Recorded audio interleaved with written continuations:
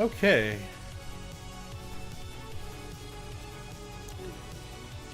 How's the audio mixing?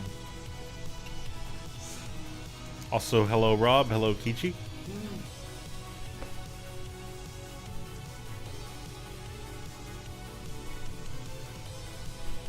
I made sure episode 2 works before I started, so it was like proper resolution. I didn't have to mess with any settings. Yep, Half-Life 2 MMOD. It sounds very good, I think. Alright, cool. You got two things. Yeah, so I have a weird thing in OBS where it shows the mix of both audios in my audio capture. So it's like I can't actually tell if how much louder I am. But when I've gone back to watch the streams, I noticed that I'm like substantially louder than the audio, than the game audio, and I would still want you to be able to hear that.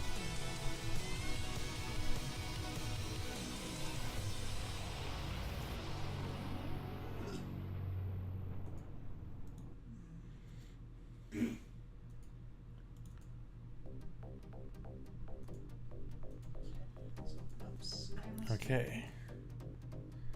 Just gonna wait another second here, just make sure everyone got the notification because. Yeah. Vector Man. Yep. Did you retweet it or? Oh, I will. Yeah, thank you. Sorry, I was pretty occupied. I noticed that when I post a link to something and it's like part of a thread, people are less likely to see it than if it were just like its own tweet. So I just want to make sure everyone who wants to see it is able to. Hello. Did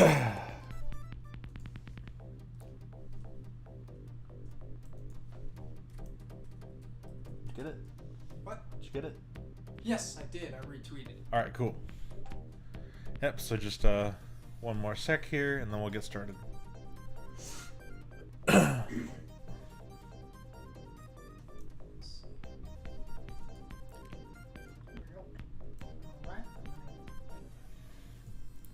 Martin suggested that like once I get like a more professional looking setup here, I keep the normal map ball. Yes. Just have it like rotating. Okay, just make it look like a fucking God, what was it called? I think people made those just like free websites with all the GIFs. Whatever the hell that was called. I don't Forget the actual name of it, but like, you know what I mean? Giphy or whatever? No, Okay. like, you know, it's like the thing that people use to make all those free websites back in like the 90s and the early 2000s. Oh, oh god, GeoCities. That! So you just have a rotating torus. Bonzi buddy. You just have a GIF of a rotating torus with a normal map texture on it. Oh my god. And it's just, ooh, science. The true 3D. Okay, I've run out of music. Blingy. Oh my god. That sounds familiar. Wikipedia, what is this? Oh god. Thank you, Kichi, for this lovely reminder. What? She just linked Bonsai Buddy. Bonzi Buddy. How is it pronounced? This is Bonzi Buddy, I think. Because if it's AI, then it's bonsai, isn't it? Bonzie. Z-I-E. Oh. Let's see. Powered by Source. So this... Did I launch the right one? I don't know. Oops. No, that's Nova Prospect. Okay, I launched Half-Life 2. It's just like my B-O-N-Z-I. B-O-N-Z-I. Okay, so it is Bonzi. Yep, Bonzi Buddy. Bonzi, yeah, okay. Okay, now let's do episode 2 instead of... We beat episode 1. Yeah, we beat episode 1. And we were talking about this earlier, but there's actually like an inconsistency with the end of episode 1 and the start of episode 2. I mean, there's several inconsistencies. So someone could actually make like an intercal mod that's like, you know, I don't know, Gordon riding the train or whatever, and getting it like up to speed or whatever, just like a little fun thing. Because the train crashes perpendicular to the Citadel when you're actually driving away from it in the end of episode 1. And also you start off inside a cabin versus at the end of episode 1 where you're like on the end of the caboose. So you could do something interesting, maybe even explain, like Gordon gets his special flashlight from like a combine car or something, instead of it just being explained as, well, it's broken, so it's better now. Wait, it's actually explained like that? Well, I mean, they don't directly explain it at all. Oh, okay. But the developer commentary said that, like, you know, it can imply it was a feature he got because the suit was damaged. Stupid. Our upgrade. It's like the engineer's upgrade technology of just bashing it. Bashing it with a wrench. He breaks it to make it better.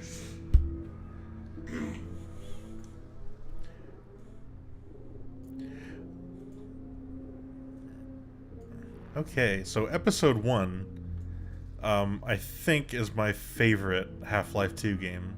What? Episode 1? Episode 2. Oh my god, I said episode 1. Episode 1 is my least favorite. Episode 2, I think, is my favorite episode in the Half-Life 2 games. It's got a completely different aesthetic, and I really like forest stuff. I don't know why I'm like drawn to forest stuff. I don't consider myself like an outdoorsman or anything. You know, like someone who just gets excited by the fact that outdoors exists.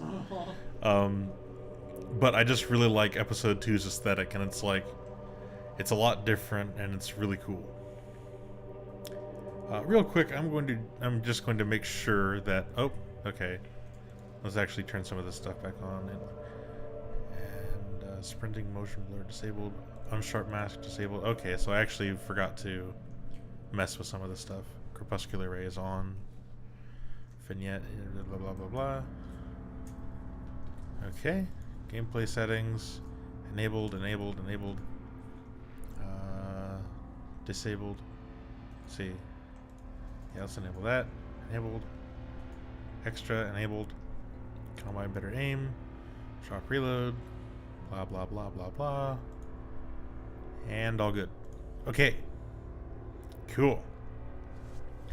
So we're using MMOD, and if there's anyone who's watching but isn't in chat, I can't actually see how many people are watching. But if you're new to MMOD, it's like a weapon rebalancing type thing. So the Combine are much better shots. They're much more accurate, and they're much more deadly. Whereas me, on the other hand, I actually have projectile shots instead of hit scan. So I have a harder time, like, getting, you know, good shots in. So, yeah, let's get started. Okay, here we go. Episode 2.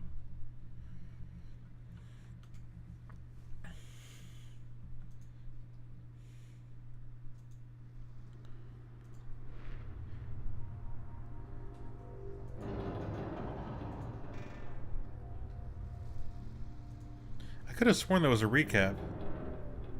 No, I know there is, but I don't know how you get to it. Maybe it's on the main menu. Maybe.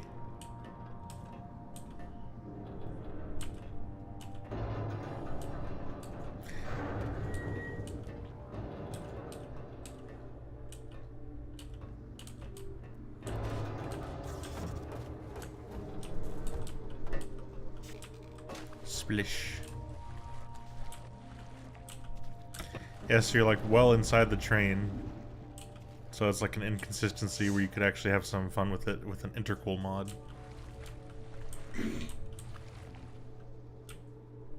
Gordon? Oh, thank God the audio's working. Oh, like how sometimes it breaks? Yeah, sometimes it breaks. I remember that. I'll get you out of there. Every time I get a new computer, I mean, every time I've installed this on a new computer, it's had the audio broken, and I've had to do something really weird to fix it. This still works. Let's see here. Stand back. Also, it's cool seeing a different character use the gravity gun. Here goes.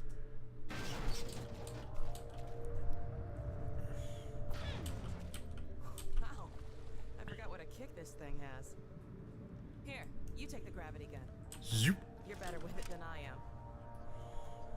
When I couldn't find you, I got... Oh, she was worried. No, I know. I shouldn't have worried. It's okay, Alex. Well, we should keep moving. I'm sure the Combine haven't forgotten about us. Yeah. I heard Vortigaunts a few minutes ago. Maybe they're still around. We've got a long way to go to find my dad. It'd be nice to have some extra help. All right.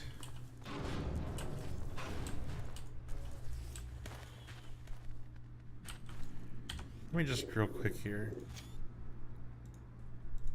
There we go. That was what it was. Much better. What'd you do? The field of view is a little bit too close for comfort. Oh my god. The Citadel. So I think episode 2 actually holds up the most visually. That makes sense. Yeah, I mean it's also the newest one, which is kind of sad to think about, but you know.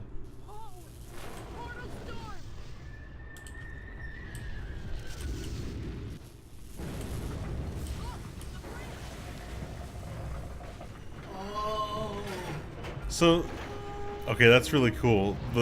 The commentary talks about how they do all this stuff to lead the player to have a chance to look at that.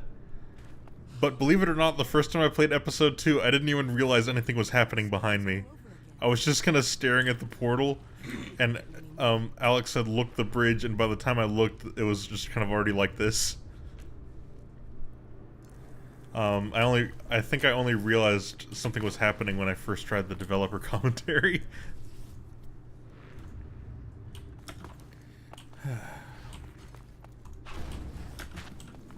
Also, this is really cool. This vista. I think if this was like a modern game, this would definitely be a lot more modeled and just like further out. What the vista? Oh yeah.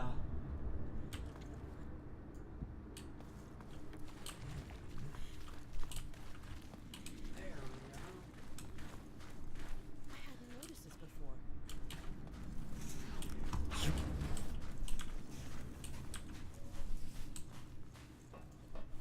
So how are you guys doing? I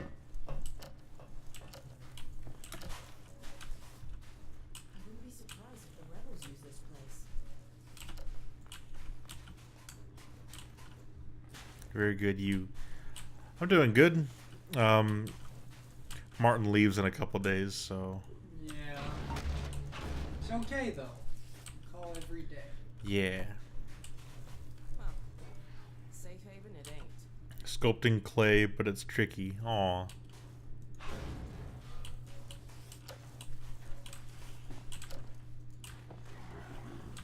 Zombies. Okay, what's funny is that like episode 2, just like episode 1, starts you off with the gravity gun, and you don't have much to work with, but it's a lot more fun for some reason. I think it's just like, well, I mean, a big part of it is definitely not just thrusting you in the dark. Yeah. Also, the level design is just better. It's way better. And it's at this point in Source Engine stuff that, like, in my opinion, a lot of assets have a lot more consistency to them. Like compared to like episode 1 and just regular Half-Life 2. Like how you got those new explosive cans or something?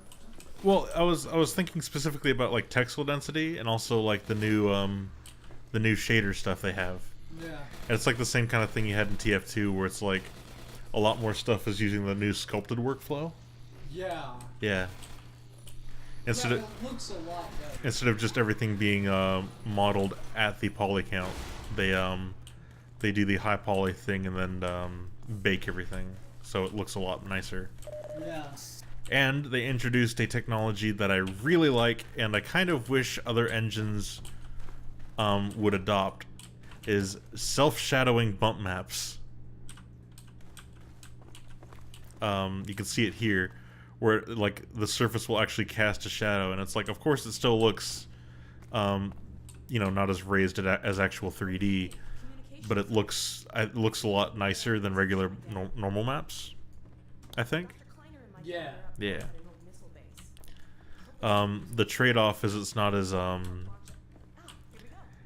like high quality as a regular normal map. What now? We'll see a lot more of the self-shadowing bump maps in the caves, where they also used another shader to automatically UV stuff without having to overcomplicate things. Wait, they did? Yes, yes, it is. I forget what the shader is called, but it's it like will actually blend the textures with themselves, so you won't have any weird stretching. Oh. You just apply the texture and it automatically just goes in the right direction. For the inside of the cave. For the inside of the caves, yeah, and it The looks. outlying cave. Yep, and so it looks really nice as a result because they didn't have to manually do all that stuff. Not sure what I did, but it worked. The trade-off is that it's only compatible with the self-shadowing normal maps, but that's fine because the self-shadowing normal maps look good. White Forest, this is Alex Vance. Do you read? White Forest, come in. White Forest, are you there? It's him. Alex, my Oh, it's him. goodness. Is that really you? It's a good boy. Yes, and Yes, he Gordon is. too. We're okay. We Nice figured out a picture of the portal storm on the wall. Oh my god, I never even noticed that. I can hardly believe it. Don't worry, Dad. Is it a picture? Fine. But something It's not really moving. strange is happening with the city. Oh my god, you're right. Yep. I never noticed that. The raw discharge of the meltdown. I mean, that makes sense because you couldn't have multiple render textures, but Yeah. Combine. They're trying to open another gateway. Yes, what you're seeing because I think in this particular map, no, you can still see the portal storm. So I'm not actually sure, but Or over again. I mean, you can in this map, but Yeah. it's probably just because they don't want a render texture in a render texture. yeah. What if that's why they were sending so much data from the city? Oh, whoop, real quick, so you guys can actually hear. I just realized. Close captions. There we go. So they, data from the Citadel. in the control room, they were feeding huge volumes of data directly into the core destruction sequence. Magnuson, did you hear that? I'll bet it's the Combine portal code. Yes, I'm not deaf. I downloaded the whole packet. I actually really like Magnuson. Well, of course. Really? Uh-huh. Kleiner, it's the linchpin of all of their plans. I'll explain why later, when we actually get to his part. Had to establish a connection with the far side.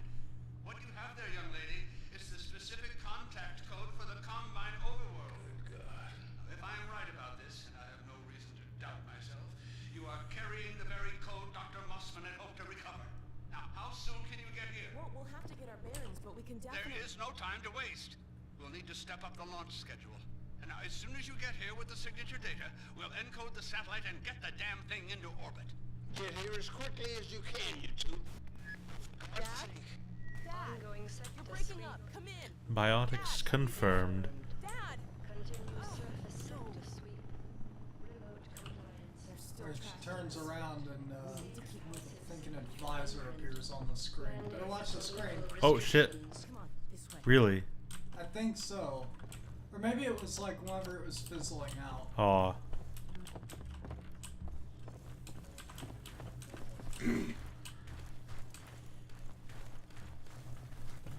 Mine.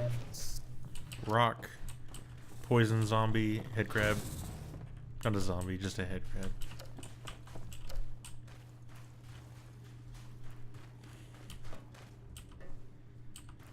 Those buildings look like they've seen some use recently. We should find a way out there.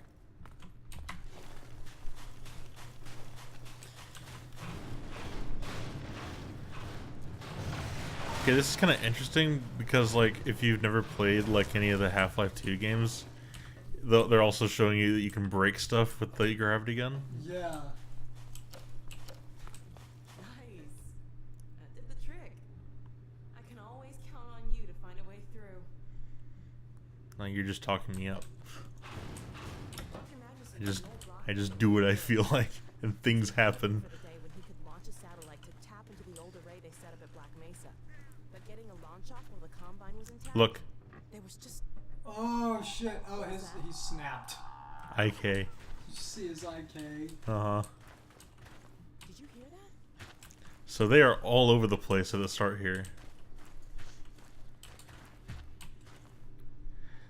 And, the first time I played, I noticed most of them, and it was really creepy. Not alone. Yeesh. It really scared me the first time I played. Yep. Careful up I there. believe there's one more out here somewhere, but I might have already missed it.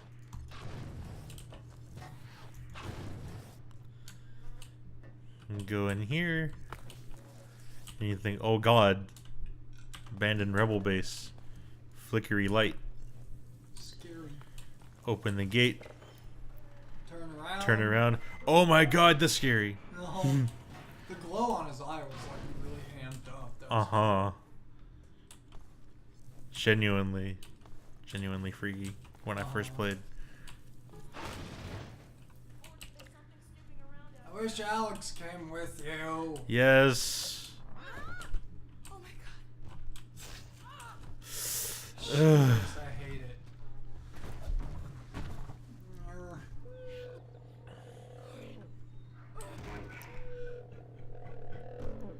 God, and it starts laughing. Or it sounds like laughter. Like,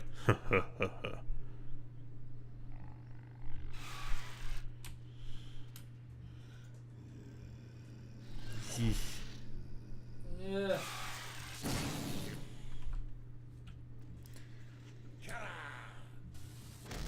I love that though. It grabs it and like shocks it at close range. Mm-hmm.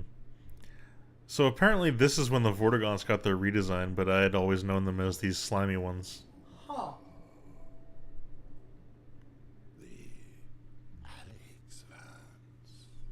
What harm has come?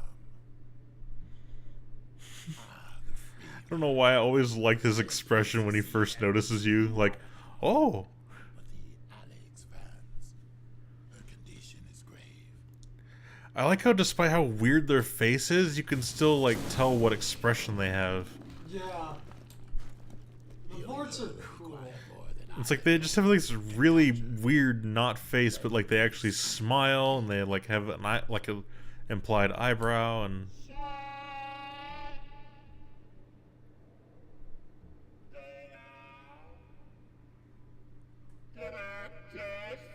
I love whatever this is too. Uh-huh. My kin will meet us at a sheltered location beneath the surface. We must move her there quickly. I will stabilize her if the free man will provide us with protection. Stabilized, so she's not actually dead right now. Nope. Yeah. Let us hurry, Freeman. Help awaits us in the mine. Ugh. Eerie. We must hasten. Her state is delicate. I understand, like, creator process, but I remember,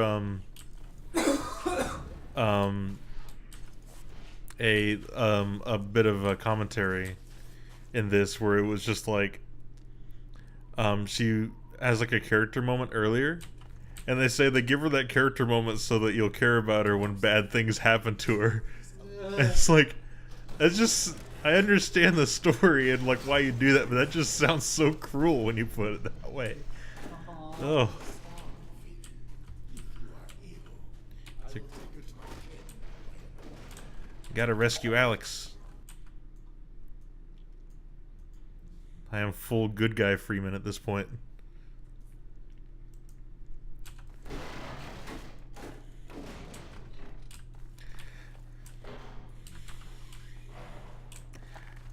I really hope that in Freeman's mind, like the Freeman character Ross has ends up liking Alex a lot. Me too. Because I like to think that they have this, like, got your back kind of, like, loose friendship. Me too.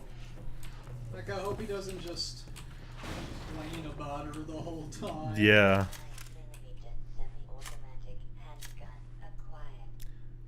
Ooh. Oh, hello, Sharb. Alex just got sort of killed, but the Vort implied that she's like not dead yet. She's just like unstable.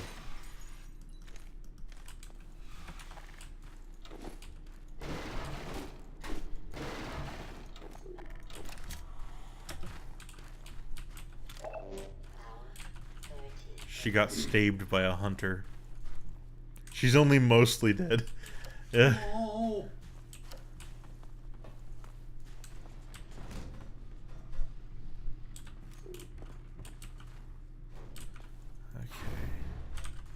Did you? You know, it's funny. I don't really like the dark caves in episode 1, but I really like them in episode 2. I think because it's just more visually interesting than just dark city.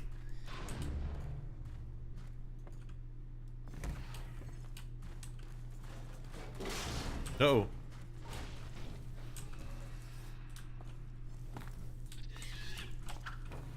No. Bad.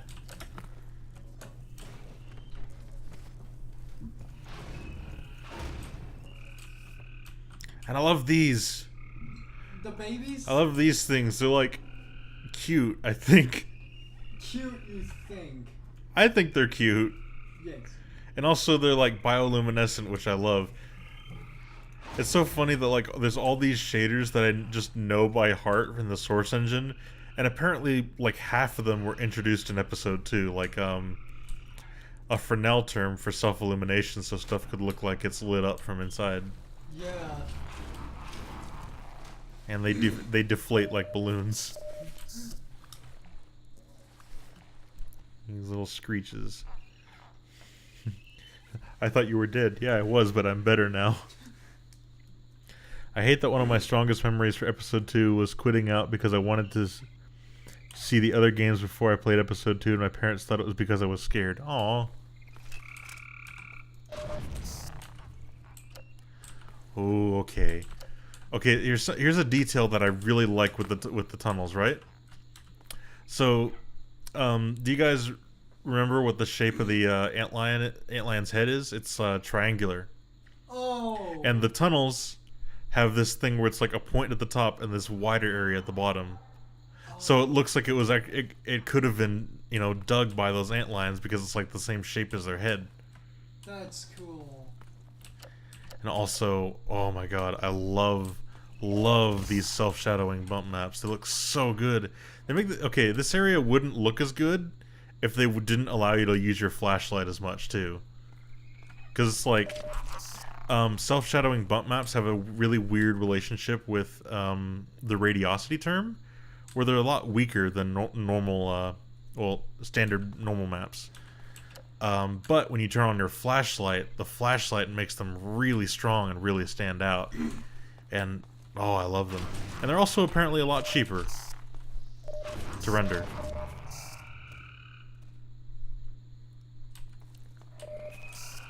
Yeah, episode 2 is like one of my favorite Half-Life 2 games.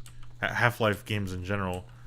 And a lot of it is just due to the details that they put into stuff and the like the almost finished storytelling. I gotta go to classes in about an hour, but if I'm lucky I should be able to home catch the end of this. Yep. I hope so. But feel free to jump in and come back whenever you want, but I definitely enjoy having you here. So here's a really cool thing that they do with the caves, right? So there's very little logical light source in the caves, and it would result in just kind of like things being unlit. So they cheat it. They cheat it with this cube map that they use as a light source, and they did the same thing in Portal 2. I think that legitimately means a lot coming from you guys. Aw, well, you're a lot of fun to have in the streams, and I really enjoy it. so they did this thing where they have a cube map that acts as a light source, and that's just implied to be like light that's bouncing around the caves. So you get this thing where it's like you'll always be able to see even with the flashlight off and in an area that is actually black. Like this area, there's no actual lighting. But you just have the flashlight and you have this shiny thing, and it just works.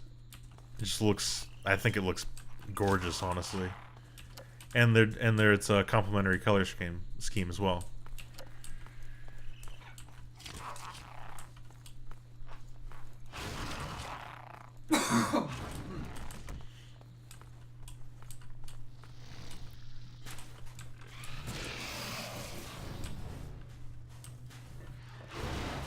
And I love these. I love the antlion, the new antlion stuff. Oh, they look so much better now too. And also these ones like pop when you kill them. Love that. Where the standard antlions just kind of. I mean. Also, there's the Fresnel cell phone. Yep. So this is all. It's also masked, so they can do this thing where it looks thicker or like less glowy in some areas. Yeah. And it's really wild because it's just on the surface, but it looks like it's being lit from inside. It's really cool. Was there an explanation of why those grubs heal you? I just think that Gordon just eats these nuggets. He just looks at it and goes, I can eat that, and just does. But like, you know, aside from like gameplay reasons of not having health in the mines, then no, there's no real explanation. He just decides he wants to eat it. He gets healed by it.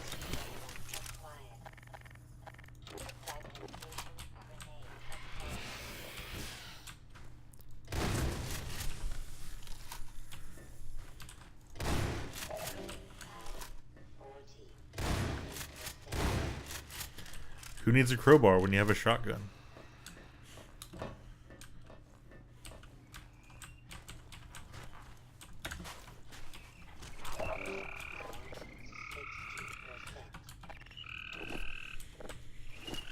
Just suck that up.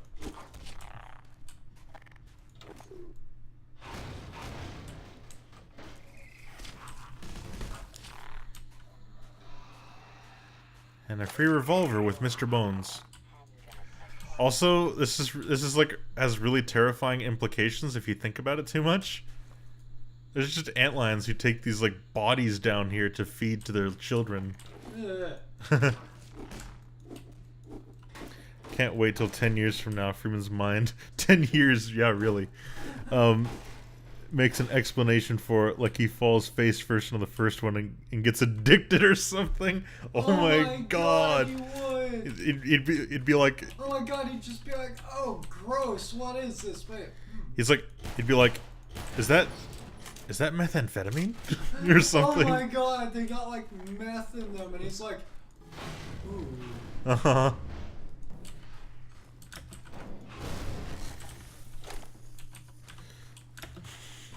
Just sits there eating bugs.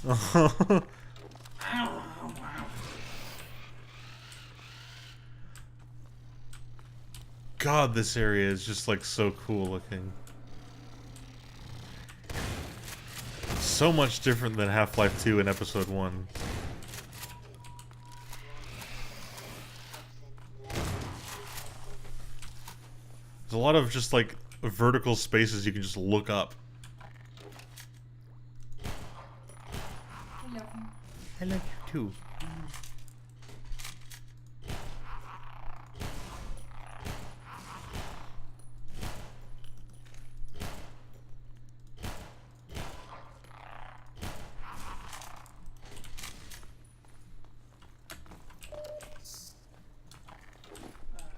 Yep.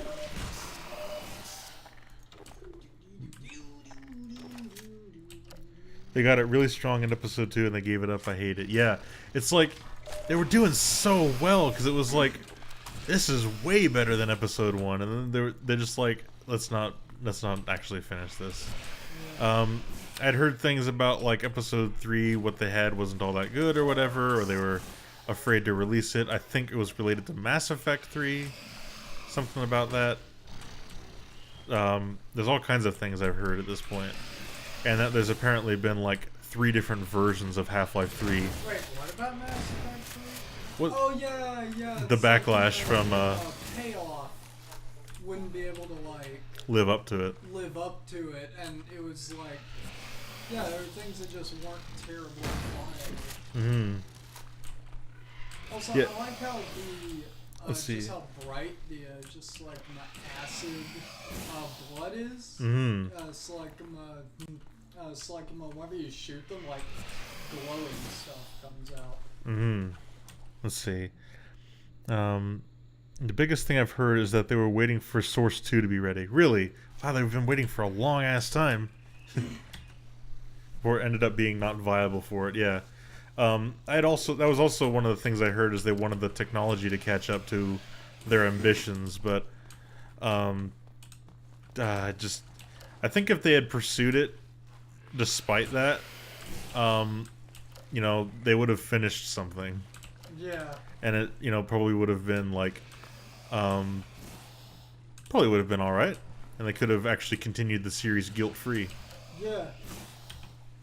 I just like an ending, That's what episode 3 was about. Just like people like, we really just want to see how this ends at this point. Yeah, so the achievement is for actually killing all the grubs. You just gotta like search for them. Episode 1 was basically them doing more with elements they didn't get to do much with in Half-Life 2. Oops. And then episode 2 is kind of just them going on the way. Episode 2 is actually even more because the antlion life cycle was planned for the original Half-Life 2. Yeah. Like showing more about like where they come from and stuff, and it's like really cool to see that idea fleshed out.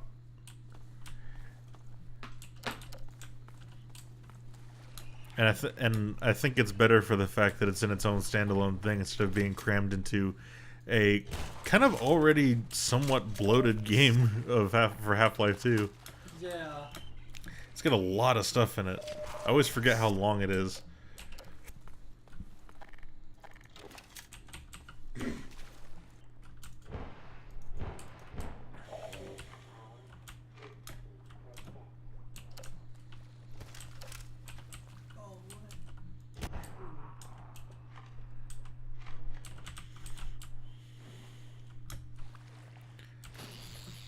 So that's a way to introduce antlions can't swim.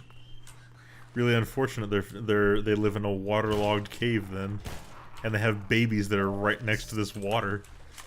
It's not very smart of them.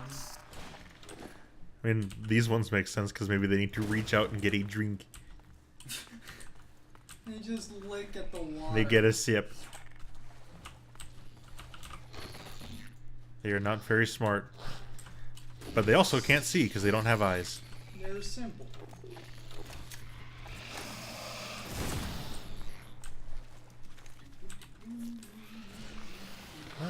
And...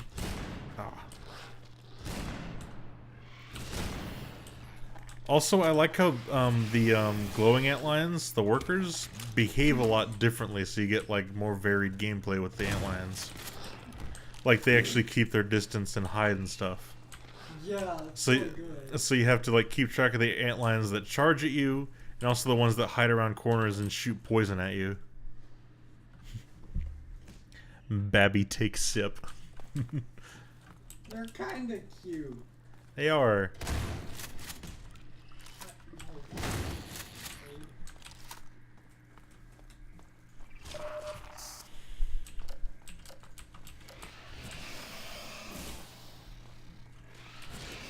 They cannot swim because they do not have flat hands. Also, it just seems like to me the workers are generally smarter than the regular antlions, because they actually keep away from the water for the most part too. The others just kind of go wherever the hell they please, Mm-hmm. and then die.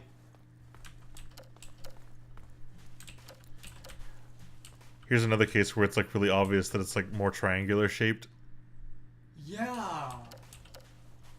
Because I just imagine they're just like, okay, they dig and they're like constantly shooting this acid forward or something.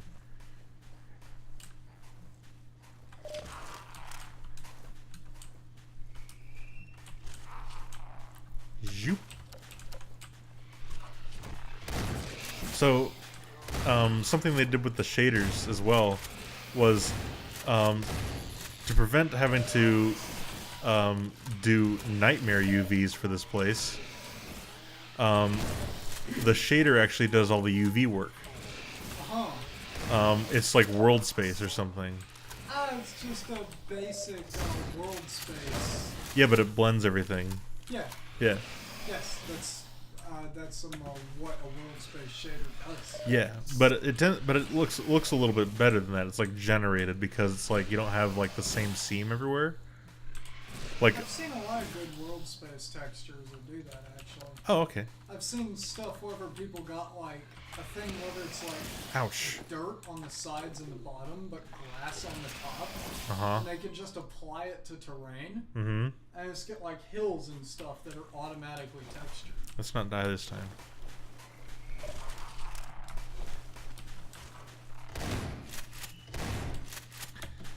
Like the worker antlions are actually a more difficult foe because they'll actually lead you as well.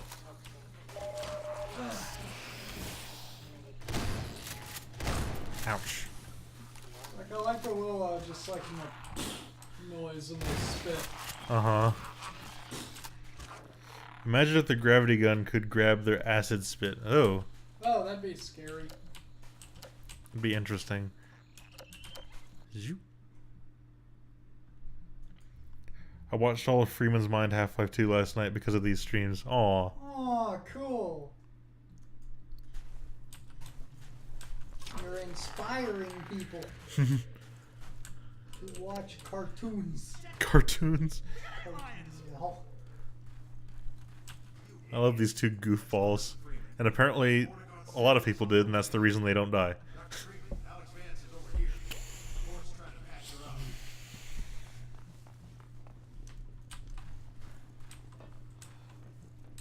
up. Freeman, Hello. it is well. Alex Vance clings to the margins. My kin are still some distance away. For now, we must not be disturbed. Yeah, well, about that. As long as you're down here, Freeman, maybe you can Zoop. Let me show you how the antlions Slurp up the supplies. got some supplies over here if you need them. Health and ammo. That sort of Way ahead of you.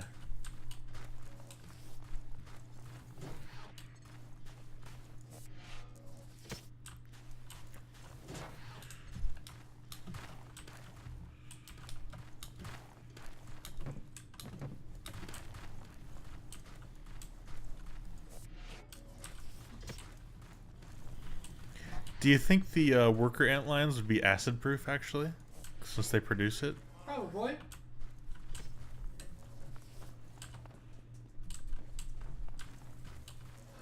This sensor will light up if an antlion's coming down this tunnel. More lights mean more antlions. When a tunnel lights up, we move a few turrets in front of it. Pretty simple, eh, Doc? Hey, Doc. On your way Bit of a jump, but I probably won't be able to see it.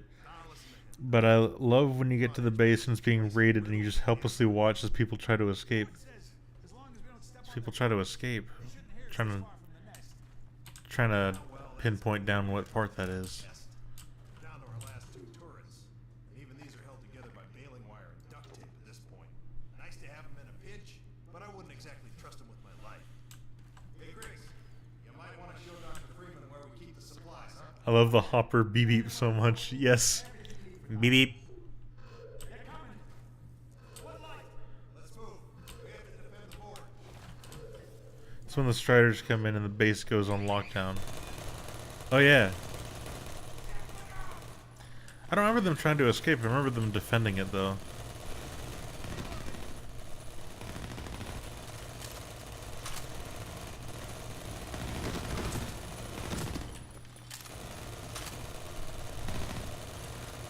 I'm still really confused how this mod has all new weapon models, but you don't have like actual iron sights.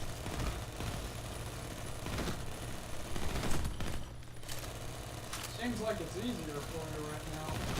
Well, yeah. Oh wait, they haven't started all of them yet. You ever seen an antlion before? Yes, I have. Have what? I've seen an antlion before. Ah.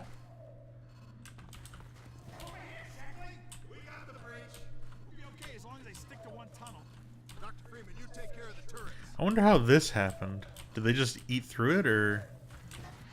Because this doesn't look like they would have done it because it's not triangle shaped. Because at this point they've shown a lot of caves, and they've all been pretty consistent with how they're dug out. You know, the whole triangle shaped thing, and this one's more like a square. Well, also, it's a much wider tunnel. Yeah. So it's probably, you know, built differently. Maybe the other side of the gun is still unmodeled. Well, I would agree with you, except these inspect animations show both sides of the gun. Yeah. So, yeah, unfortunately. Yep. Yeah, they have these all new models and stuff, but the iron sights aren't actually iron sights. They just zoom in. And I've seen plenty of mods that use like actual iron sights.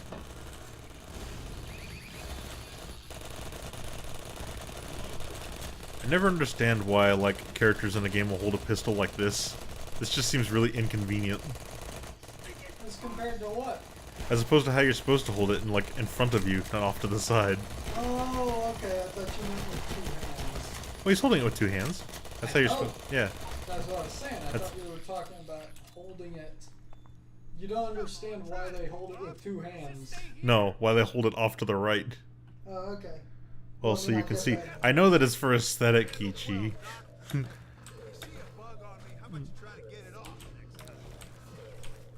Oh, so you can. Well, maybe, but I find that sometimes like stuff in the right-hand corner can get in the way more than stuff that's centered. Like, especially if you can still keep it low.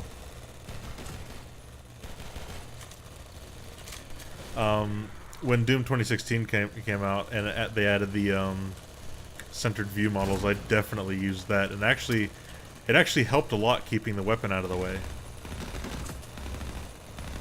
And it also helped me aim better because I could line up my shot without having to see a really tiny crosshair.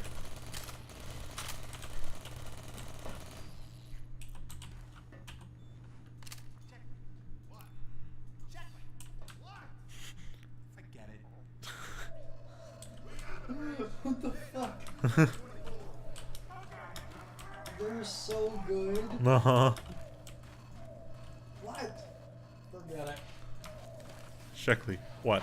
Sheckley. What? Forget it. Be adequate. What does that mean? I don't know, it sounds like something the courts would say. Just 2 doofuses in a cave. Cave doors.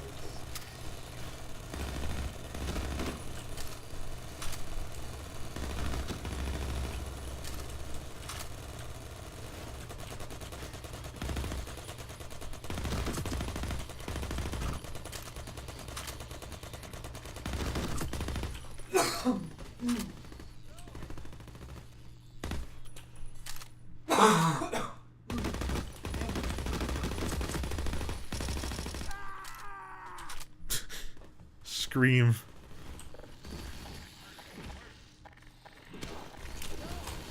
See what I just did there? I got 10. Yeah, well, we all got 10. There's hundreds of them. Hey, Doc, you cover the bridge. There's 12. We got 24.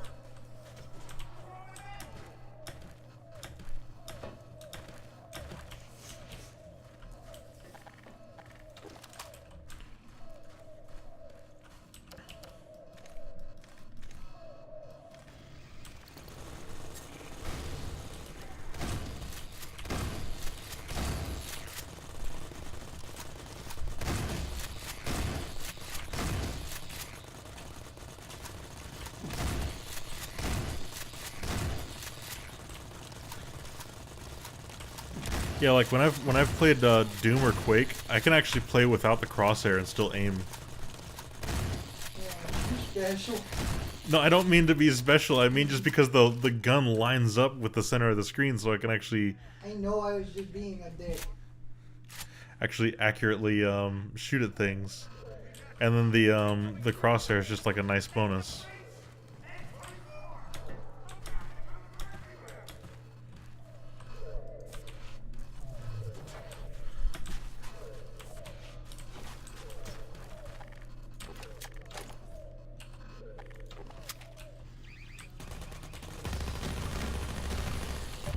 Oops. Uh-oh, did you die? Yeah, I did that to myself.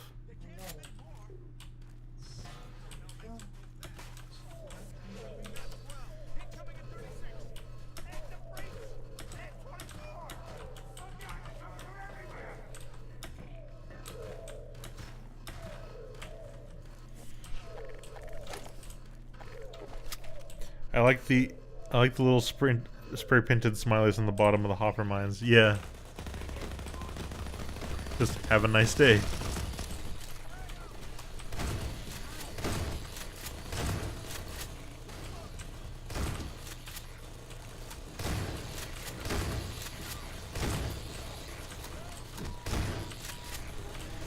Ow.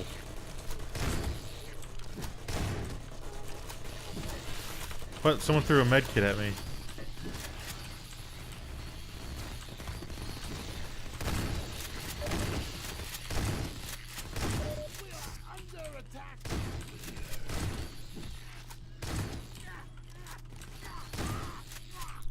Whew.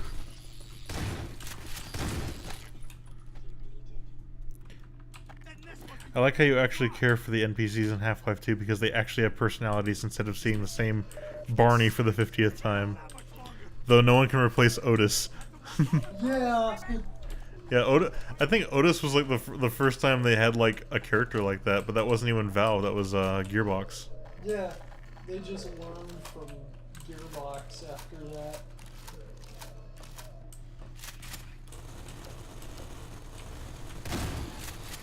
Like, what if we had characters you could care about instead of just another asshole scientist?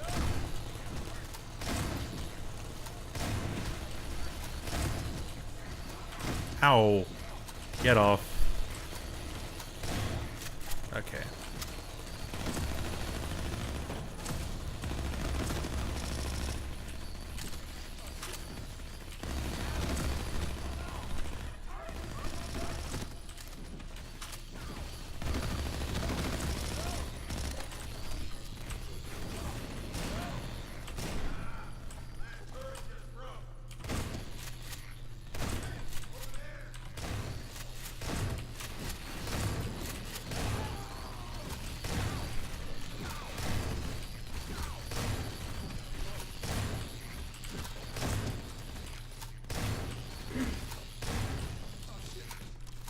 Ooh. I care about that scientist that front rolls through a window and then says greetings. Greetings.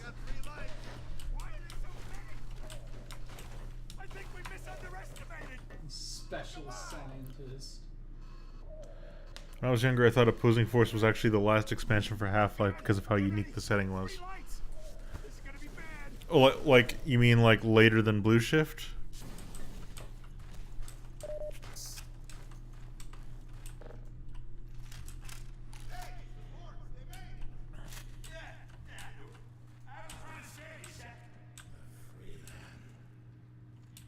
Yeah, it's kind of weird how Blue Shift came after Opposing Force. Opposing Force is really good. Blue Shift is really short, but then again, Blue Shift was developed for the Dreamcast port originally.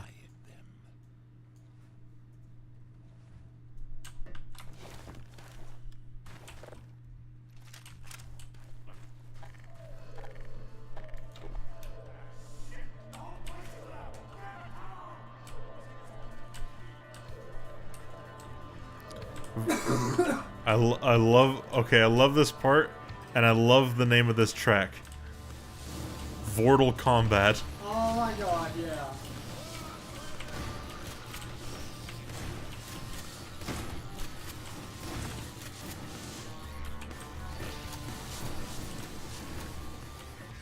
What was Decay for?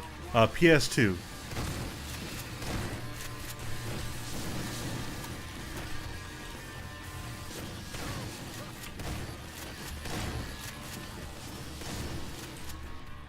It was the co-op campaign for PS2.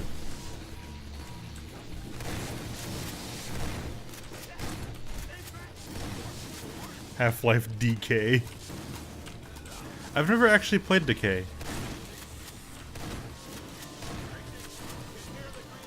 You play as Gina and who else? Gina Cross and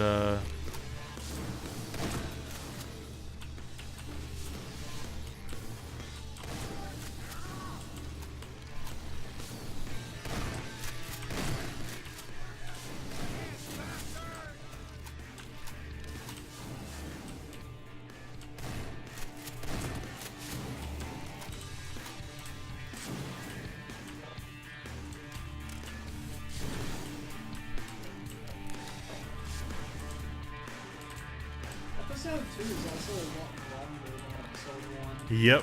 It's a lot more substantial. Yeah, it's like more of a game. Yeah. Also, that's I just realized episode 1 and episode 2 are almost like expansion packs. They are kind of. Her injuries are grave. This will necessitate deep submersion into vortices. I actually want to get the PS2 version of Half-Life just because of the novelty of it. The extract. Yes. And see all the really weird like changes, like with the kind of creepy HD models, Uh-huh. and how the scientists have like actual eyeballs now and they kind of look strange. I used to think the models in Sven Co-op were like made by the Sven Co-op team, but apparently they're just from the PS2 version. Imagine if you played episode 2 and needed Counter-Strike source mounted. Oh dear. What the fuck?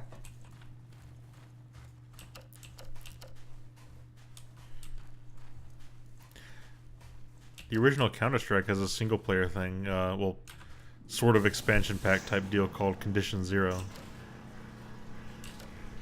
But it's just like a series of missions, which just are just Counter-Strike gameplay. Lead on.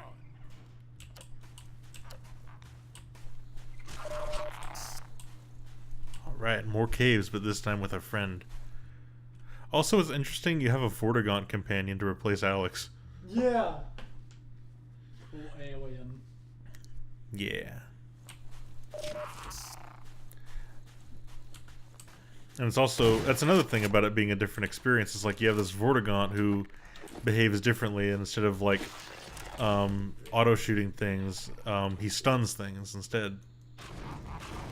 And you have to actually finish the job.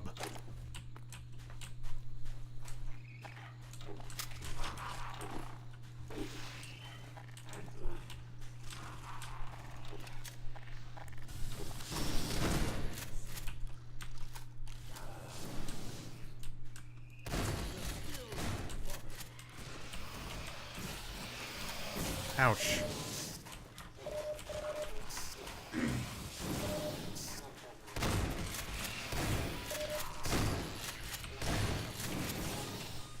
Whew. You know, there's only one Vortigaunt I know the name of, and that's Uriah.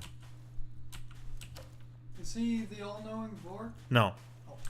No, that's the one Magnuson likes. Ah. He's the one wearing the lab coat. I think it's interesting that Vortigaunts did fight in the first game, but that doesn't really come into action until here. Yeah, it's like, it's a lot more improved here and kind of apparent what they're doing instead of just being these almost background noise. Because it seems like the only one making, in Half-Life 2, like, standard, the only one making significant progress is you, and you're like, your help is kind of just there to be like, just like, look, things are happening. I like the chef Vort. Yes, but I don't know his name. I want to see more Vortigaunts in cute little hats.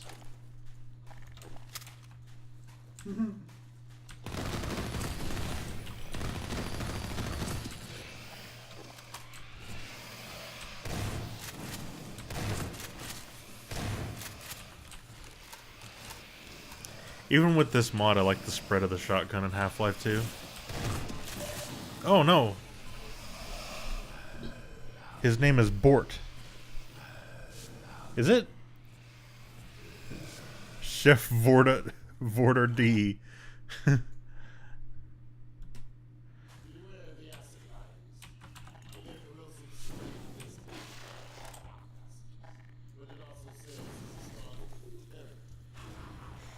No, I'm just calling him Bort. Okay. That's his name now. Bort. Bort the chef.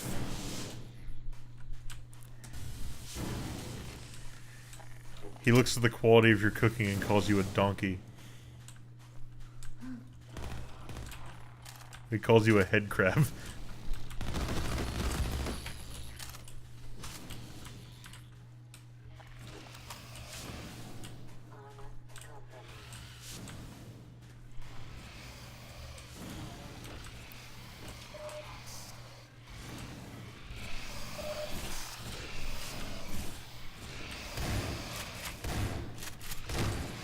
Ouch. I always forget that you shouldn't kill the worker ant lions when they're right up in your face. Because they do damage from their acid blood.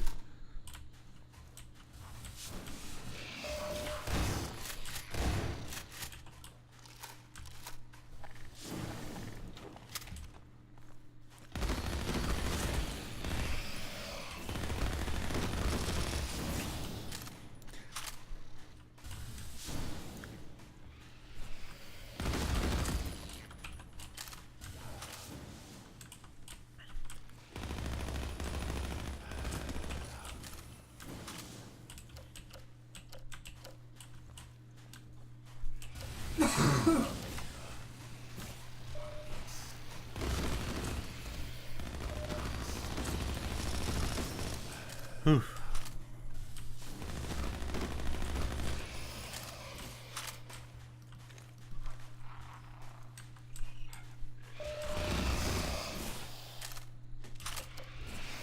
Ouch. The pulsating sacks on the walls. Ew. The egg.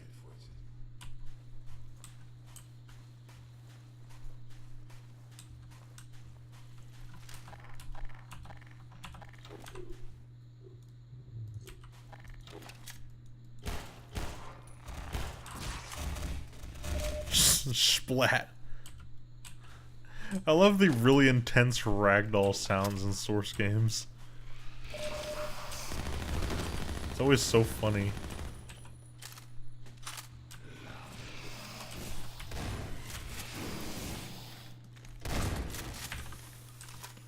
The captions are so good. Splurt!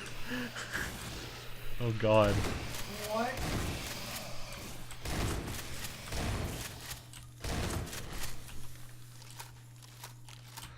Explosion! Exclamation point.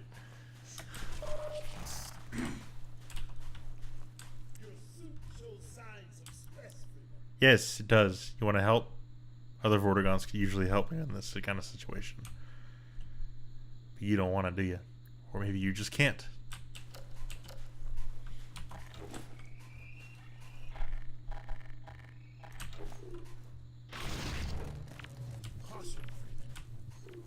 We'll back up then.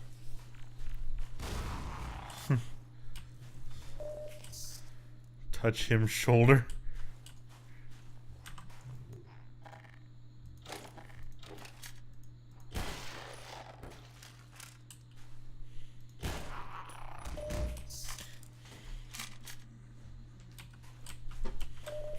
Hey. No, he's not impressed.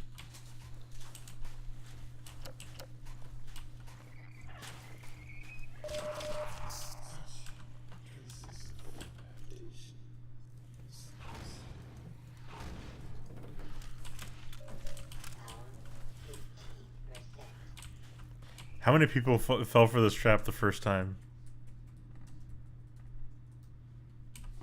What does it do? Oh. Oh, there's a ladder. Never mind. I thought it was worse. I thought it was like a thing that I thought it was like a death pit. I don't think a Valve game would do that. I remember it being worse for some reason.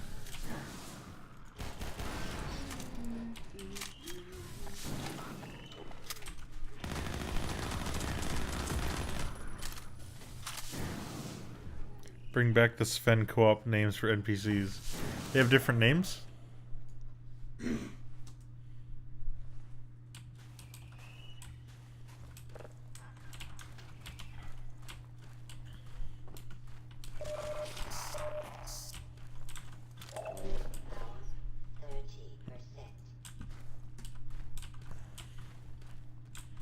Also, this is gruesome.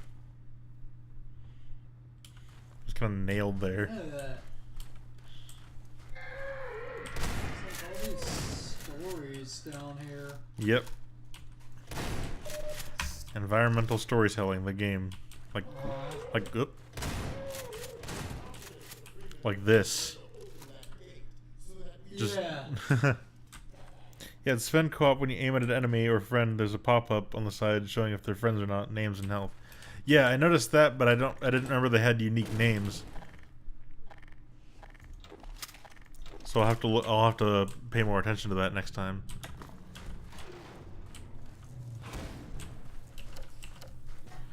Here, they are teaching you how to solve a puzzle in another room.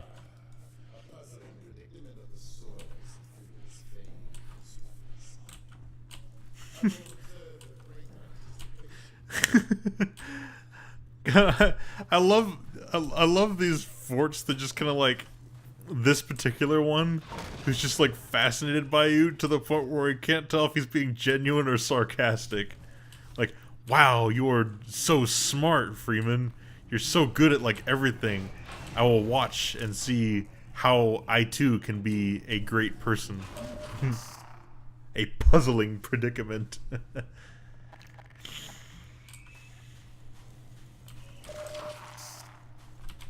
Just take that.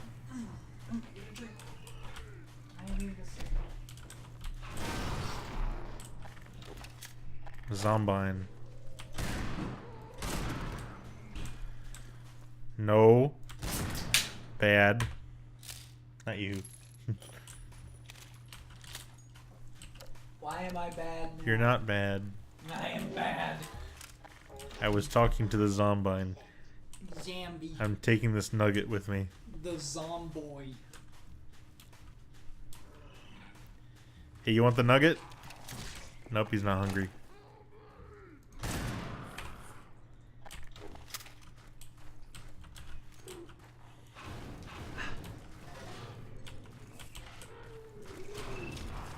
No, no. Bad.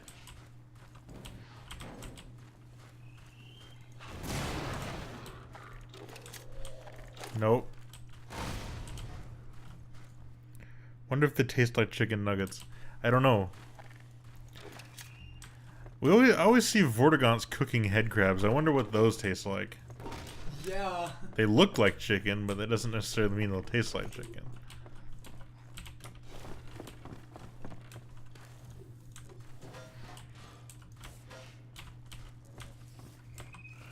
Maybe just a solid chunk of honey. Ooh.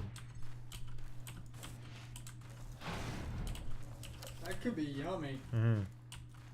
If a bit disturbing. I imagine like jellyfish. Yeah, what's jellyfish taste like? Is it like a thing you can actually eat? And they're just really gooey. Ugh.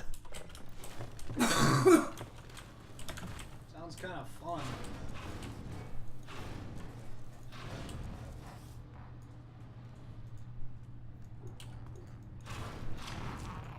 Not much of anything, honestly.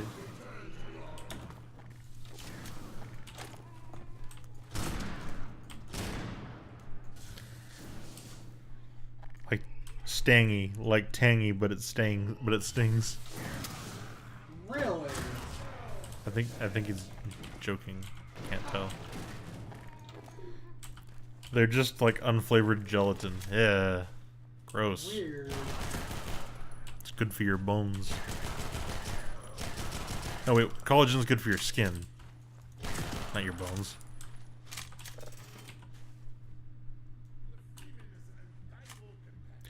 They tend to take on the flavor of whatever they're cooked in. I like tofu. Huh. I like how this Vortigaunt makes a comment on the gameplay. Pity the generator that requires a Vortigaunt to operate it. He actually makes a comment on the nature of the gameplay, and I love that.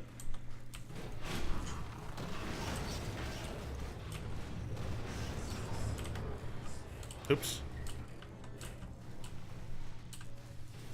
Freeman is a quick thinker and a fast mover. I think you will be very glad you saved those crates. Yeah, I got one charge and a box of bullets. Let's see. Like noodles and seaweed. You put it in sauce and it's actually really good for you, I think. That makes sense.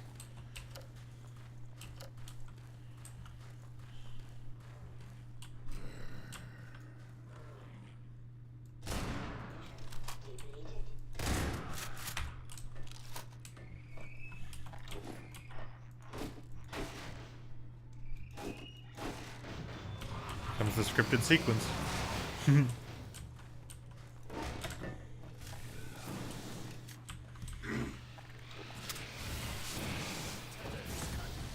Ha. No.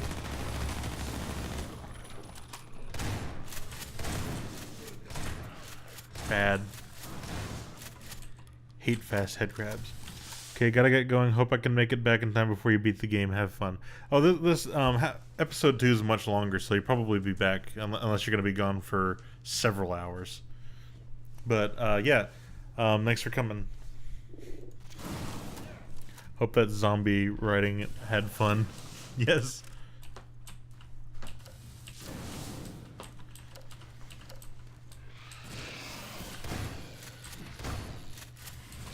Three to 5 hours. Oh, okay. Maybe then. Because we also have to go to bed. So. Well, either way, thanks for coming. So, see ya.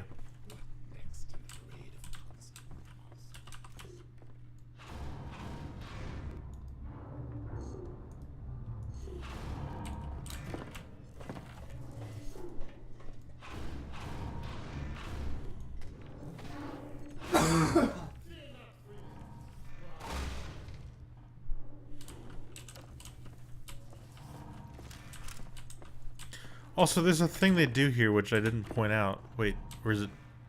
I climbed up a ladder, right? To get here? Think so? Yeah. So you never actually see him climb a ladder because he doesn't have any animations for it. So he just sits down there, and so you go around the corner, and then he follows. I love this thing. Oh, no, I didn't turn it over and get the surprise. Yes, I did. I got the crate already. Oh. This part killed me the first time I played episode 2. And so this part is always a bit terrifying to me as a result. I'm always trying to be really careful with it. Yeah. Because it actually killed me. It did to me, too. Oof. See, that was the Vort riding. Also, this is another case of Freeman having his legs really jacked. He's holding this heavy gravity gun or this pistol, and he can just move up and down the slider with just his legs. Boo!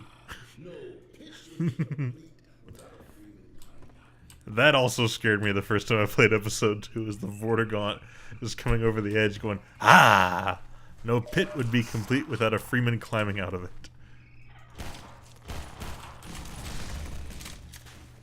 Gordon doesn't skip leg day. I've said this before in another stream, but he is only leg day. He skips every other day. Bless you. Sorry.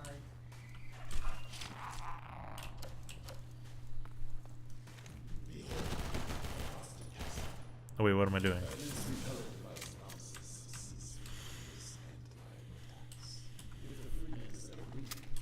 Let us find our way to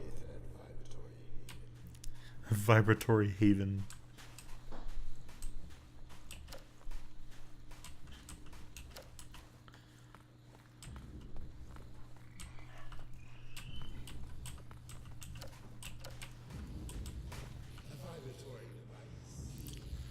Zoop.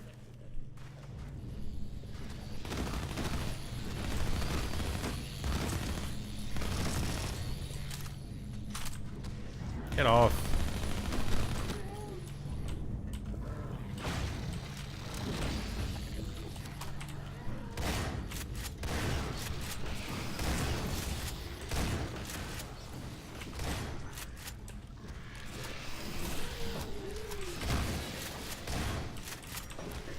Yep. Ow. Get off. Get off. Oh. Where's the ladder? Here it is. Whew.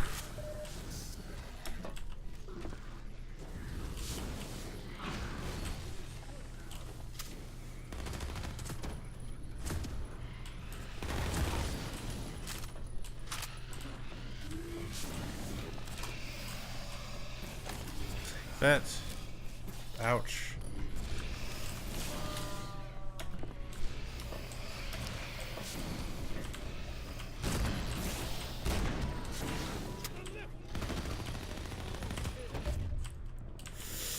Oh, I forgot about this whole area.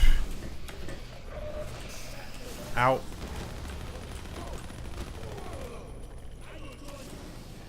You know, when I first played episode 2, I was worried I was leaving him there to die. Oh, he can handle himself. I don't know, there's something about this angle where it's like this ascension while he's still down there. Yeah. That just is like a little bit of a sense of finality to it. But apparently it was just, get off. It was just so you could see him fighting from above. Because they thought it looked cooler. That makes sense. I like the elevators that they just have health packs sitting on them waiting for you.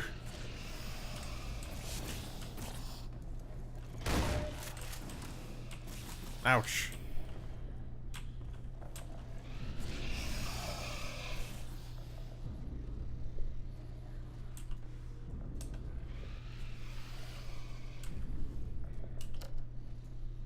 It is unfortunate the Freeman's suit commits external harm. Observe how they fight all alone, heedless of our escape. Well, this is all very amusing. Though we must not forget the gravity of our errand to heal Alex Burns. It's like, it's fun to watch the NPCs fight with each other, but we need to heal Alex. You fool. You absolute buffoon. How dare you be entertained by their squabble. By their squabble. Poignancy. An eternity's repose. It brings peaceful thoughts, does it not? It does not.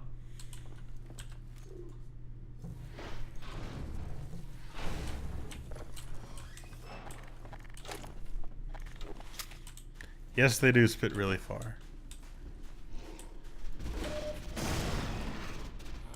Whenever somebody says that something is within spitting distance, they're actually talking about from the perspective of a worker ant lion. Specifically. They are commonly posted in Z fighting.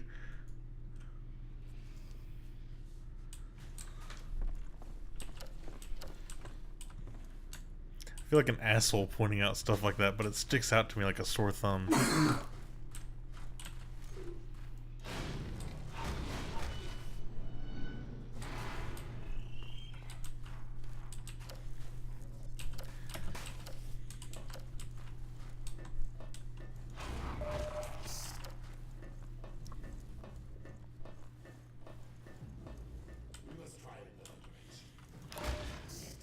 Now, I knew this was the wrong way, but I just came for the goodies.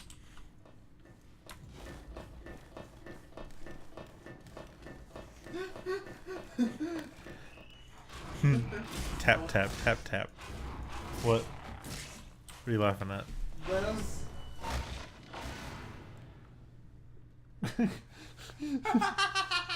Well, that's interesting. No one in Kingdom Hearts has ever seen a normal chair. Yes, it's just like, yes.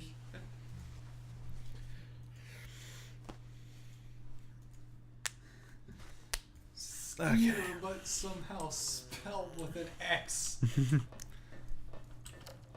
X-eater, Skeeter. SXEE. Yeah. There's the symptoms. The stuff we seek lies at the bottom of this pit. Bless you. Sustain the expanse.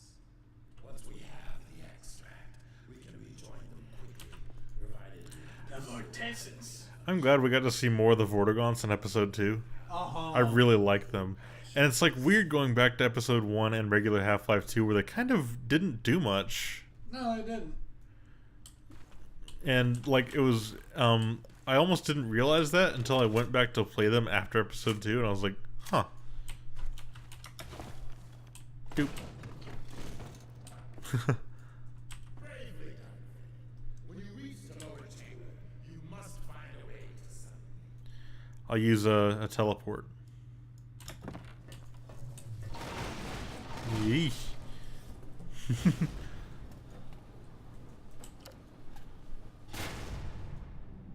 Remember, do not kill the Guardian, or the extract will be ruined. You know, I wonder, like, so they have the Vortigons say that so you won't try to kill the Guardian, so they'll keep the gameplay of the Guardian like chasing you down all through the tunnels, because of like the weird playtester thing. That's one of the things I always associate with these tunnels is the playtester stuff, and also people complaining about the playtesters.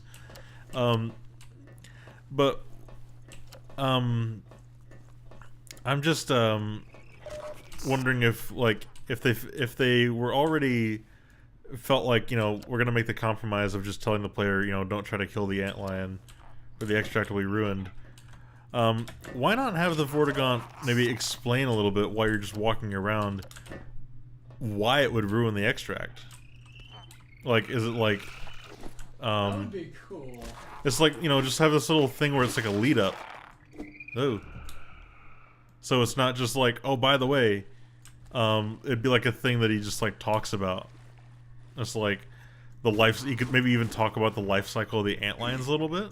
Oh, that'd be cool. Just a little bit of lore exposition instead of just being like, Freeman, you are the best ever. Freeman, I want to be like you. Also, don't kill the Guardian. It's a little bit out of nowhere. Because I understand why they say it. I just think they could have led up to it.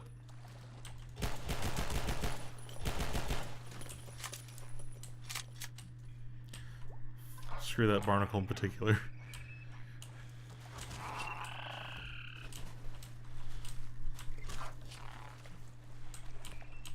Wait, what the fuck? What? Barnacles weren't in Quarter Life or any of the just like Full Life Consequences stories. Huh. Antlions were, Yeah, they were. but not barnacles. Well, I mean, bound to forget something, I guess. Yeah, I know, but I just thought it was funny. Also, these caves in particular look especially disgusting to me. There's something really viscerally disgusting about, like, red and yellow. Yeah. Blood and piss. Yeah, I think. Yeah, actually, that's I think that's. probably it. I think that's like the psychology they're going for there. Yeah, it just. It's like snot and reeks flesh. Yeah, of things that smell awful. smell awful or just like kind of like body horror kind of thing. Yeah, it's got a body horror angle to it. Because it's something I noticed in like in games like what's it called? Oh my god, I feel really bad because like it's a really popular game, Binding of Isaac. Yeah, Binding of Isaac does it a lot. Yeah, where they use like kind of visceral color schemes to like Oh, this is really cool. to kind of just be like really gross.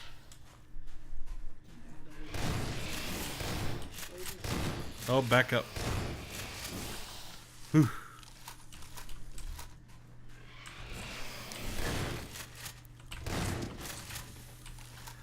Also, Rob, did you know when you hit these sacks, they jiggle? Wait, Rob, like, David? Yeah, Oh my god. That is gross. just thought you should know that, since you mentioned it earlier. Nasty,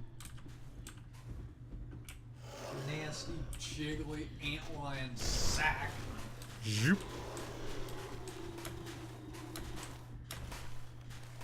Zoop. Also, you auto crouch there. Oh, you do? Yep, you don't actually need to crouch. You'll automatically crouch when you go through here. Huh. It's I think it's just a really simple entity to set up. It's like I think it's a volume. I don't quite remember. Interesting. But yeah. I noticed it a lot in Left 4 Dead as well. Huh. That's actually okay. The commentary doesn't mention the auto crouch in here, but they mention it in Left 4 Dead. Interesting. I never noticed.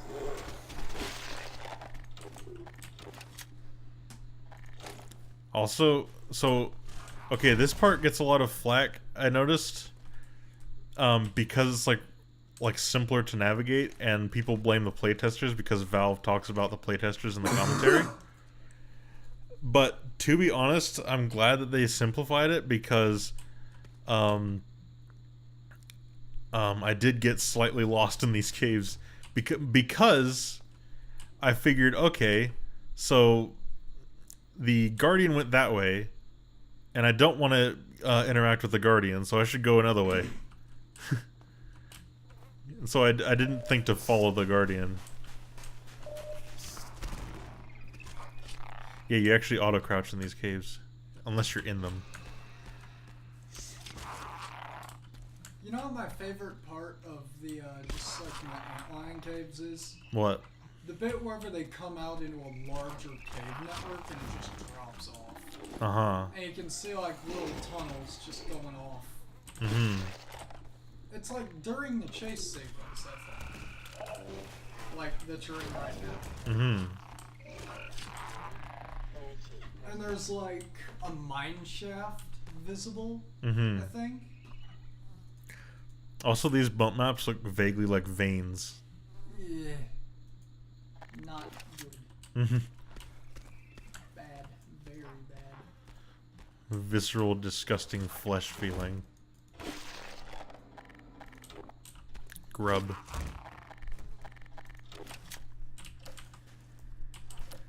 I'm so glad they disconnected the flashlight from sprinting. And it was like that in Half-Life 1 too. It makes me wonder why they added it in the first place. Realism. What realism? It's a suit. Realism.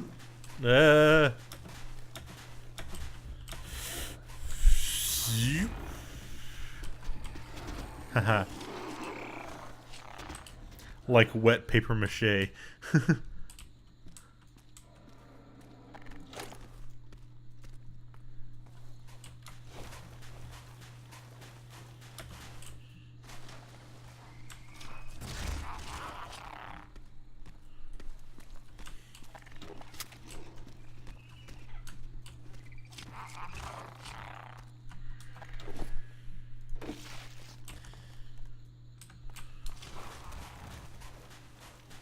Oof.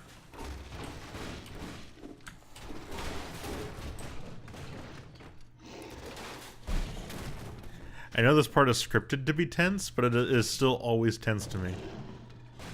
Like, the whole, like, you gotta run in here as fast as you can to get in. Because if you don't run in as fast as you can, he will catch you. Nah.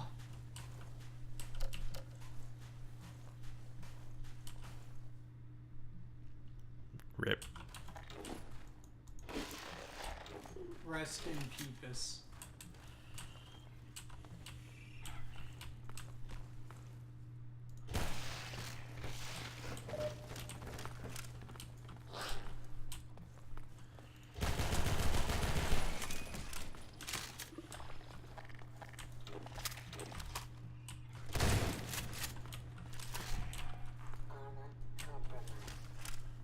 Okay. Now to do the puzzly. After I collect some goodies. And not a goodie. A baddie. A monster. Zoop.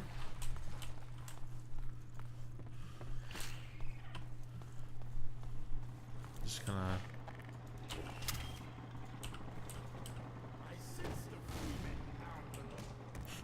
I sense the Freeman down below. Boom. When does he say I descend? When I pull the lever. No, when I press the button. Imagine if barnacles that tried to eat ammo would have it go off in their mouth. Oh my god. That would be amazing. You could eat a grenade or something. Like, actually eat it. Oh, good. I love this Vortigaunt. And just...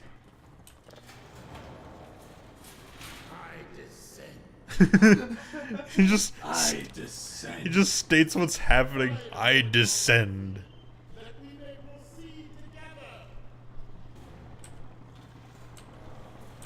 Hello. There's something vaguely adorable about the Vortigaunts. I don't know what it is. I mean, I think a lot of it has to do with their mannerisms, but...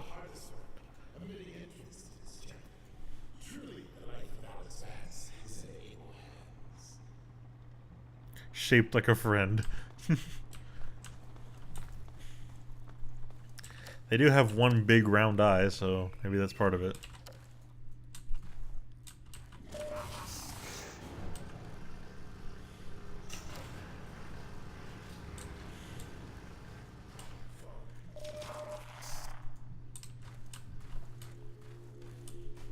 Also, this part's cool. You just see, I mean, this probably gives Martin a visceral fear, but it's like... Yeah. Yeah. But you see all these glowing hives everywhere. It's really cool.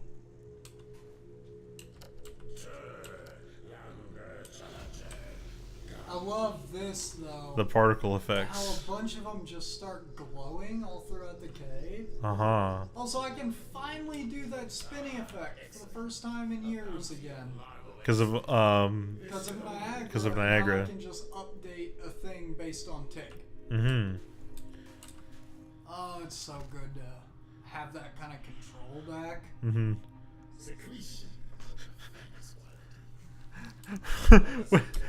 When I first played episode 2, something about the way he said secretions made me laugh uncontrollably.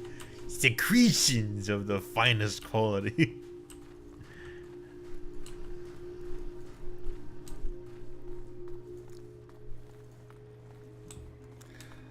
This next part with the lighting is really cool, but because of how it's framed up, it's kind of creepy. Truly, Freeman. Well done.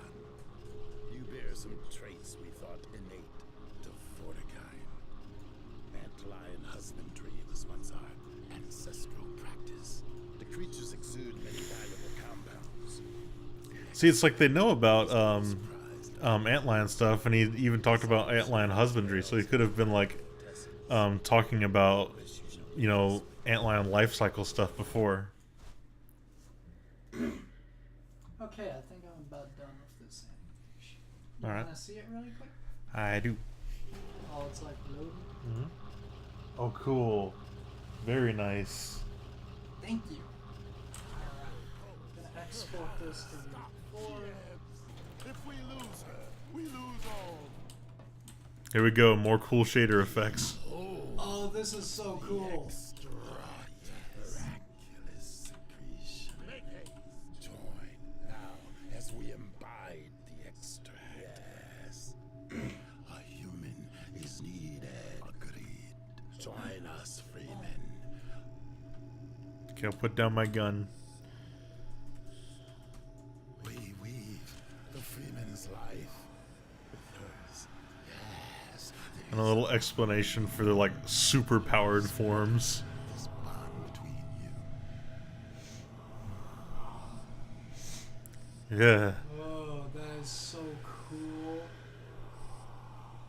So many cool shader effects just for episode 2. Also, that's just a shader. Uh-huh. Dr. Also, this interruption was really chilling the first time. May not be the most convenient for a heart-to-heart, but I had to wait until your friends were otherwise occupied. There was a time they cared nothing for Miss Vance, when their only experience of humanity was a crowbar coming at them down a steel corridor. When I plucked her from Black Mesa, I acted in the face of objections that she was a mere child and of no I never realized it's practical supposed to be Black use. Mesa right now. Really? Mm-hmm. I have learned to ignore such naysayers when quelling them was out of the question. Still, I am not one to squander my investment. Why is his overlay is a lot more subtle than it's supposed to be? Confident she was worth far more than the initial I don't know. appraisal. That's why I must now extract Yeah, he's almost invisible. from you some small repayment. It's kind of creepier though. Yeah. For your own survival. See her This whole take you sequence to is White so Forest, cool though. Dr. Freeman. I wish I could do more. It's also one of the only times they ever take away the control from the player. Agreed to Yeah. abide by certain. Like during the game, I just realized. Yeah, but it's like he's like projecting it into you. Yeah, but it's like a traditional cutscene. Dear, Yeah. when you see your father, relay these words. Prepare for unforeseen consequences. Also, the way she like jolts back to life. Uh-huh. She's her vocal form has regained integrity. We have a very immeasurable loss. Oh god. Lie still. Oh my god. I thought And how seamlessly they fade away from it too. Yeah. The Combine Hunters caused traumatic injury. a hunter. So that's what it was. We knit shattered bone and restored circulatory integrity. Yet it was a free man who retrieved her vortessence. Yeah, that's Gordon. I am not How surprised. long have I been out? A matter of hours. Hours. We've got to get moving. A moment So I longer. could just play the animation. We have to get to White Forest. Just like It's vital. No fear. We will put you on the right road. Now, This kind of storytelling wouldn't really be possible if you could just still kill everything. Yeah. I don't know what you did, but I have a feeling I'm Or, I lucky mean, to it be here. would be. They would just have to give you a game over I each will time. get you on the path. Also, the way that the holes stay in her is very Come on, chilling. Gordon. Uh-huh. To me. But is he coming with you? Yep. He comes with me for a little bit. Farewell. Go safe. Travel well. Good luck out there. Okay, Freeman. Be adequate. What the hell does that mean, anyway? I don't know. Sounds like something the Forge would say. What the hell does that mean? I don't know. Sounds like something the Vorts would say. Be adequate. I love it. I like the Vortigaunt's eyes. Me too. It's such an impressive looking eye.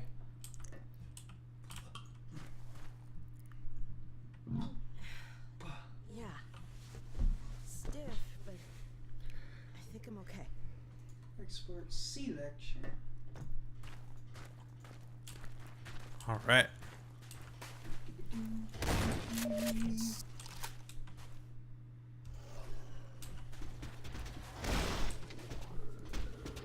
Oh! That was a guardian. Samus. Somebody must have done something to piss it off. Me. The Guardian is enraged over our theft of the extract. If it tries to hinder our progress, we will have no choice but to kill it. You messed with its eggs? Yeah. Yay. No wonder it's mad. Oh, now you can charge my suit. cool they had trails that time. The little charge up particles. Mmm. Zoop. Loading. What the hell? What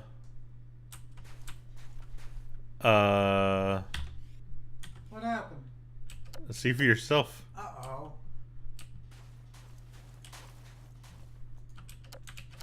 That's not good. No, dear. Can you kill yourself?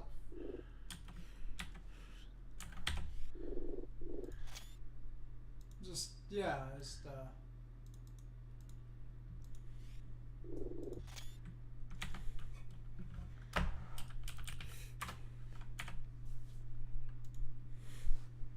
Look out!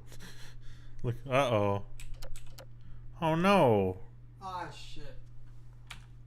Okay. Let me just see if it's just because of this area.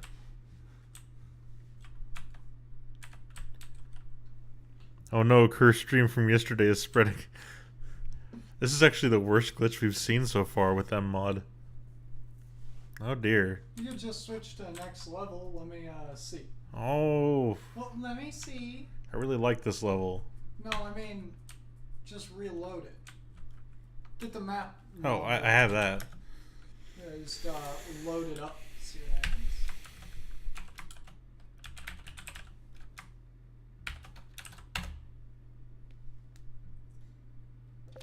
Oh, there we go. There you go. Whew. Cool, we're back.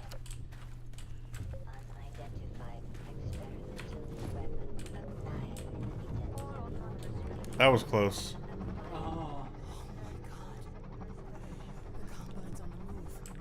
Yes. This is really cool. And it carries you Ulathoi. A visor's still in incubation pods. They gather and unite the scattered Combine forces.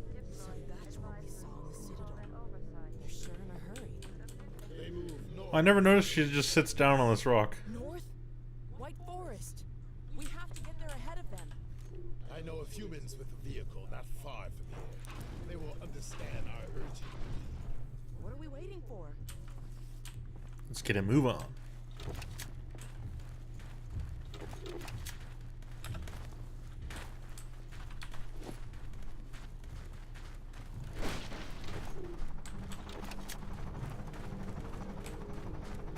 That's cool.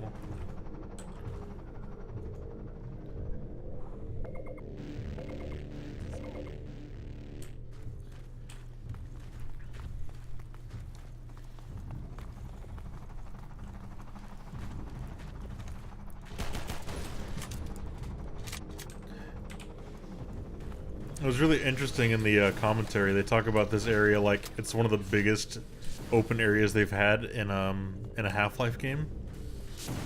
And they said it was only possible because of their level of detail technology. It's funny how like we can have areas that are both bigger and more detailed these days. Just like much easier as well without being like too expensive.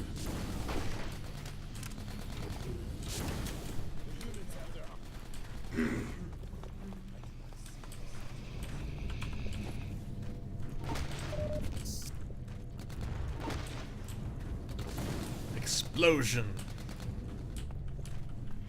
Here they come.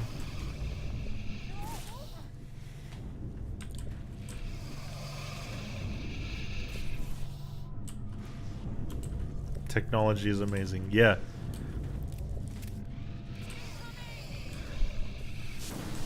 The fact that I'm able to play this and show it to multiple people live from different locations is also pretty impressive. Doop, doop, doop, doop.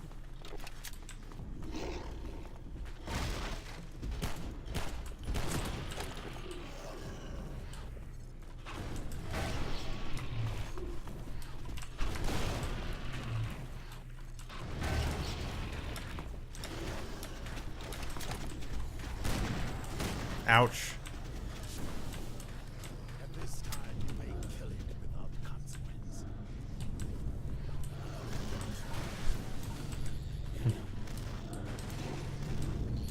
Ow.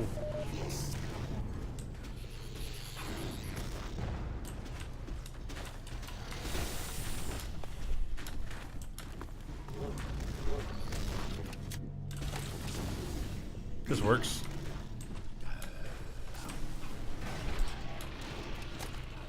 Alright, that's one.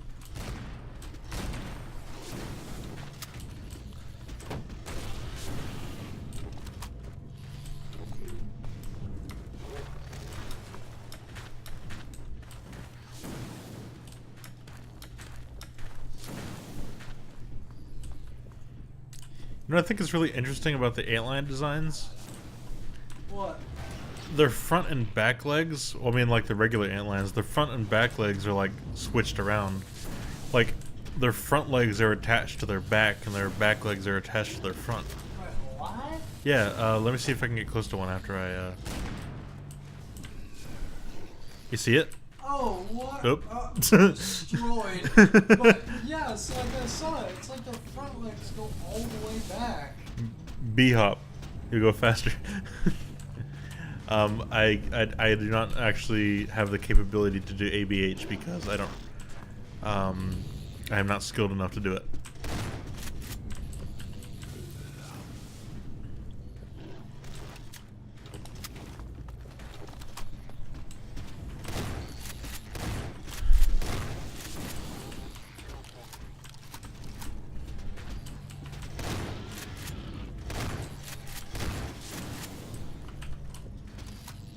I could have sworn there were more bombs around, but I'm glad they can still die by traditional means.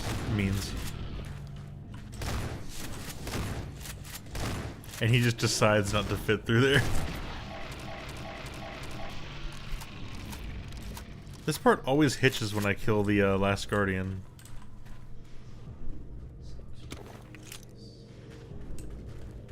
Nice Look work, at it in Gordon. the engine.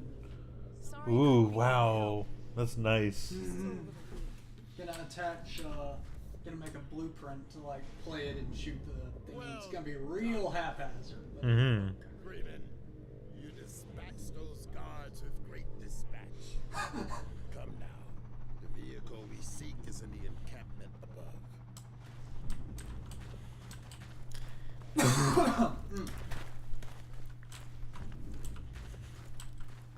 That insult to injury, he gives me the bug bait now. Wait. No, I mean, like, it'd be funny if, like, he just... Oh, you could get bug bait in this. Uh-huh. Actually, you know, what if it would actually help you whenever you're doing the just like the apartment complex fight thing, you know, later on? Mm-hmm. And you could just throw it onto some grass and antlions would come out. Eat the combine. The antlions were starting to eat combines. You know what? You know what's really satisfying in Half-Life 2? What? Using the gravity gun to pick up an object and then just shooting it over the horizon to somewhere else. Uh-huh. And it's just like, yep, boom, gone. You know? The Yep. sentries should have spotted us by now. It's a real, like, You think a combine found them? a fruit punch after you're done. Serious it's a real, like, just kind of physical feeling. I like it. Mm-hmm. Let's get him a tutti Take the frutti pick punch. with you. It becomes glitched, yeah, I know that. Also, yeah. But also I've already thrown it somewhere.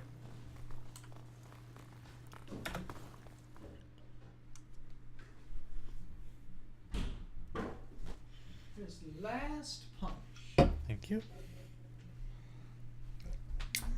Just gotta hook this up and then I can record it for Lewis's thing tomorrow. Even if it's not doing it, I'm still gonna use the hashtag even if nobody else is. Okay. I'll make it work.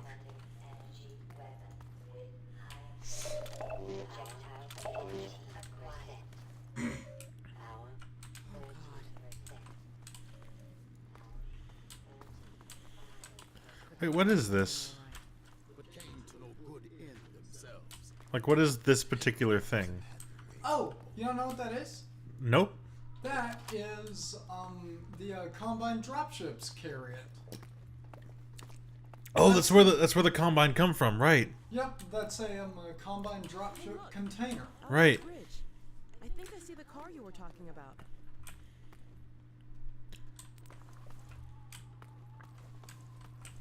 Also, It appears they attempted an escape. there he goes. but made it He's the one who destroyed the bridge. He's trying to stop you.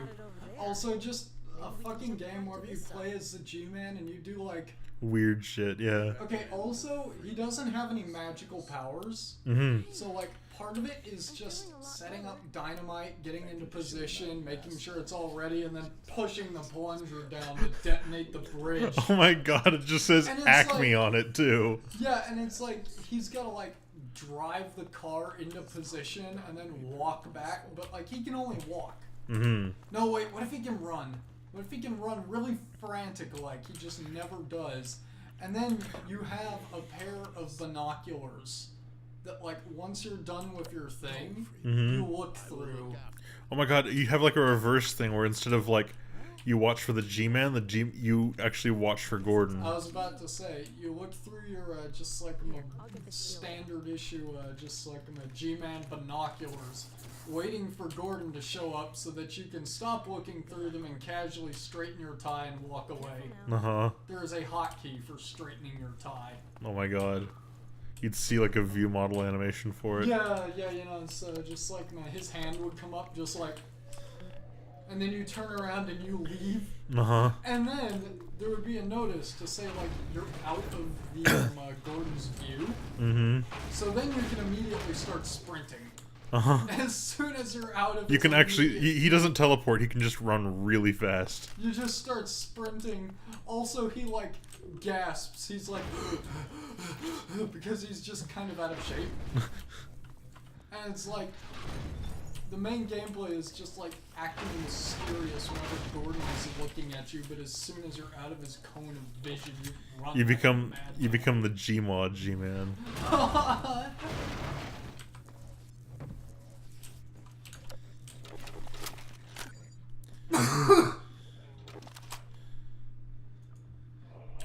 Oh, I only have 4 shots left.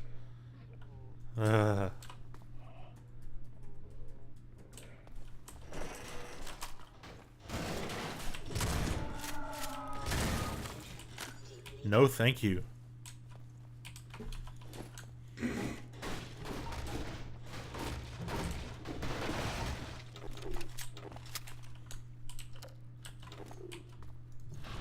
Ouch.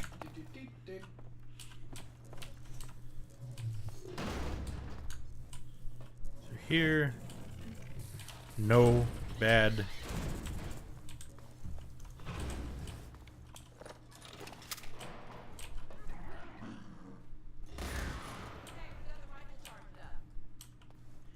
And of course, at this point, everyone knows this, but that's not actually Alex. You mean shooting at you? Yep. Yeah. But everyone knows that at this point.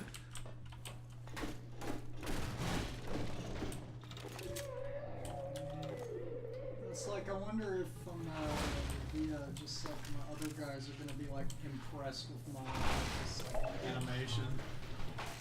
Probably. Cause like I never see any other VFX people doing animation. Yeah. So yeah.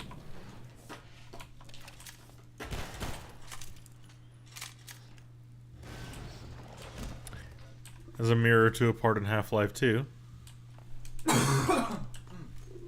You alright? Yeah.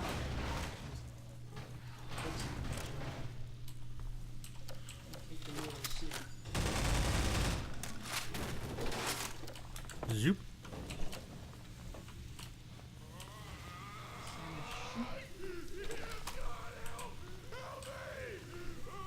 Yeah, it's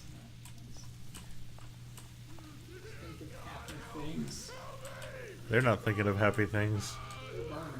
Yeah. This is unfortunate.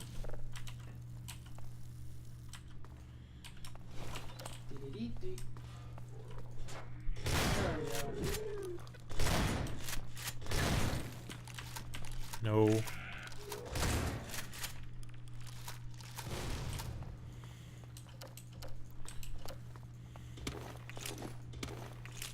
And I love this part. Just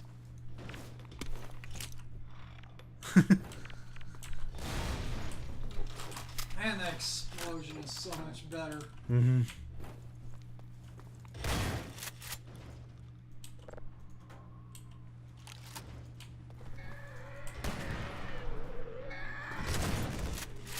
Nope. Yep. Out of there.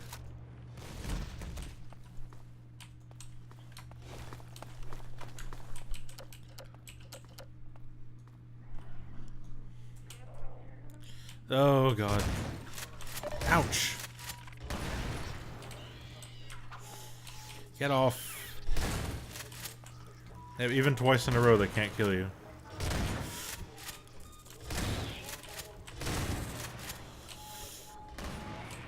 Alex, please help.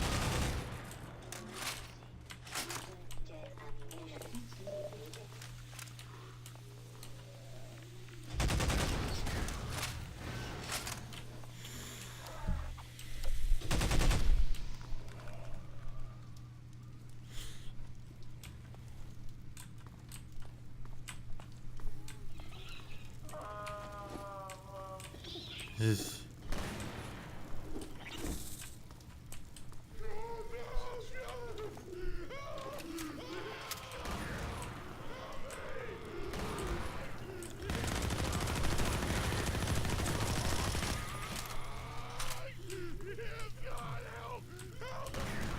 Ugh. That's not at all terrifying.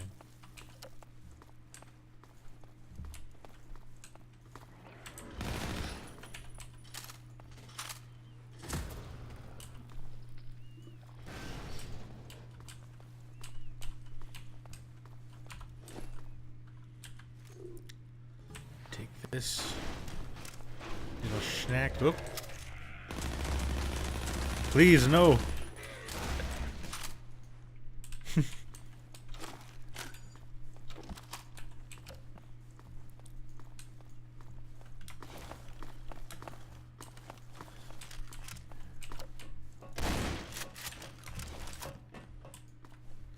That hit sounds really nice. Yeah, they are.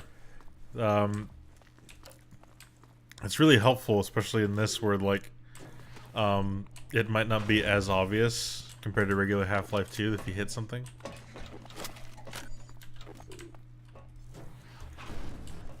When I first played episode 2, I didn't actually know you could clear off the roof. I didn't even try. It was another case of I found out through the commentary. This is also, it's mirroring apart from episode 1, but in episode 1 when I first played it I also didn't know you could clear off like cover.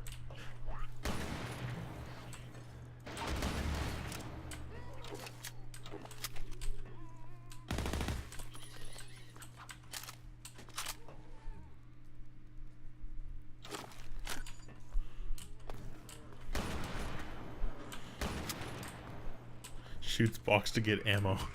Yeah, I do that. At a certain point, it just it's just a lot faster, and I tend to do it with a shotgun.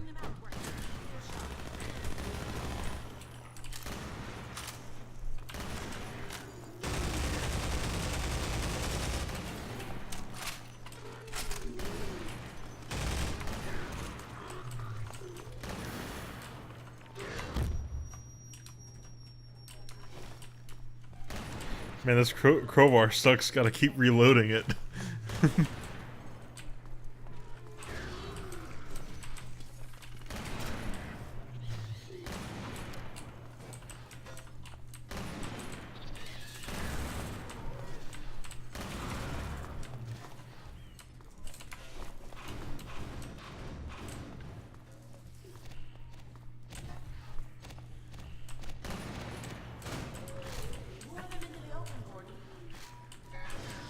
Oof.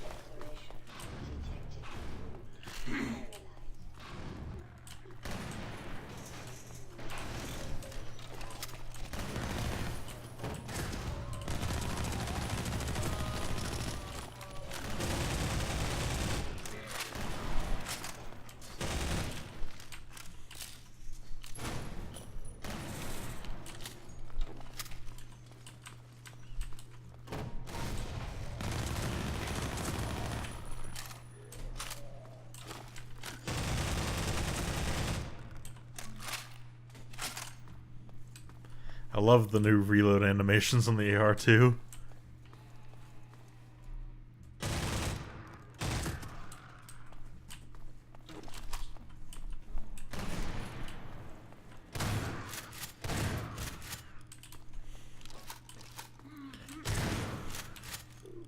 Zoop. They just keep coming.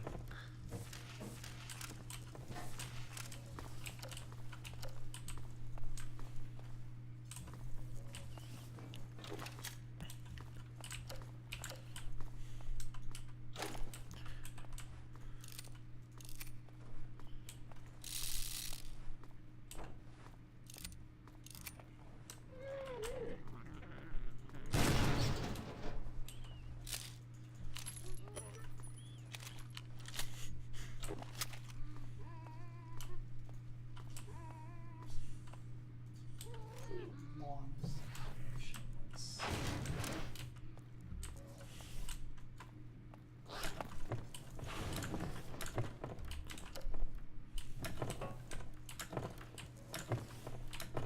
How to solve this? Whoop. Bye. Ow! He like bounced back. Toxin level. Vital signs are dropping. No. Ugh. They move like spiders. You don't like your spider. No, I don't.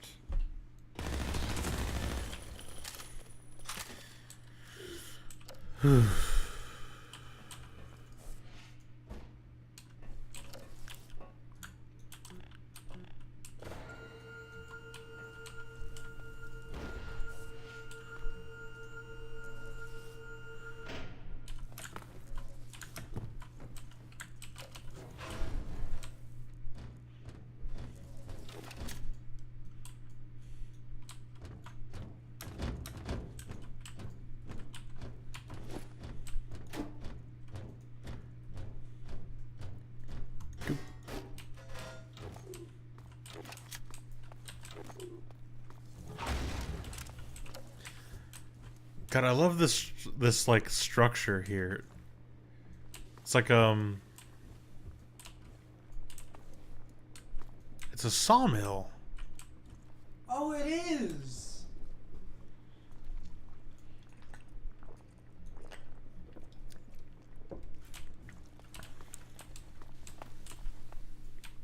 I think I knew that, but I never like visually made the connection.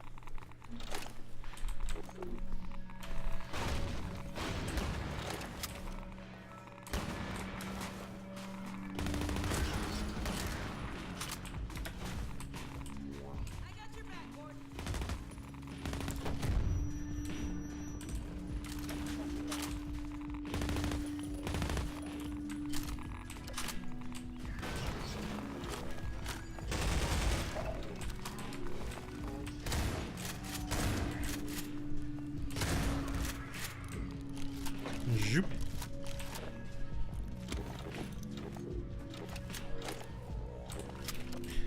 Now this is a bit of environmental storytelling.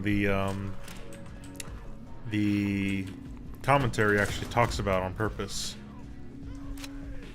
Is they have this little like setup here where it's like someone might have been just sitting here with a few beers, just kind of lobbing grenades into this pit all day.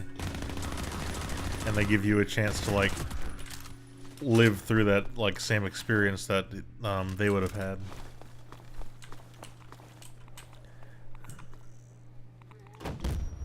Ouch.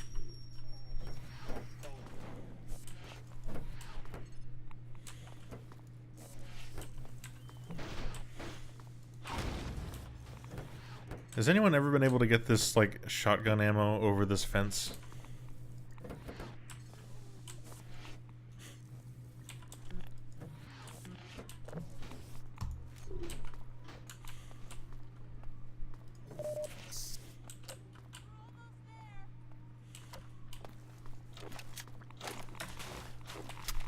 Nope.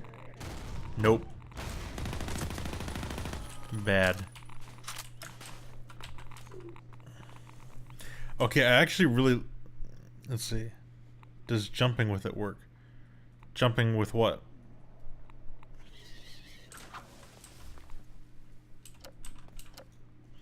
Anyway, as I was saying, I love what they do here, where they have this crate here, and if you break it against these two pipes without thinking, all the stuff inside will just drop down between them. Yeah. But if you are careful with it and are more, you know, just like not just throwing stuff around, then you can access the stuff and not lose it in the poison. Let's see. The shotgun ammo, it doesn't make a difference. No, it doesn't. Jumping with the shotgun ammo. It's all. I've always had that, have it just kind of stuck on the other side permanently.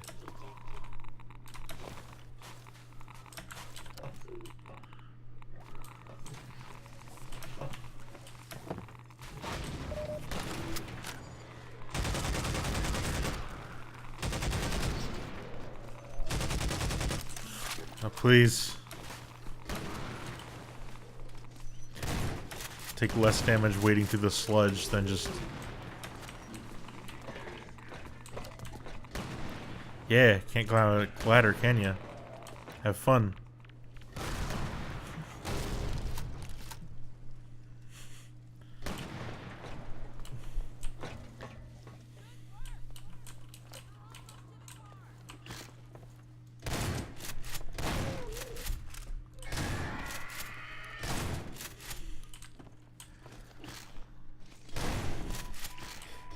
Do you think the Howie scream that the fast zombies have is comedic relief? I think so. Because it's both scary and like funny if you know the Howie scream.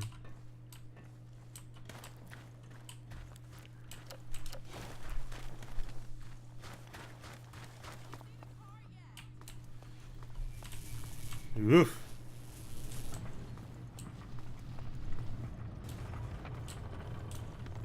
Yeah, it's the one that's used in Star Wars.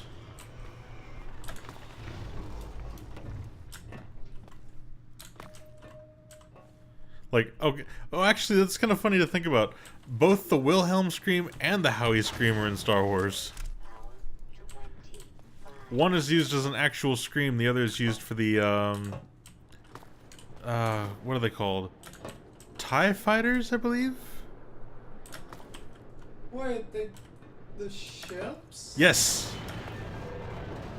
Yes, they make a Howie scream. Whoa, the metal bending. I forgot about that.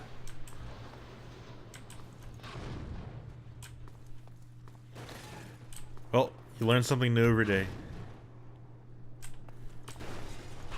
I think you're doing it wrong. No, I'm not. You have to clear the entire bridge. I used to think you just had to clear these cars, but it's just the entire bridge. Oh.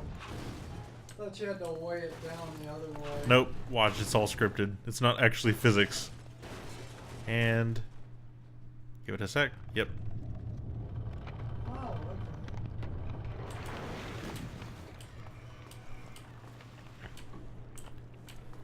Whoa, what the hell? What? You can go up. Yeah. That's how you get back. Alright. Well, I mean, you could just go down here and climb back up the ladder, but... zoop. Alright.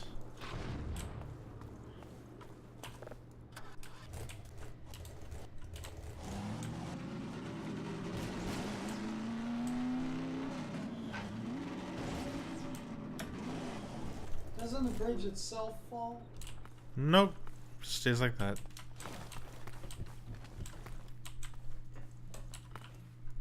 Can you find a way to open this door? No, I'm just gonna leave you here. Bye. 40%.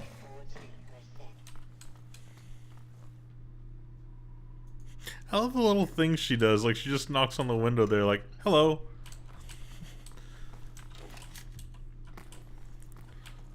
Just these little things to remind you that she's still a character. Well done.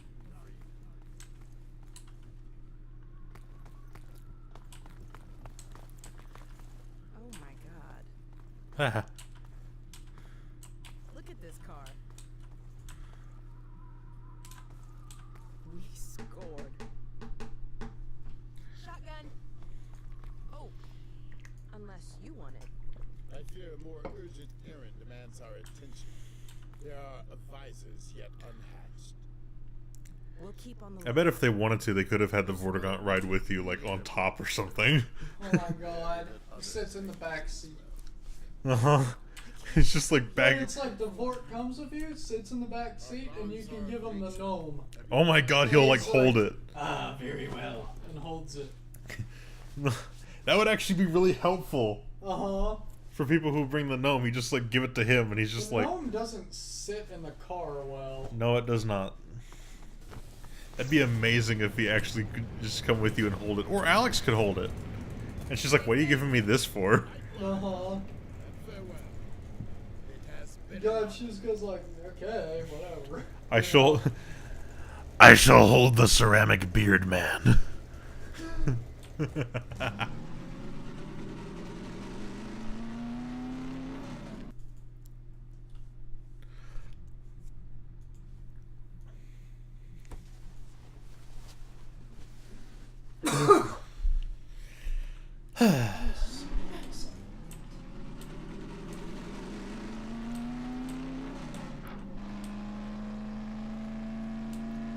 Yeah, I love the way this all looks.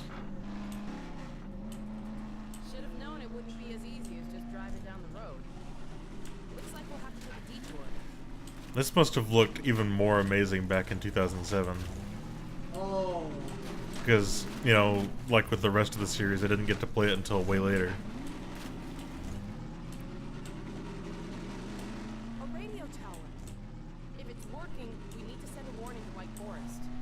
They've got no idea the Combine's heading their way.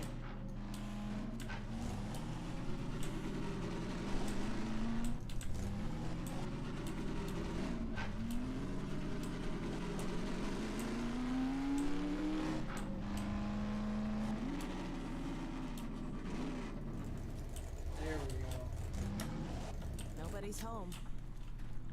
I just climbed over Alex to get out of the car. Have a transmitter in one of these buildings.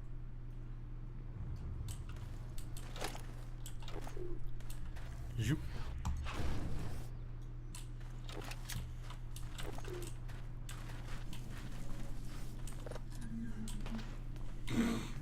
Having a good time.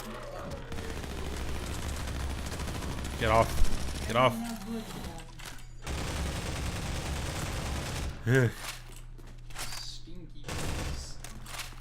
Well, here's the transmitter. No power, though.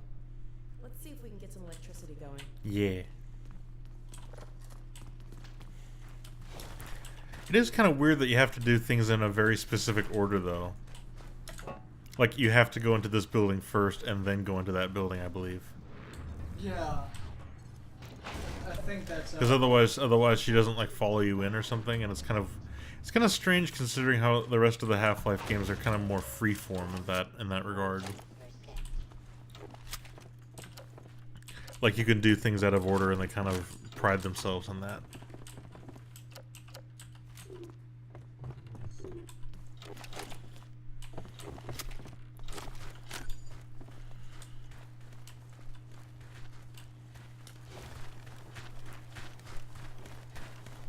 God, the portal effect is cool. Uh-huh. I'll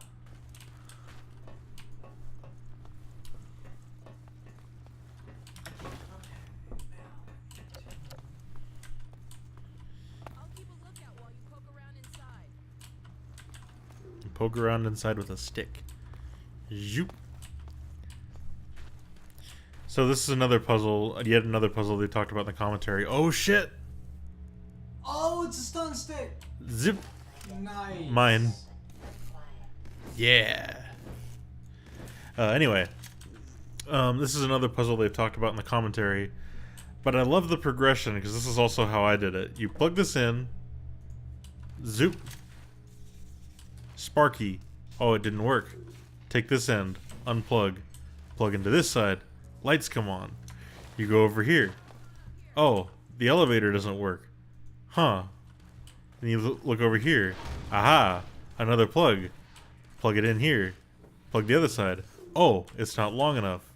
I have a better idea. I will take the shorter one over here since it is looser. And I will put it... put that here, and I will take the longer one, and I will put this one here. And I don't know, I just really like that puzzle progression, because it's just kind of like, you get the solution, but it's like subverted, and you have to figure out the true solution. So it's not, so you still get like rewarded for figuring out part of it.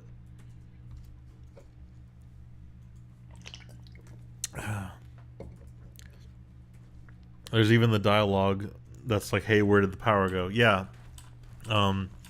Alex actually comments on the changing state of the puzzle. Bastard. Bastard. Hunters. They're up there. Alex is scared. It's on the roof. It's okay, Alex, we got this. Here it comes. Ow. They're not gonna not this time.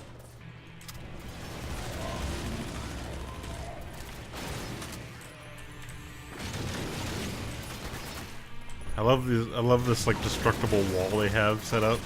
Oh, that's really good.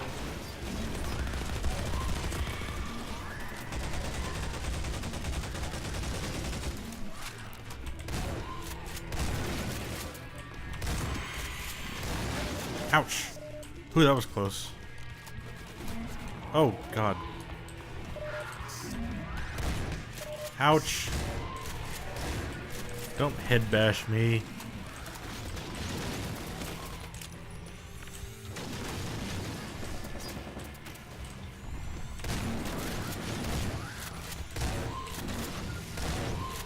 Nope.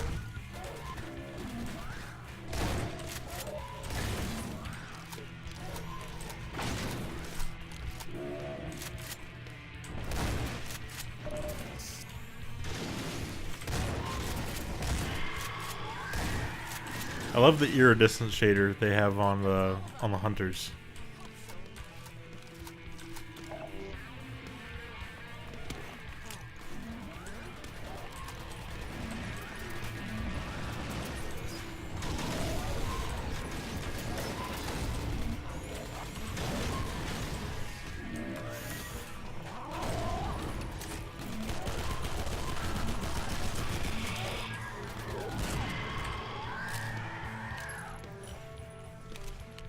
Is that done through Fong Warp? Yes. Yes, it is just a texture.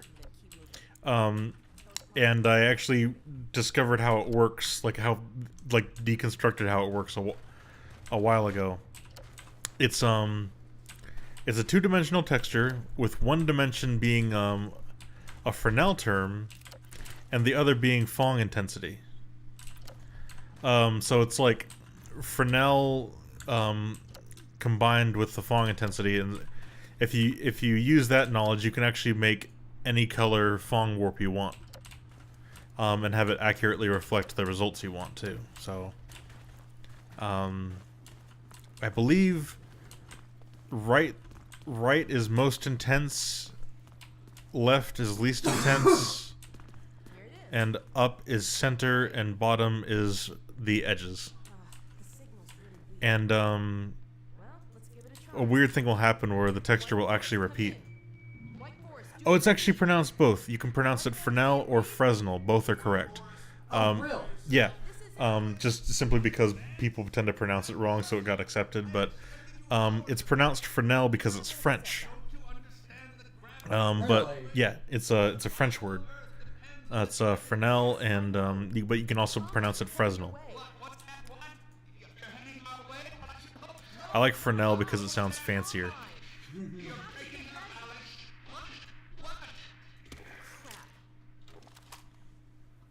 wonder if we got any of that.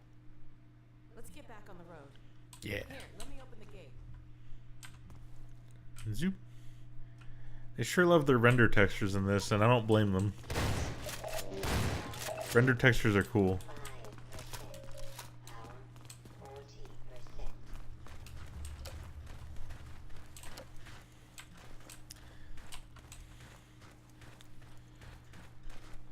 The who's what's it. Big combine bug. What? I think he means the hunter. The hunter? I don't know what they're talking about though. Oh no, the advisor. Oh. I love her animations for getting in. That's so good. And all that exists just so she doesn't just snap into place like rigidly, so you still believe her as a character. All these little details just to keep her alive in your mind, and it's so good.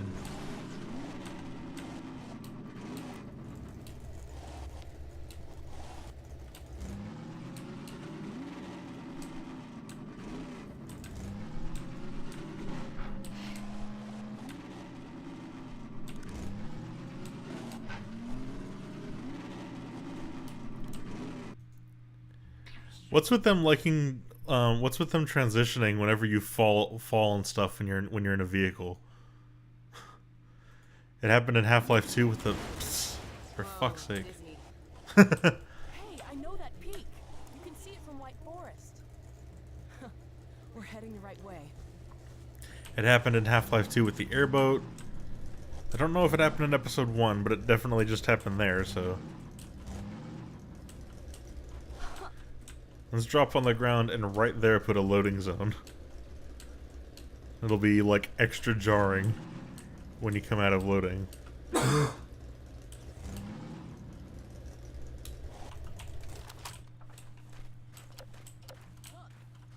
one of those advisor pods.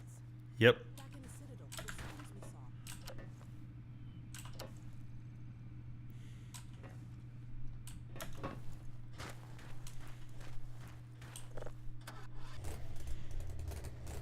I'm just gonna drive through the mountainside with Alex.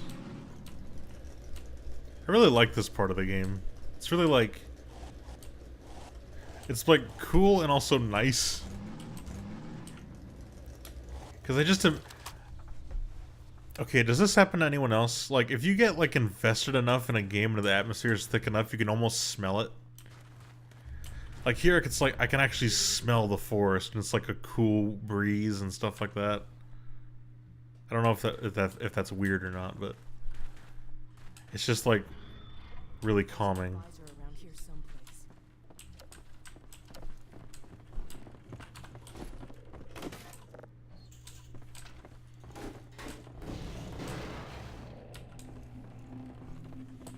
Looks like we weren't the first to find this place. Breen's private reserve made it all the way out here. Zoop. What are the rebels doing drinking that water, actually?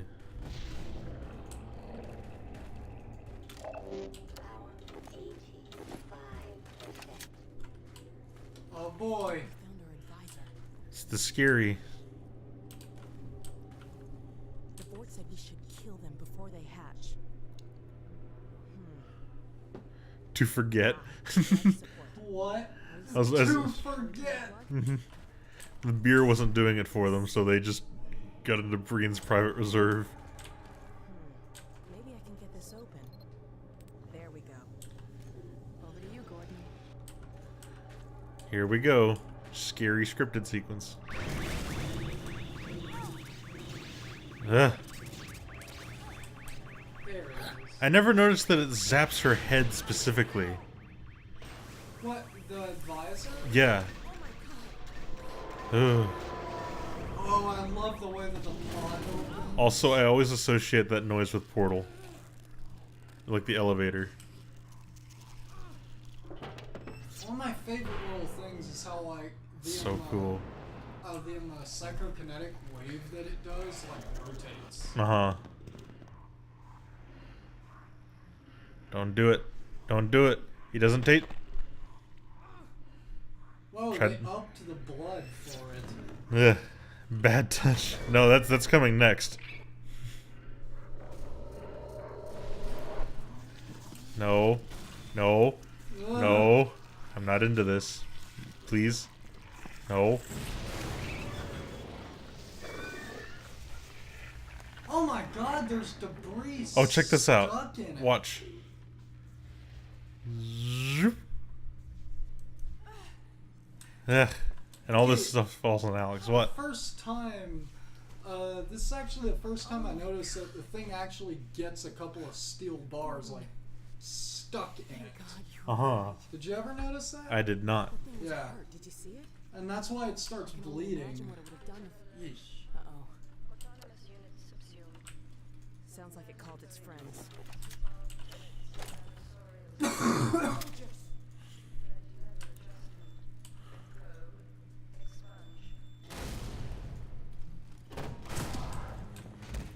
Oh boy, this is one of my favorite tracks in the whole series. Really? Yep, Sector Sweep.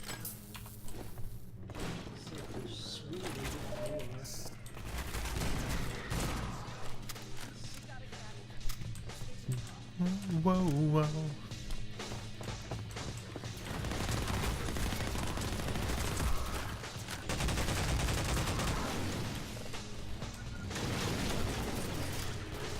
Alex, get in.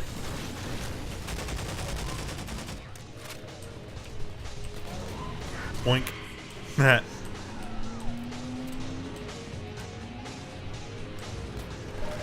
I don't care if it doesn't make sense to kill the hunters in one hit with a car. It's cool. Also, this zombie running alongside with you. This sequence is so good. It is. The music, the action, just all this stuff happening. A mirror to the airboat sequence from Half-Life 2. Ouch.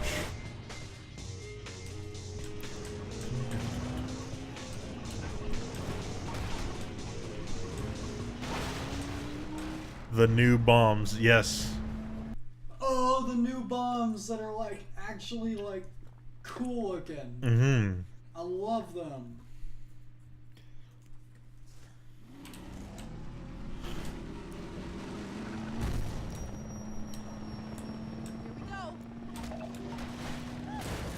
Haha. It's just a great time, and like Alex's attitude is reflecting that too. I love it. She's a thrill seeker like Gordon. Or at this, Also, that's or at this point, Gordon is still terrified of everything that's happening. in his mind where he's like, why are you enjoying this? It's the worst day of my life. Mm-hmm.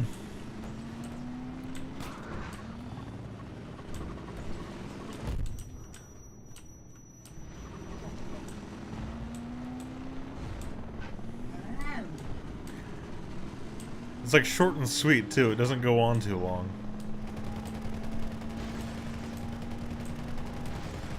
It lasts just long enough to be exciting. Oh, crap! We may have to ditch the car. Ouch. Since you brought that chopper in on your tail, you want to maybe help us take it down? Oh, with pleasure. Also, apparently these particles are glitched. Apparently they're supposed to be soft particles. Sounds about right. Like instead of being giant squares. Yeah. And I realized that when I played the orange box on the 360, because they were actually still soft. It's weird how all of that just isn't anymore. Yep. Oh, jump scare. Just kidding. Did you see the pieces of Yep. just dancing? Yep. Still dancing. What the hell? Oh. Gordon! I found a first aid pack. You got up there quick.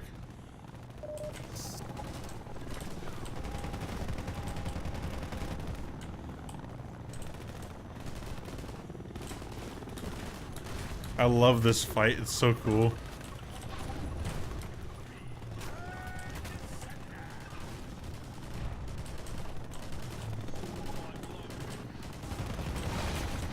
Ouch.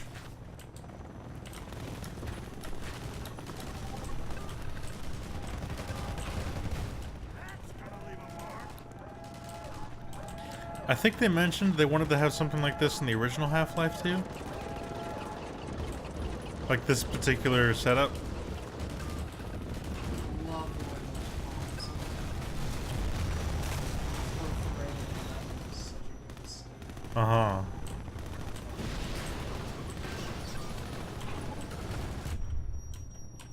Alex.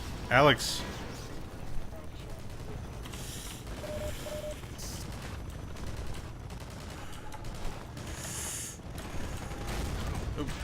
Oh, that was close.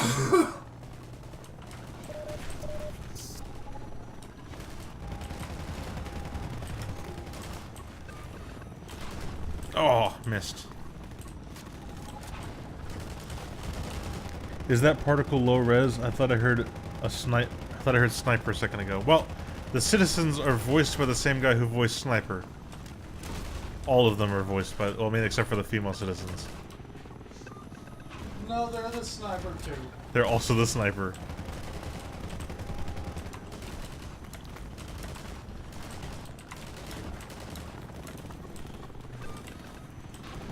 Oh. Got it.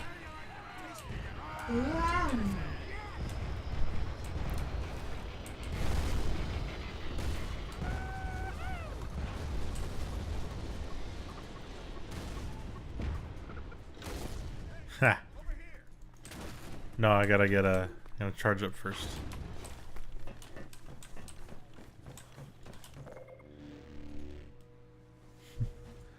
Bop him right on the nose. Bopped.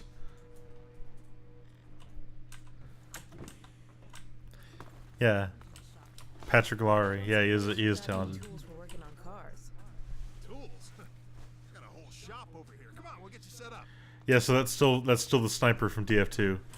All of these guys are. I give the Combine a lot of credit, though. They're tough competitors. A real class act. Shut up. There might be like one additional voice in there, but I believe he did like most of the lines for all the male citizens.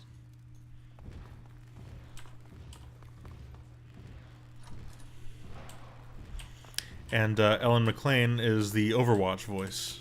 Oh, look! You weren't kidding. Back on the road in no time. Oh my god. The perfect gift for the man who has everything. He dreams of cheese, yes. Combine cut off access. Something about death at the bottom of the screen. Zombie What death. do you think, Gordon? Maybe while I'm getting the car fixed up, you can see about clearing up that roadblock. Sure, I'm always up for more action. 17 and kept them pinned down.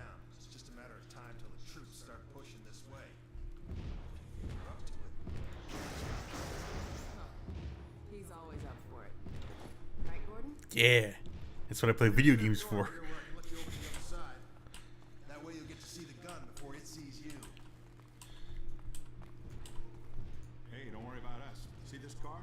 We're fixing it up and getting the hell out of here. Driving to Hawaii. Beaches, babes, and waves. Tell you what, you'll get sick of this rebel crap. You know what it's called. Okay, there's something I like about what he says there.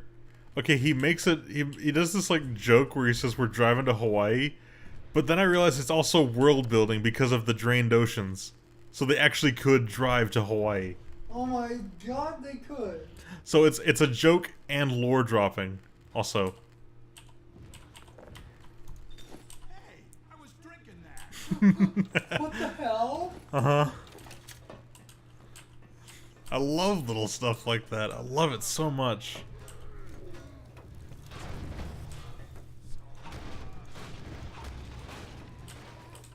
Hello. Nice. Zoop. Boop.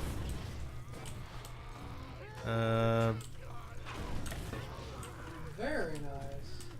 And just get out of here.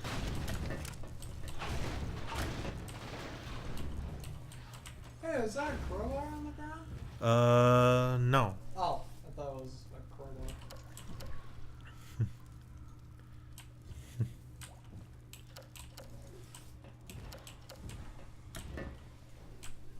So, is that your boyfriend? Oh my god! Yeah, he does. I think he does say that. Yeah, right. Where did you leave? I actually missed the dialogue. What in the hell? What is going on here? Oh, Lighting. that's strange. I always wonder why stuff like this occurs. I know that you can get it on world brushes if you have the incorrect shader loaded, but that's really strange. Whenever glitches like that occur, I don't just look at it and go, ew, bad. I look at it and go, well, why did this happen? And not in any kind of like mean way either. I'm like genuinely curious.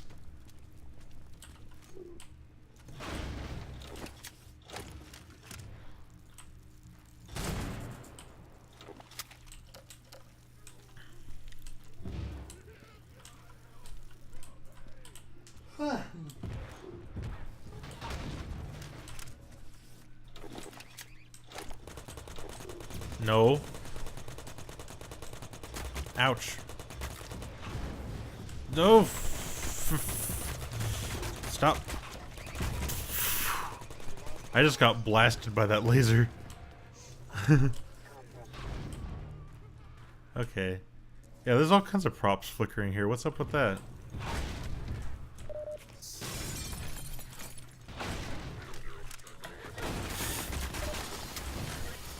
I didn't expect to see you guys so soon.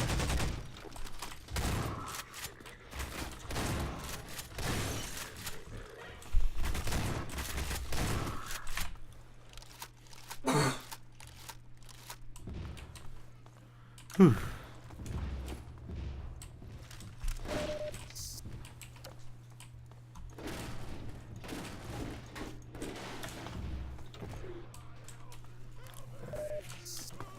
Ouch.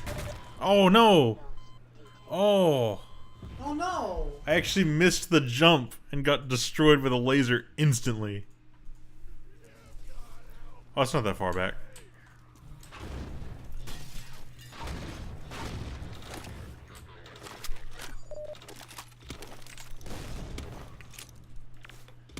While I'm at it.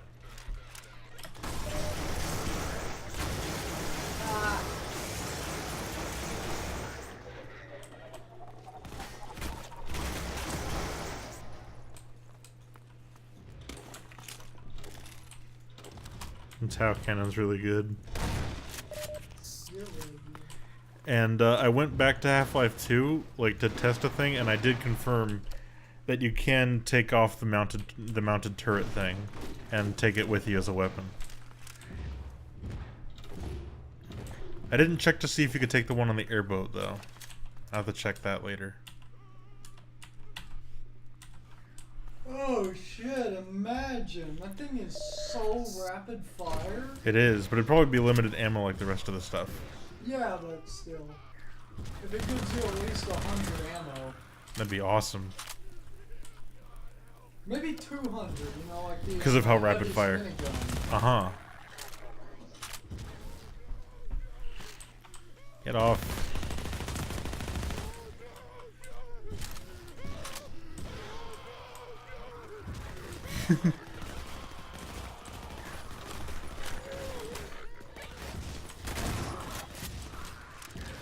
I love that little moment there.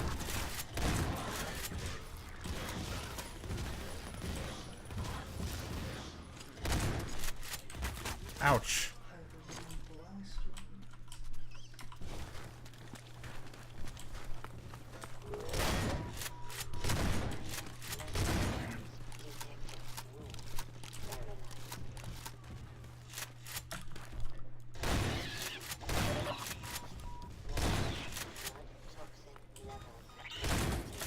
Screw you.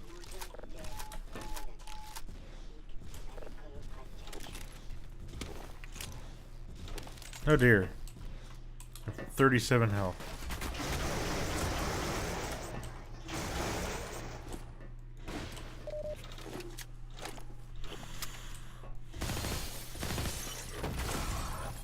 Ah. Oops. Oh no!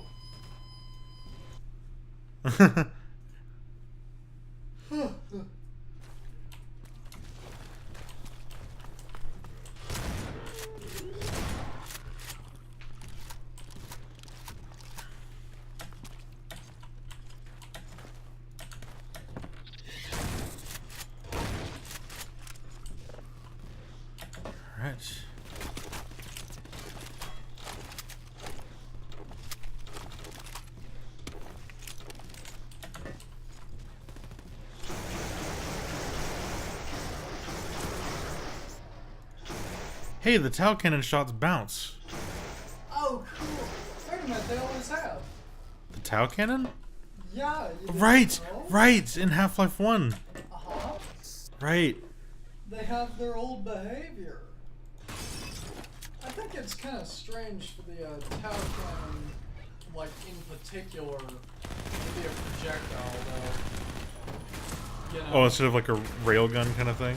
Yeah, because like it always seemed like it being a railgun was like the point. Yeah. Also, imagine if the Gauss gun was projectiles. Oh my god. How would that work? We just fire a consistent beam of stuff forward. And just keep throwing a bunch of projectiles like in like the Doom mods do. God. Let's see, purpose.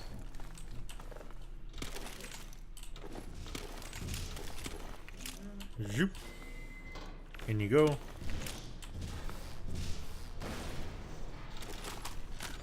I don't care how much of this stuff is scripted, it's still really cool. Oh, And plus it's like, it's still intuitive to do this kind of thing, I think. Uh-huh. So it's like, forgivable for being scripted. Oh, yeah. Yeah.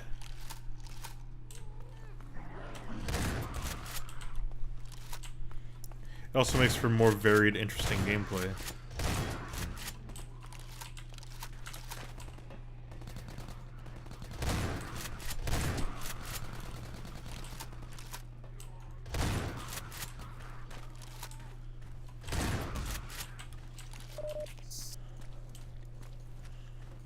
Here we go.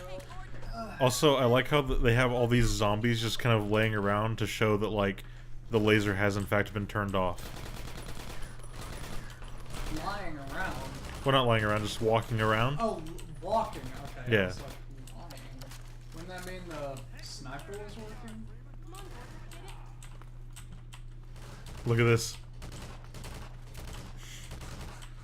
This mod seems to do that a lot, doesn't it? I think that is just an episode 2 thing, actually. It happened in episode 1 in regular Half-Life, didn't it? Yeah, that's just like one of the weird limitations of BSP stuff, but I think you can still get around that. I thought it was not in the other, not in Half-Life 2 without the mods. I think it is. Okay. I'll fill you in on the road. Let's see. Gordon. I know it's related to the BSP structure, but it's like beacon jobblers. Zoop. I wonder if that's like a glitch related to area portals or what. The radar's going off, Gordon. Stop the car, Gordon. Okay, According to the radar. okay, I love this because it's like he tells you about how it works. It's like, okay, be on the lookout for them, and I was always expecting them to kind of be like further out, not just right around the corner. I mean, they are further out, but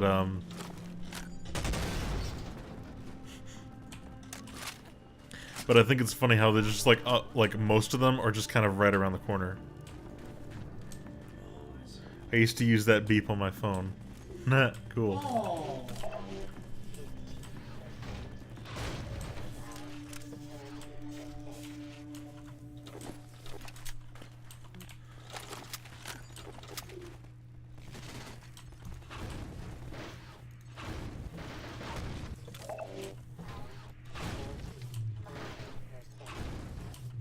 Oh, cool. I want the other battery. Give it. No. No. There we go. Bad. What do you say? Okay, I also love this setup here.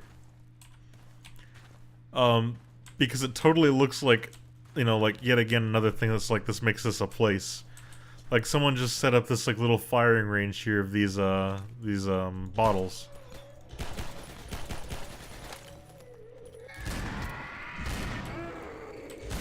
No.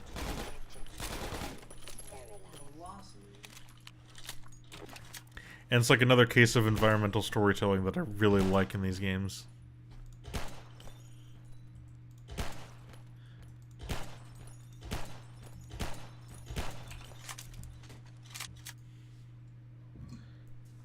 His antique cans. Now he's fine.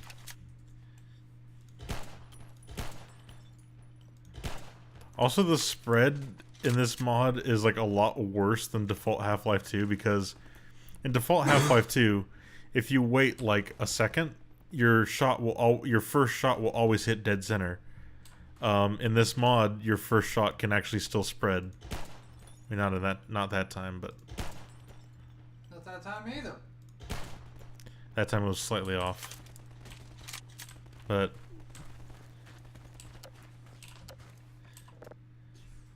hey, Alex, you want a generic cola? And I guess she doesn't. Zoop.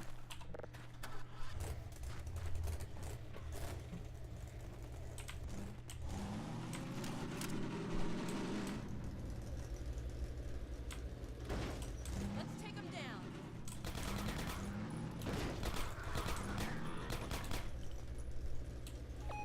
What's that? Something on the radar.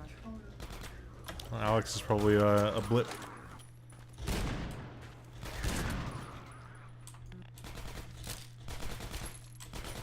I got you, orange.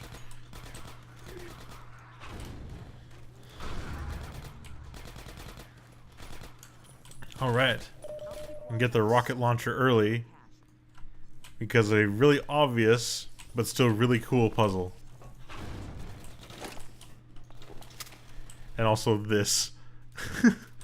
What the hell? Environmental storytelling, and also like a hint for the solution to the puzzle. Implying that this guy tried the same thing, got launched up into the rafters and died. Oh, Jesus. Here at Valve, we like dark humor. Steam tool. Nope.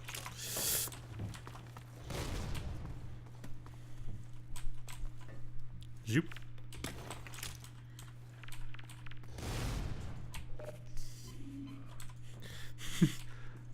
What? I just get launched up here and I just casually... Health. And... Rocket launcher. Rocket launcher.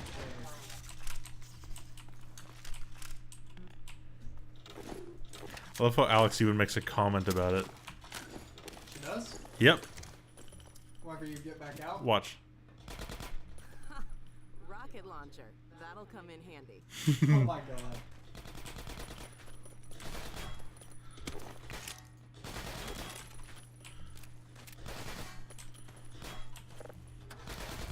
Okay, I normally don't actually like to go for this last thing over here.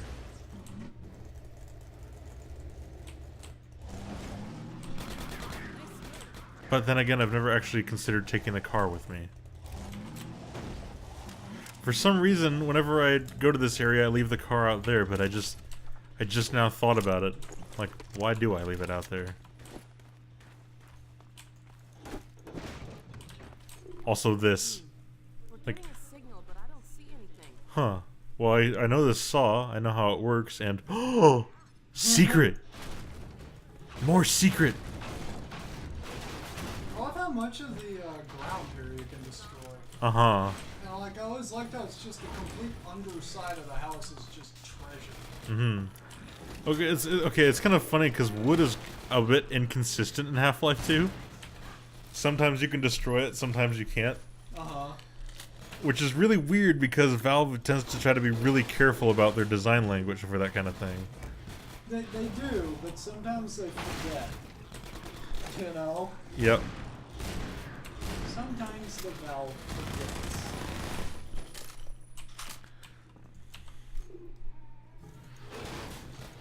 So, like, you can take off those boards, but not these ones. Oop.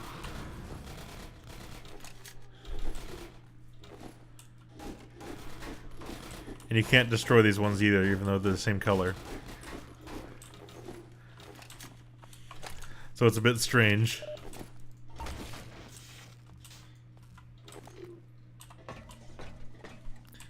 I don't mind too much, since, you know, some wood can be really strong, where if it's just rotted a little bit, it can be substantially weaker.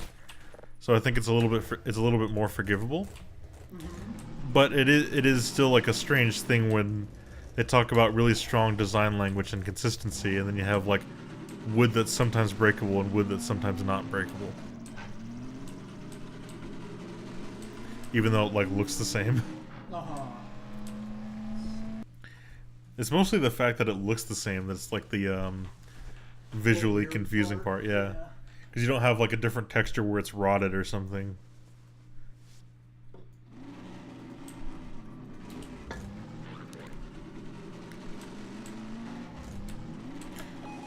I love the way this area looks too. It's so pretty.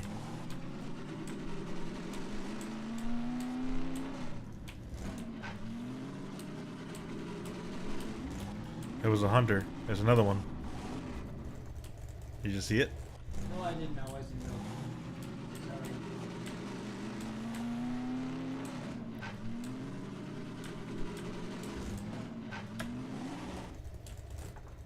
You mind if I wait in the car? Nah, you can wait here. It's fine.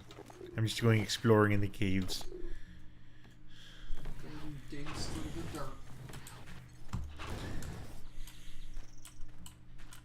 Also, something I really like about just like my episode 2 is like, just like the stuff you're about to do here, wherever you can actually like go into the little cave. Mm-hmm. You don't have a God Rays on? No, I do. That's the weird thing. Huh. Huh. I think they would have used it a lot. Anyway, going to do that. Yeah. You. I want to live in a little cave like that. Do? Like a goblin. Well, not really, but it would be fun to find one and hide in it. This guy. Okay, actually, the skeletons live here. That's why they have a jug of milk. Ah, okay. They're currently just pretending to be dead, just for the sake of like, you know, our own decency. Yeah. They're being They don't polite. want us scared. Yeah. They're not spooky skeleton. They are just skeleton. Yeah. They're even part of the resistance.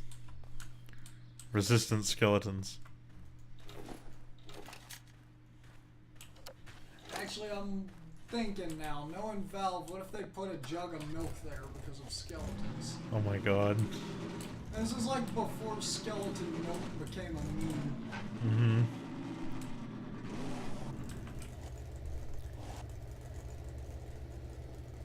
You know, it's kind of interesting looking back. That peak with a bunch of snow on it. Yes? Do you think that was originally intended to be a foreshadowing for episode 3? Oh my god, maybe. Maybe, actually. I didn't even think about that before.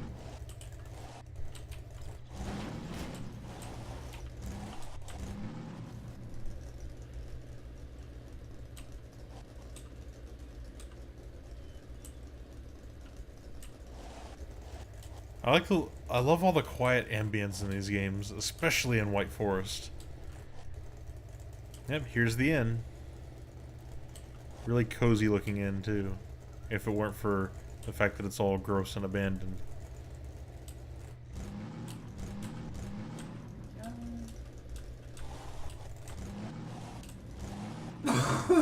How do you milk a skeleton? Very carefully. You gotta get his permission first, though.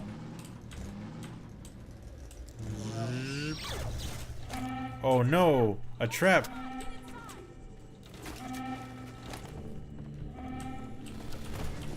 Zoop.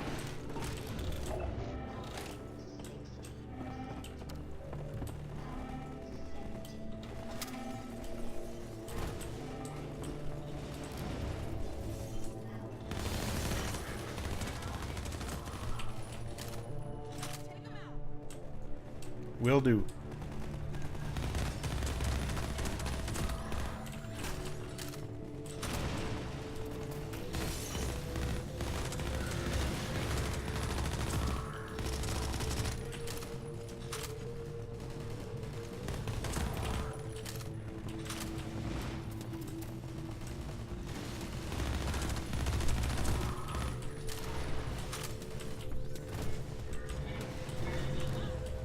Oh dear.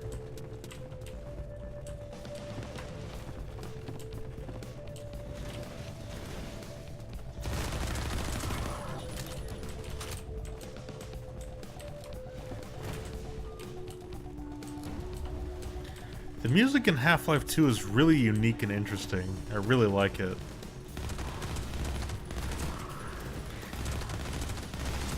I'm not quite sure what the genre is. I'm not really good at determining genres, but it's like very electronic.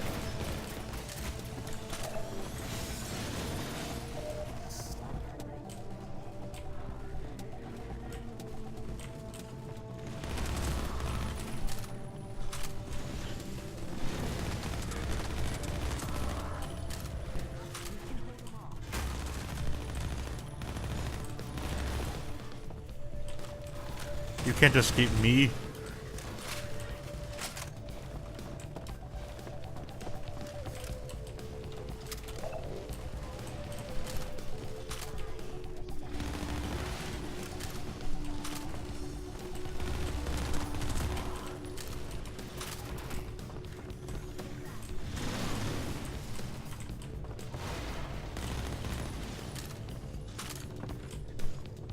Also, it's been a long while in, like, episode 2 since we fought Combine.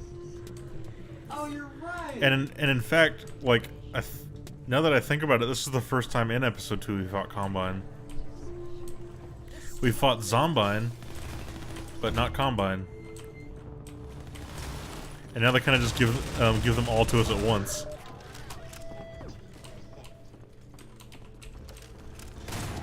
Including the elites. I believe the music is actually partially timed to events changing. Yep. So the music actually kind of quiets down a little bit when the hunters show up. Oh, that's cool. So it's like, okay, now they're infiltrating a bit more.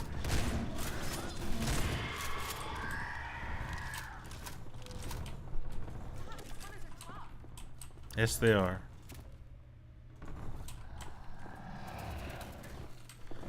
Here they come. Eggman's robots.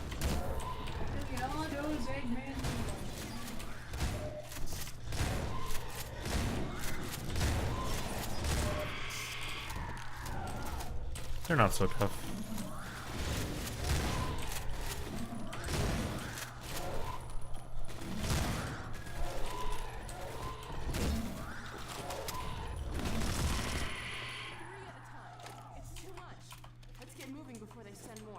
Now we're good.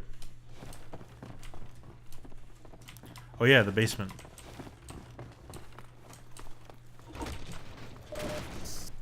Give me the goodies. Hello. Yeah, I'm getting a lot better with this mod, I think.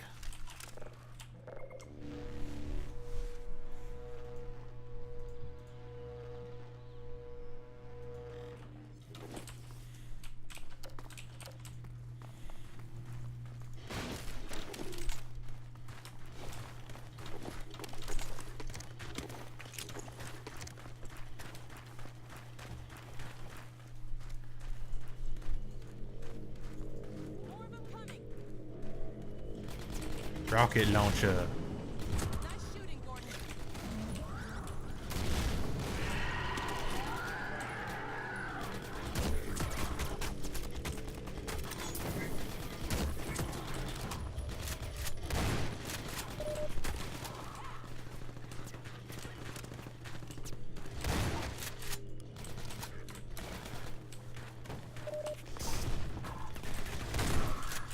All right.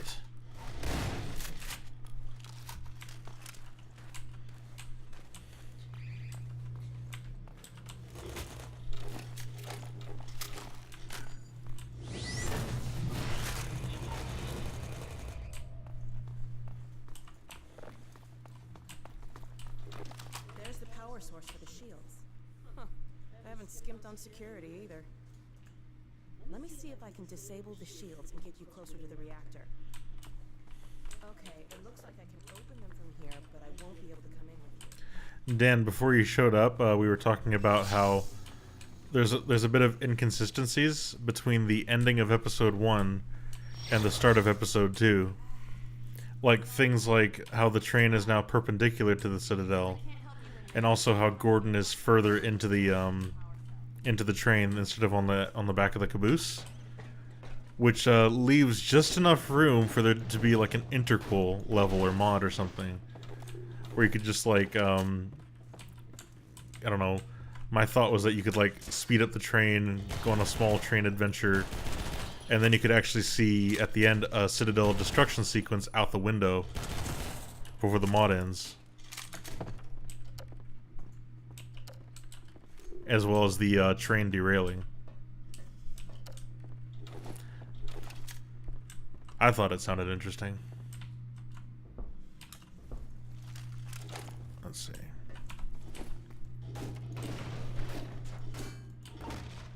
And you could like stop like inside a cave or something, and also you could have like a combine upgrade station. You go like inside the train. There's like a mini combine station, and like that's actually where you upgrade your flashlight. Instead of it just being explained by it's broken, so it's better. That should have done it. Let's go see if the force field's down.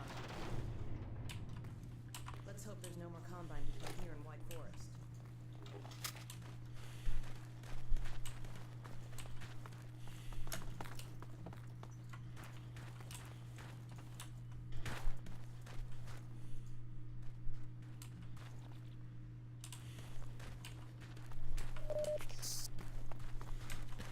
Duct tape and flashlight. Do a thing where like you and Alex see like just like a special auxiliary flashlight, and then she's like, hey, we could upgrade your flashlight so you could actually sprint and use it at the same time. Woo! Oops.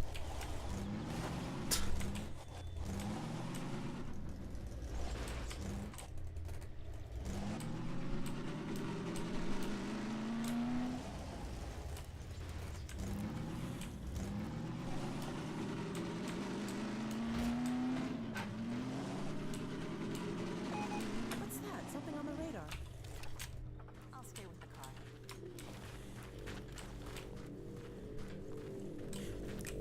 Convenient arrow. Up here, dumbass. Oh.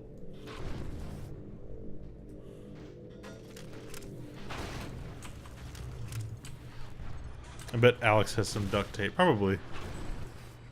Part of her utility belt.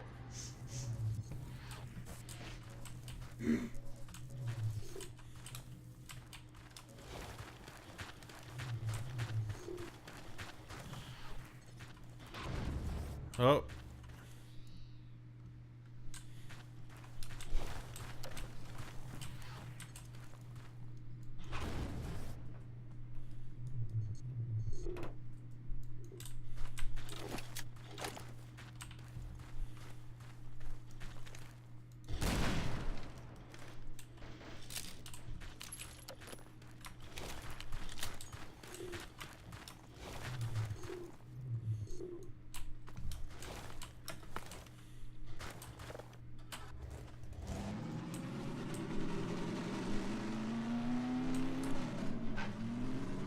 Wood splintering. I really appreciate how detailed the regular captions are, though. Because, like, they actually display important gameplay sounds.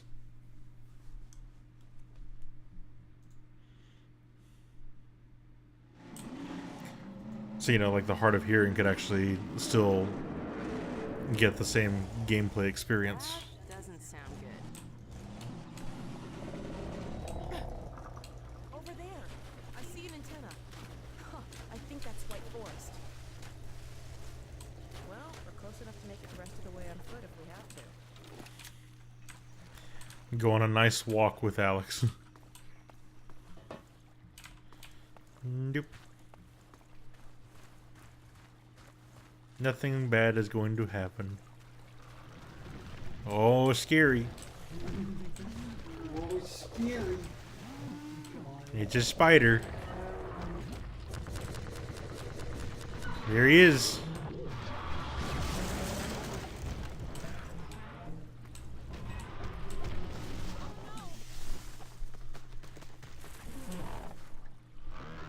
Yeah.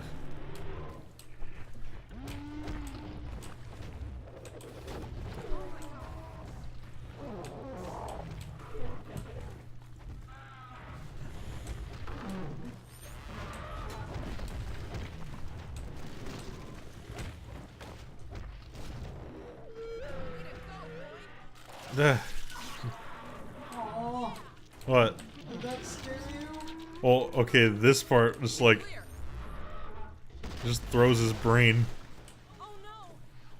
I always thought that was cool. It's also got a bunch of glowy bits on it. Yeah, I like that. Uh-huh.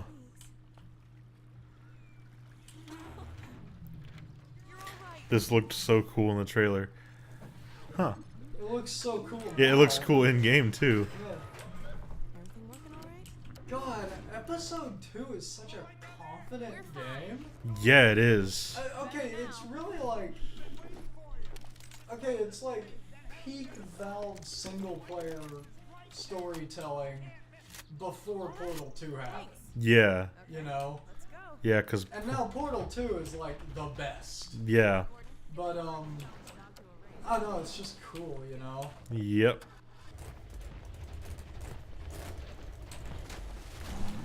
Forgot that episode 2 was also short, but it's nice that it's a lot more substantial than episode 1. Yeah, it feels like a lot more happens. A lot more happens, and it's just a lot more fun. It's a lot less frustrating than episode 1.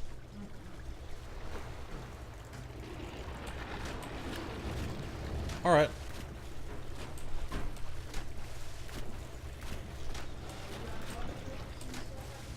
Yep, 2 of them.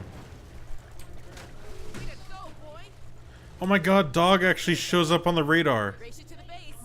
I never knew that.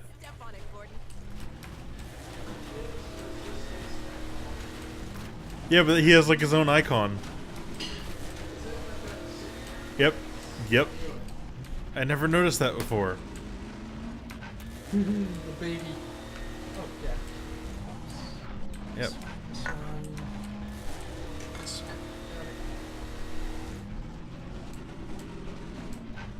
I love all these little moments in episode 2. Like this little race with dog. Which just came out of like the devs being tired of just driving all the way up here. So they made their own game out of it and kept it in. I love it. We had a feeling you were close when we saw a dog take off like that.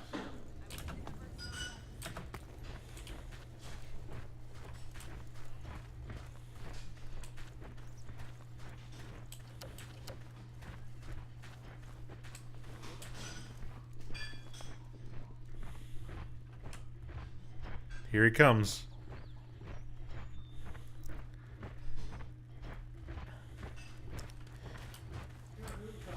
Dog.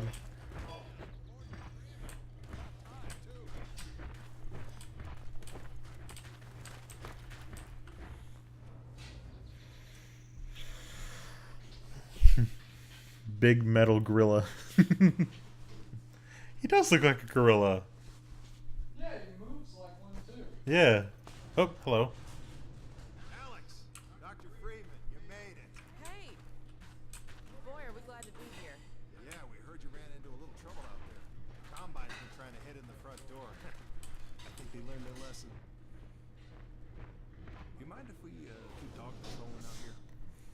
Not at all. You heard him. I'm gonna sit down like a good boy. I'll catch up to you later. Take care of yourself.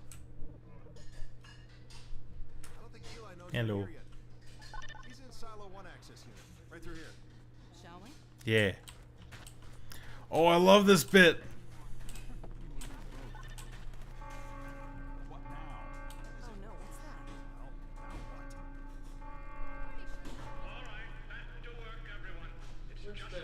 what? This bit here with the AR-2 and this guy here who's not even wearing a rebel uniform. Fired an Okay. AR-3. I love this. Used an AR-2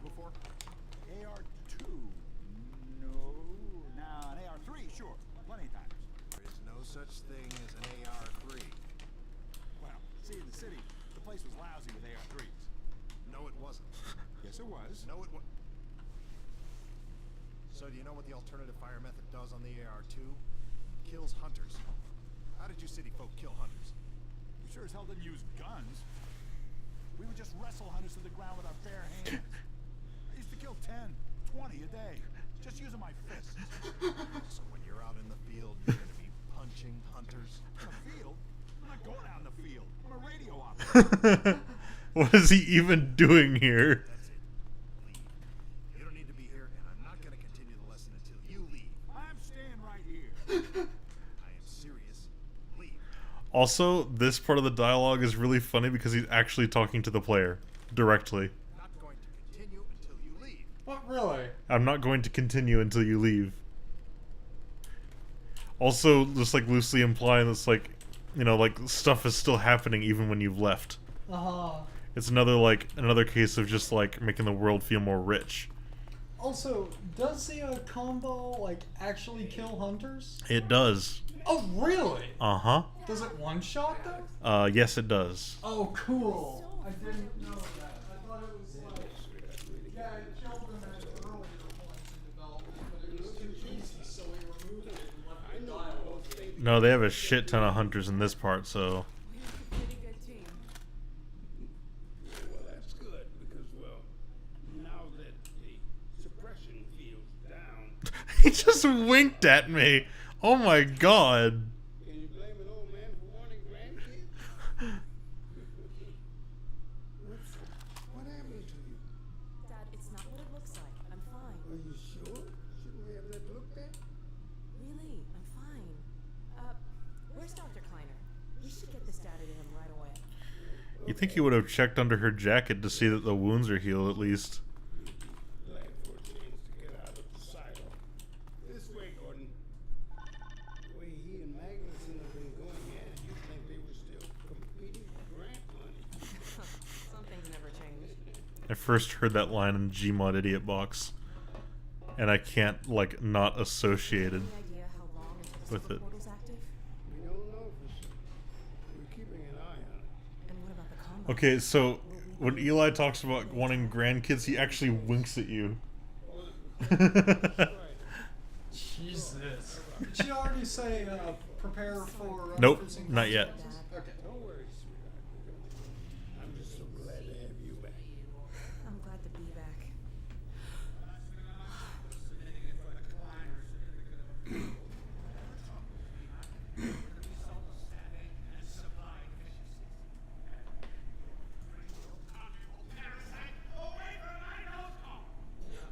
I love the way he holds Lamar. It's like my baby. There he goes. Uh-huh. Go look at Okay, she actually hangs out outside of it until you look. You come up here to look, and it's just like, no, scary. And she's scared of you, and she just stays in there forever. Oh. The data, people, the data. Kleiner, are you going to sync up the satellite, or should I postpone the launch to make time for a family reunion? All right, all right. I was just saying hello to Alex and Gordon. Oh, fine.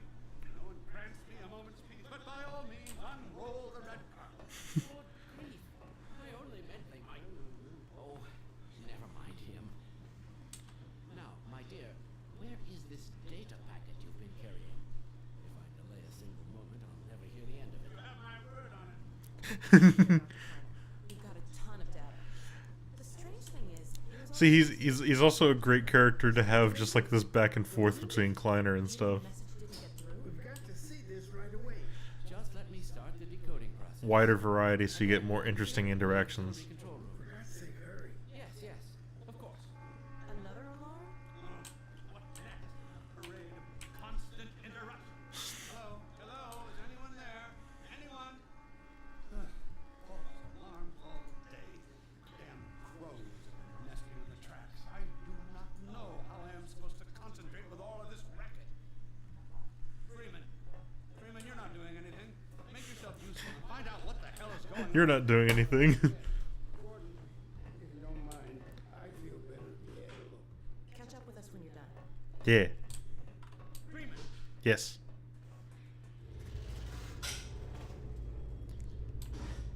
Blast doors will have sealed due to the alert, so you'll have to go through the bottom of the launch tube. I'll open this hatch to let you down. Once you're down there, I'll have Uriah let you into the secondary silo. Yeah, so I think Uriah is the only Vortigaunt they actually give a name. You mean the one working there? Yeah. Huh. I could be misremembering, but it's the only one that I remember. Oh. Also, I love this bit. Attention personnel, this is Dr. Magnuson. Since the secondary silo staff seem incapable of solving their little crow problem, you will be happy to hear we have put the popular Dr. Freeman on the job. We all look forward to his remedy, and I look forward to hearing the staff's excuses for why they couldn't handle it themselves. Okay, you know what energy Magnuson gives me? What? J. Jonah Jameson. Oh my god. And that's one of the reasons I like him so much. You're totally right. I want pictures of Gordon Freeman.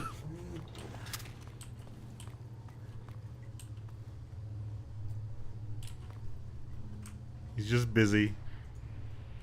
Doing his own thing. Can't use. I love this. Further unauthorized use to the emergency override will be dealt with summarily. Dr. M. Implying this has happened so many times now. Can you do it? Yeah, that's how you have to progress. Oh.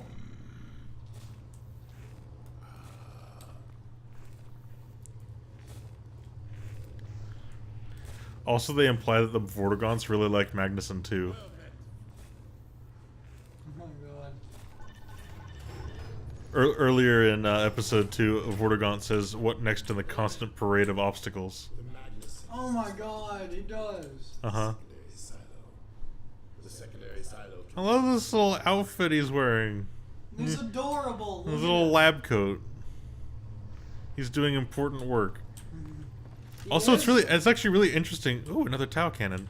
It's really interesting to see, like, a Vortigaunt interacting with technology like this. What's he making? I don't know. Also, keep an eye out for the fucking other weapon. Yeah, I have been. Eh. This is apparently a Lost reference, but I've never seen Lost.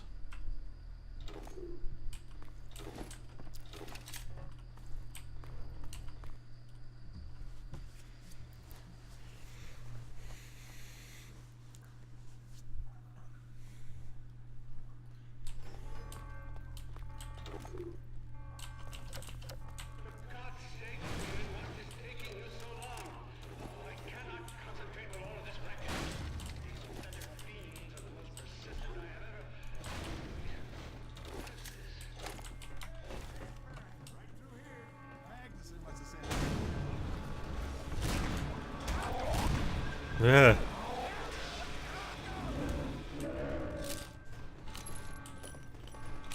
my God. Oh dear. This is a breach. A breach. Attention! Attention personnel! This is Dr. Magnuson. We are experiencing a breach of internal base defenses. Please bear with us while we pinpoint the location. Ugh.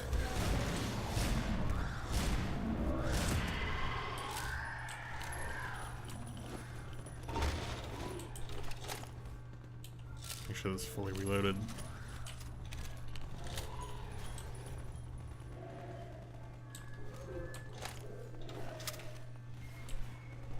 Zoop.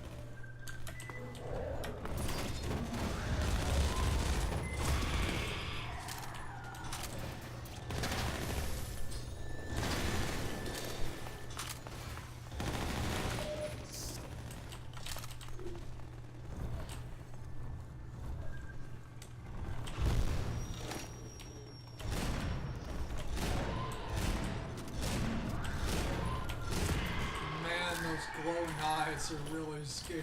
Uh-huh. It's a really cool addition. Uh-huh. Oh, did you kill them all? Yep. Cool. Except for these bastards. Stinky bullets. Lol Valve. And Steam. Get it? Also, steam particles were really nice. Of course. Yeah. And it's just like episode 2 particles.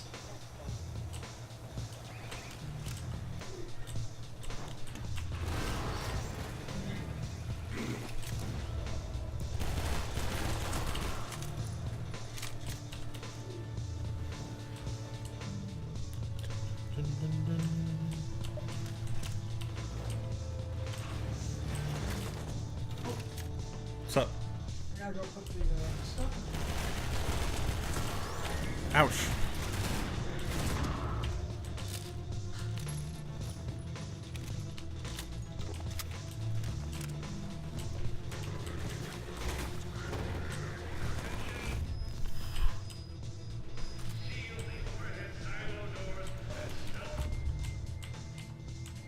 Ouch.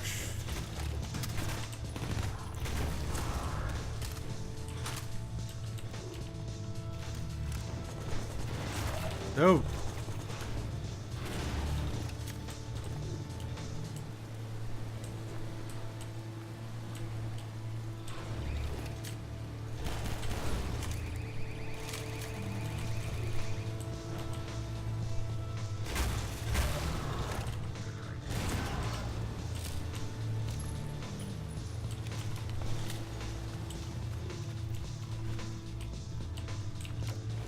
Okay.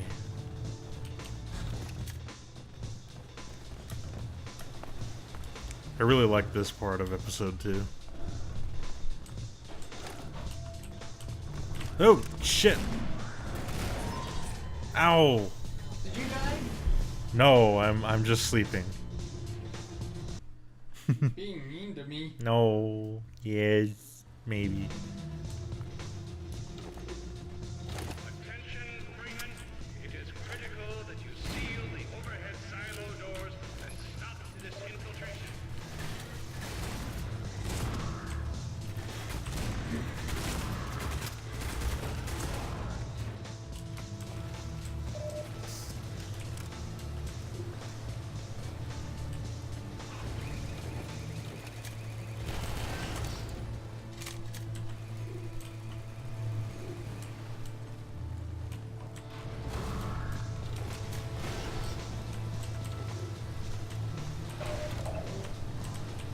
Take that.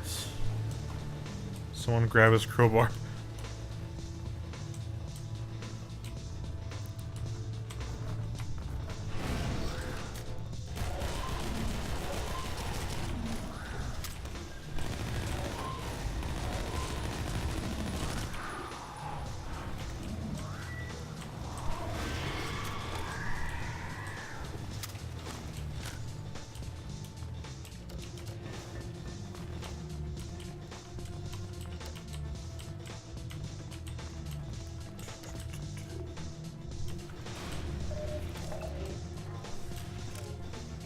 God, this music is so cool.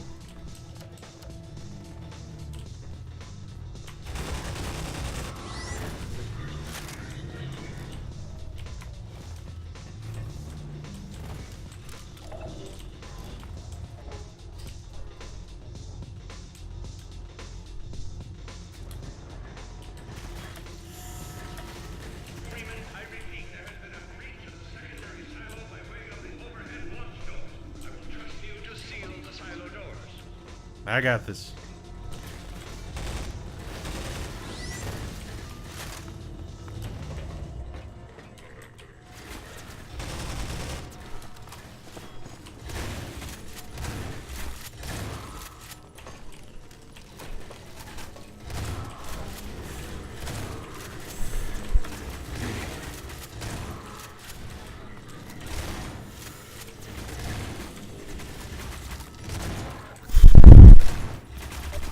No. Oof. Yeah. Oof. Let's see. Did they shorten the lifespan of the combine balls in this mod? I feel like they go away pretty quickly. It doesn't feel much different.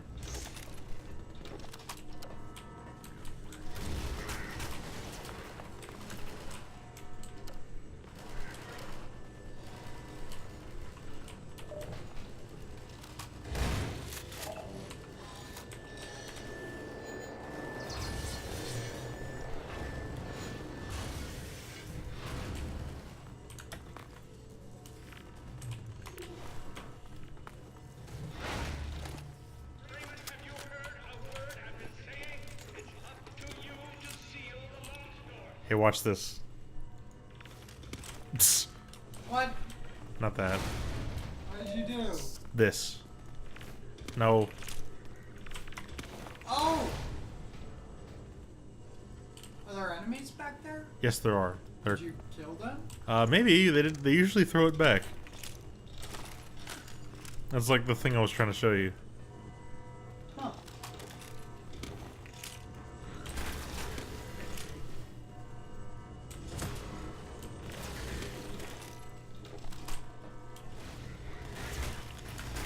Get off.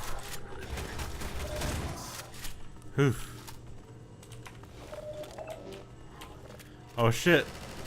Oh look. Oh my god! Oh right.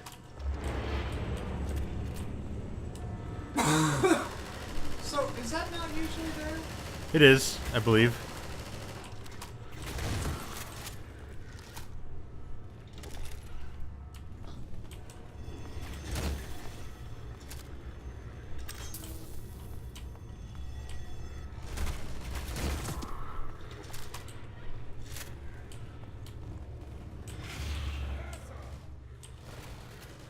Also, I got the displacement gun.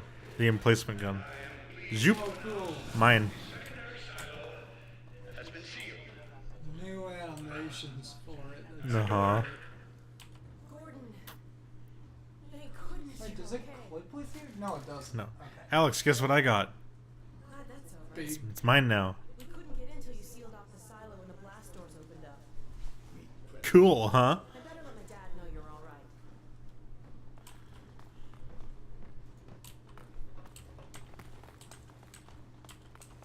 Dad? Yes, is everything okay? Is Gordon all right? Yes, he's fine.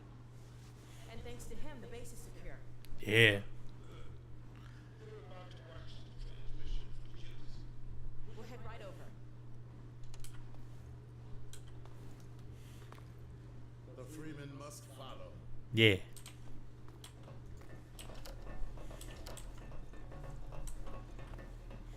If you would take the Freeman from here, I can return to my place of honor at the side. The Magnuson. I love that. The Magnuson. Dr. Kleiner told me that Judith headed north in a helicopter right after they got here. But he wouldn't tell me why.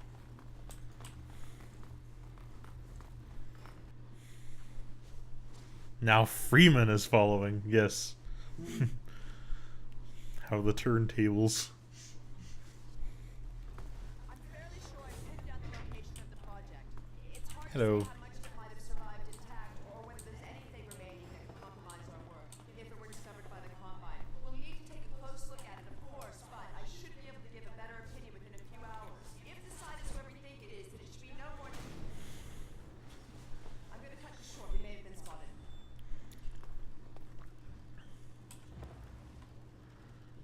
Never have let her go. There was no stopping I her. love how they redid this sequence, and this time with the completed hunters. Something else here? In episode 1, the hunters weren't finished. There Borealis. Aperture. There it is. The Borealis? So I had played this game after Portal 2, so I figured that like this was actually related to Portal 2 specifically. Our peers at Aperture Science were at work on a project of some promise. The last thing we heard of Half-Life officially was fucking the Borealis dry dock in Portal 2. Uh-huh. We all had, and even part of the dry dock. Few believed the Borealis would ever be seen again. It should have been lost forever. Ah, but now that we've found it, we can use it against the Combine. What? The Kleiner's little like, yeah, face he does. We can't simply waste all that potential. Would you like me to taught you anything? There's no controlling that kind of power. Well, yes. There's always a risk, Eli. But my goodness, we have coordinates, blueprints, hailing frequencies. Quite ingenious of Dr. Mossman to hide it all in the carrier wave. Well, that means she's still alive up there. But if the Combine quit, they'll tear out every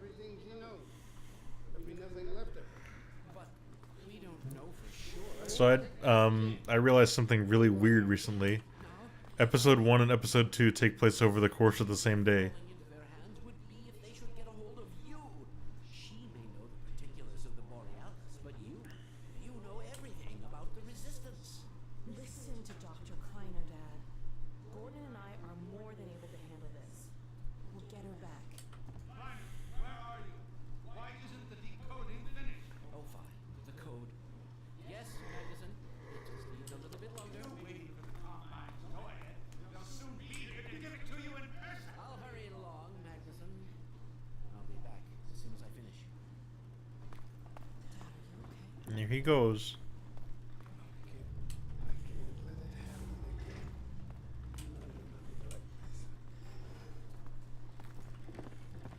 Dad, prepare for unforeseen consequences.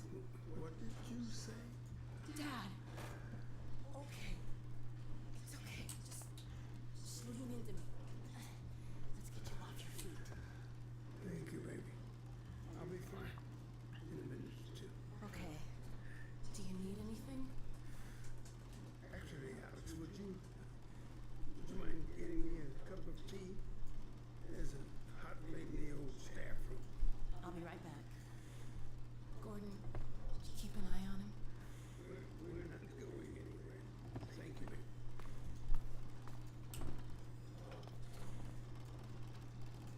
Unforeseen consequences.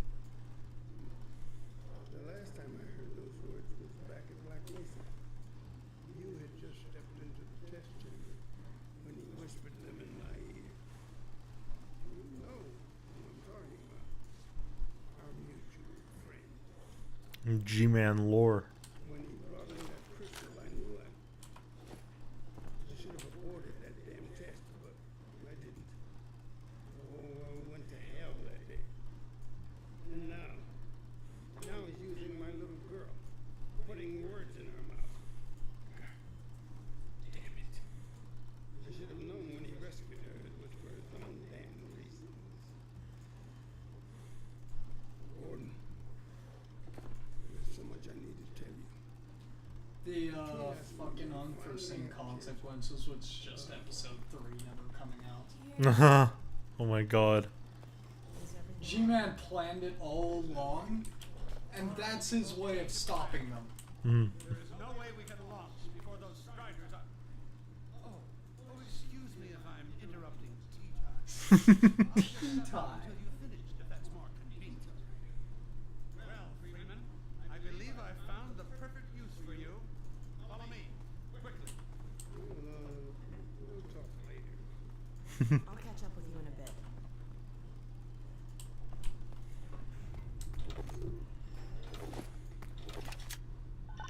Freeman, Striders are coming. A single one of those damn things could shoot down our rocket. Don't dare launch until all Striders are destroyed. Now, you've proved yourself capable, and the staff seem to respect you. Therefore, I'm putting defense of White Forest, this ingenious new weapon of mine, in your hands. I love the Magnuson device. The device. Not my chosen label, you understand, but it seemed to please the personnel. Now look lively in there. Warm up the delivery port. What it is a sort of... Oh, they're still in their civvies. although cleverer than that makes it sound. What? The civilian Oh, outfits. there's some, yeah. Device at the Strider's hull, then blow it up. I've struggled with a mechanism for launching the device, but... Well, your zero-point energy field manipulator clears up that little problem. It's called a gravy gun. We'll let you get into practice while we still have time.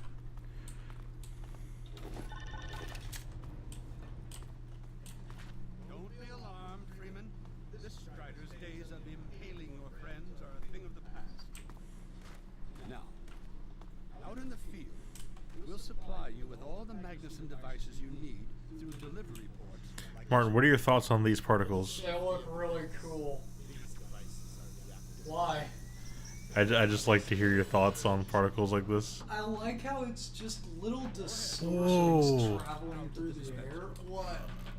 Check You this never out. noticed those? I've noticed them, but I never noticed their pattern, like when they fade out. I love it. They get like a Q map on them when they fade. Now toss it at the main body of the strider. Boink. Good. Now, Oh, I just realized it's going to be a lot harder to hit them with this mod. Oh no! there you go. Ah, not too difficult at this range, is it? It gets a bit harder when it's Because it also, like, this mod does a thing where your accuracy is decreased as you move too. send the Yeah. target to the far end of the rail.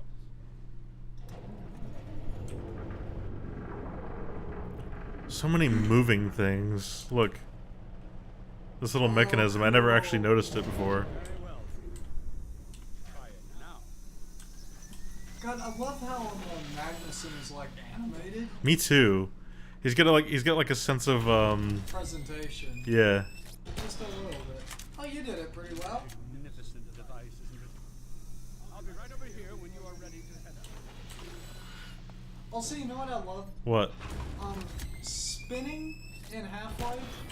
Spinning is fucking tell for teleports. Oh my god, you're right. Yep. Something rotating horizontally around stuff is a designated like teleportation like effect. Uh-huh. About time.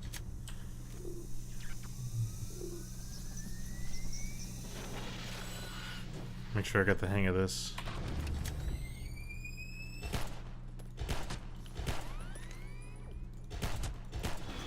There we go. Had enough? Your car is fueled and ready to go. Here we go. Every building Moment of in the truth. valley has its own dispenser port, so you'll have ample supply of explosives. Now, I'm my rocket, Freeman. I'm relying on you not to squander my trust or my magnificence. Oh, and Freeman, if you pull this off, I might just forgive you for that debacle at Black Mesa. You know the one I mean, involving a certain microwave casserole. Okay, I love that line. Okay, I mean, of course it's like a joke, but I love it because, whoop, for me, it implies that he doesn't blame you for the resonance cascade either. But like is from what I gather, it's like he considers it like outside of your control, and there's no way that you could have like resolved it. However, you were directly responsible for ruining his microwave casserole. Uh-huh. I tweaked your onboard radar so the combines show up red on the dashboard unit now. Plus, it'll send a homing signal to your HEV suit in case you get separated from your car. No need to thank me. Now check this map. Right here at the south end of the valley. The rest of the gang's up north by the old sawmill here. Head on up there, and they'll fill you in on the battle plan. I'll be staying here to watch the field and send status updates. Good luck out there. Okay, they have a little helpful radar on the bottom of the on the HUD. But whenever I first played this, I still lost the car. Aw.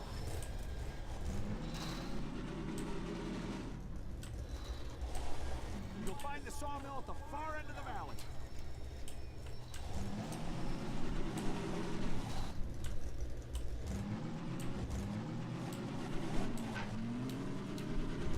Perimeter's clear. Still no sign of incursion. Keep alert.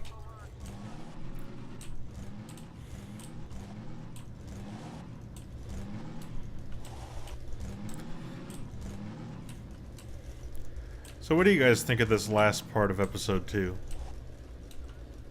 I think it's an interesting boss fight scenario. So, they've sent Freeman, have they? Good man. We've counted a dozen It's John. just north of us. It is! Our job is to keep them from reaching the base to the south. If they get close enough for one good shot at the silo, the whole launch is a bust. And in case Striders aren't bad enough, recon indicates they're being escorted by packs of hunters. Now, what I want you to do... Attention! North perimeter breach. All right, people, this is it. We have a Strider approaching from the crane. Defensive position, go! Zoop. Oh boy, here we go. Everyone ready? Stop them here. Remember, you can distract them while Freeman takes them down. Right.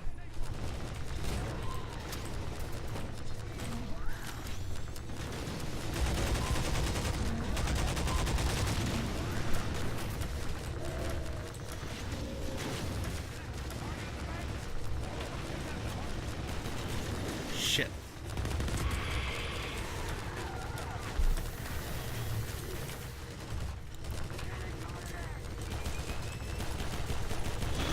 Got it. John Freeman, yes. Strider at the sawmill. Okay, you know what's always creepy to me? What? When the Striders are low like this. Yeah, that's weird. Oh, there. Damn it.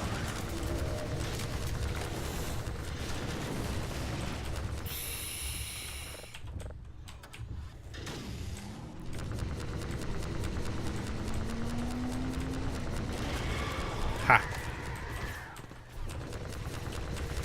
Ouch.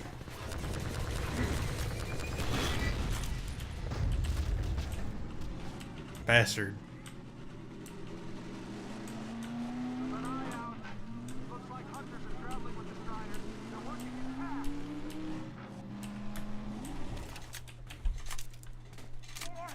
I think I'm going to play video games with Radish. It's been fun hanging out in here.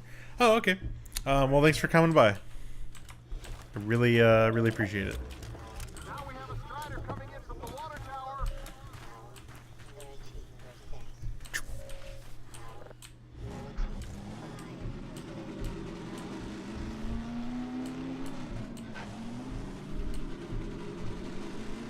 Now, water tower is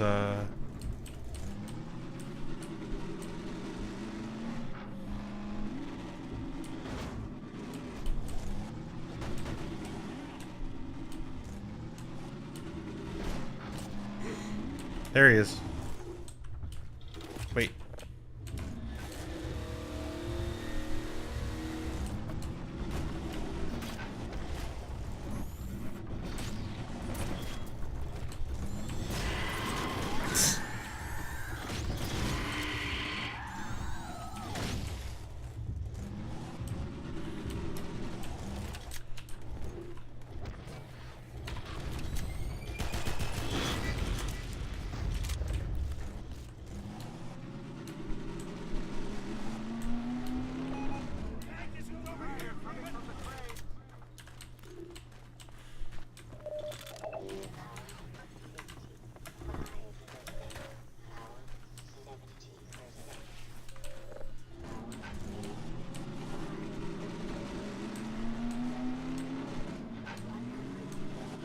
I have mixed feelings about this finale, actually. Oh, really? Yeah. I think it's cool. But I feel like it, not goes on too long. It's like... It gets a bit too hectic. Yeah.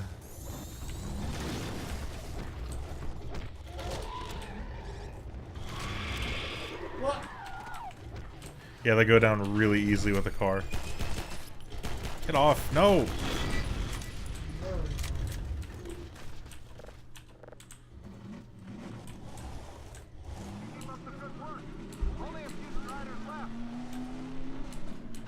This actually feels easier than normal. Maybe I'm just used to it.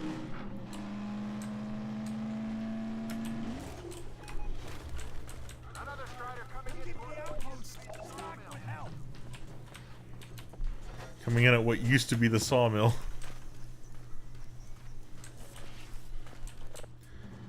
For me, this mission becomes a lot easier when you realize that you can just, like, insta-kill the hunters with the car.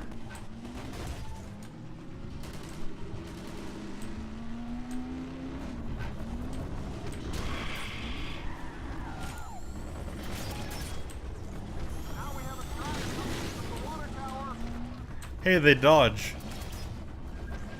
They'll actually hop out of the way.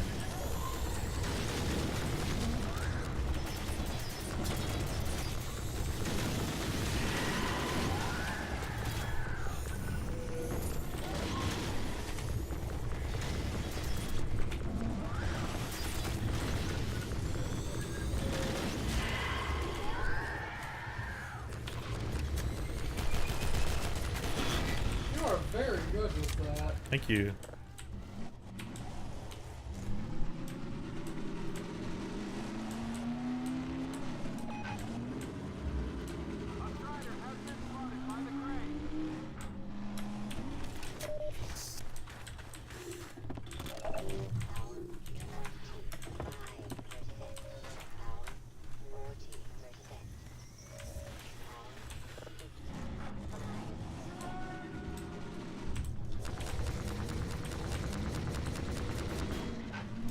Any hunters? No?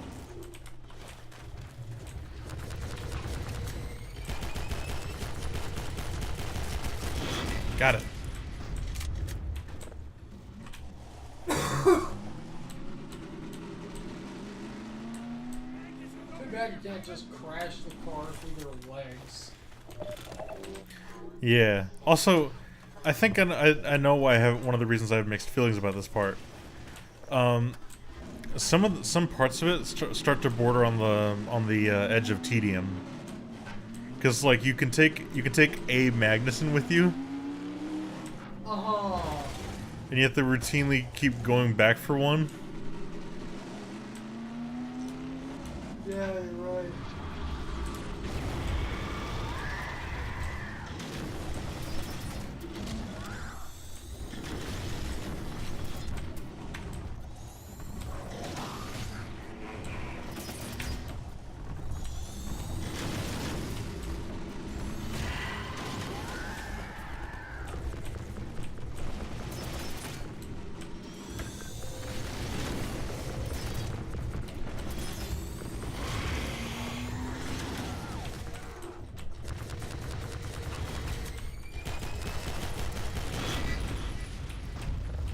I'm also out of pistol bullets.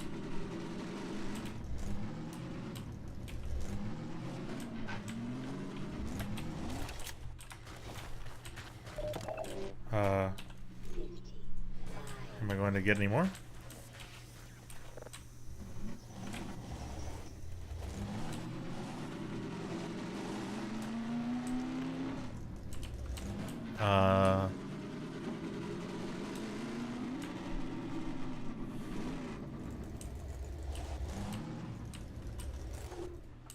Where's the next one?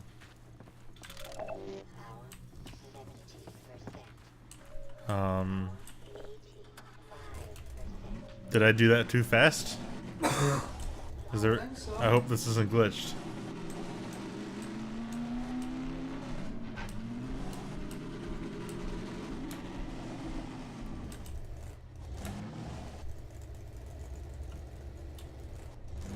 Oh, there we go. Another Strider from the water tower.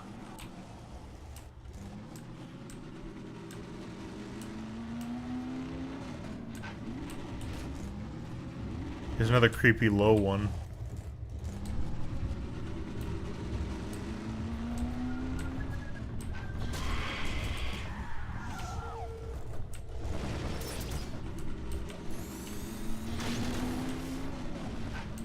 This one's fast.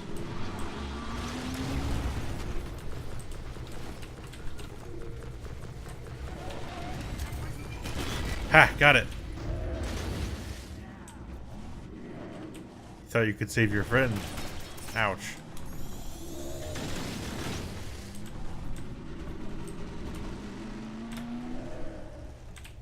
Looks like that was the last one. Get ready, everyone. We've spotted drop ships carrying even more Striders. Shit. We have about a minute before they hit, so gear up. Nah. This is gonna get ugly before it's over. Right.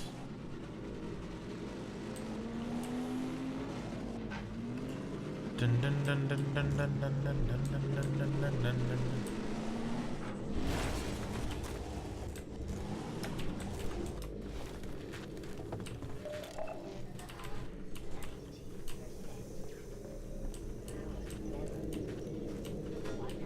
Clunk.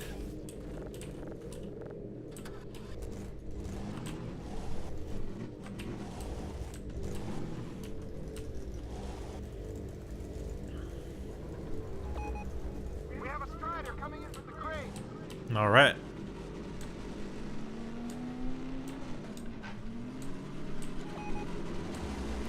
Yeah, so so this finale to me is like a mix of fun and tedium, which is, I guess, a bit strange.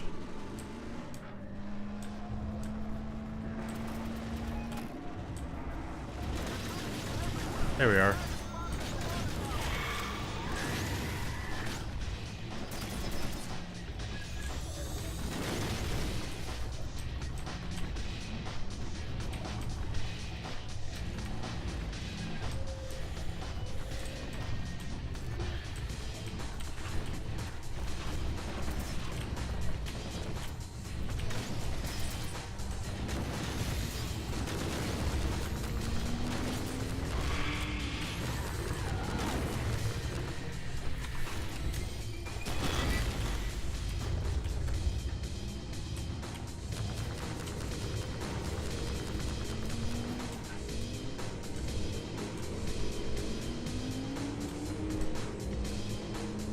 I need to drive all the way back to the start, now that all the other bases are destroyed.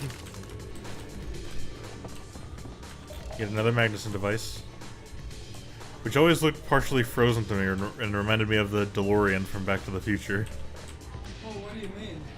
It gets this like frosty effect on it. Yeah. Heads up, people, we are not done yet. Another strider was just spotted at the sawmill. One more at the crane.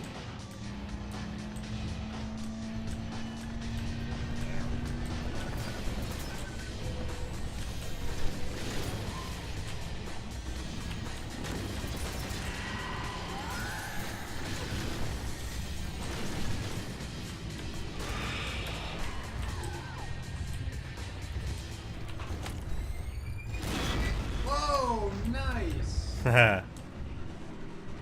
That feels nice. I think the Magnuson devices have a slight magnetism to them. Magnuson. Huh.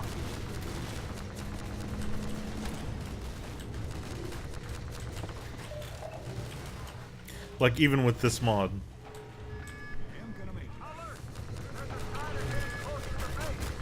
Oh, I missed.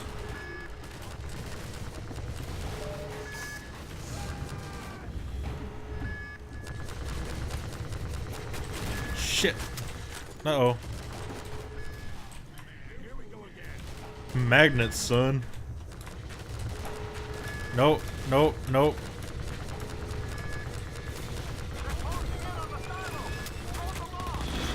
Oof.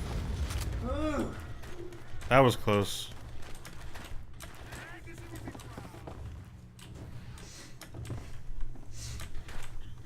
Slurp.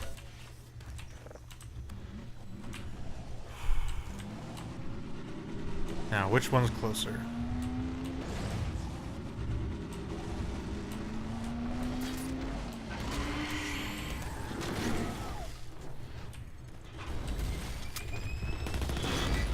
Very nice.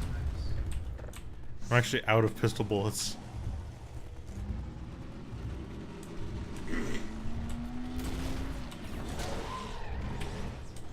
Ouch.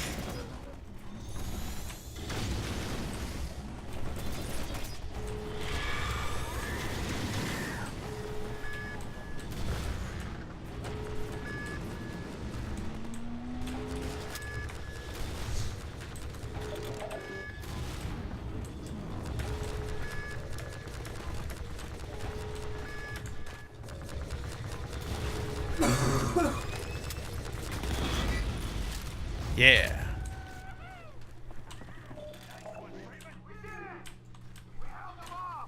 Good work, everyone! Attention! Attention! The Striders have been defeated! All personnel return to base immediately! Repeat! All personnel return to base immediately! We are serving cake in the break room. The Resistance bakers. Yeah, the Vortigons with the chef hats. Oh my god.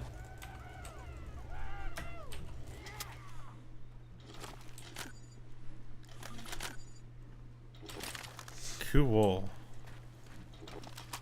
Hey, Gordon Freeman.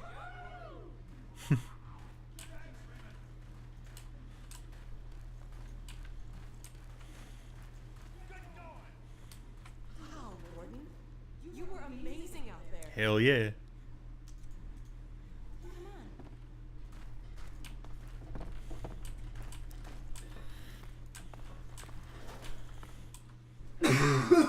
Bless you.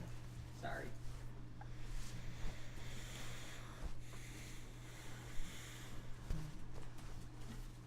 She's in its final stages.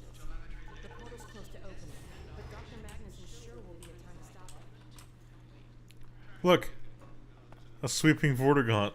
Just like at the beginning of Half-Life 2. Yeah, it's like a... It's like a bookend, which is really strange. Yeah, it is, actually. Because it's like they almost planned for this to be the last one. Yeah.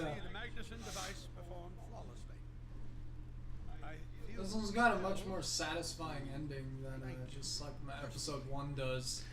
So like in parts. Well, yeah, it's kind of what I meant. Uh-huh. I mean, it's just all like, it's like if you ended it like after the rocket launched, it'd be a just fine ending, you know? Yep. Let's go to the control room. We can get a great view of the launch from there.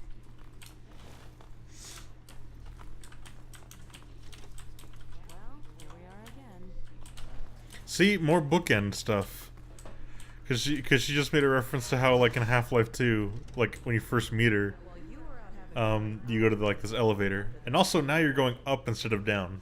Yeah. Packed up and ready to go. Never a dull moment, huh?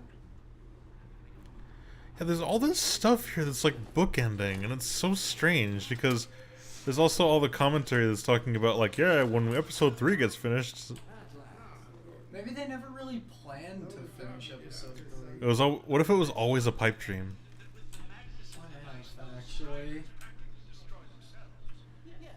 And we didn't actually read between the lines because there's all this like stuff here with finality to it. There really is, actually.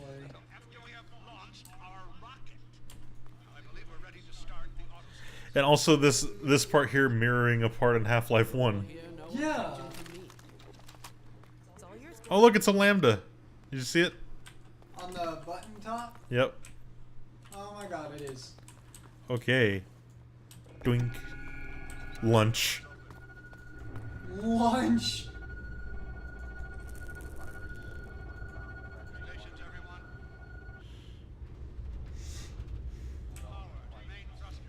I first heard that line in Gmod and I can't unhear the context.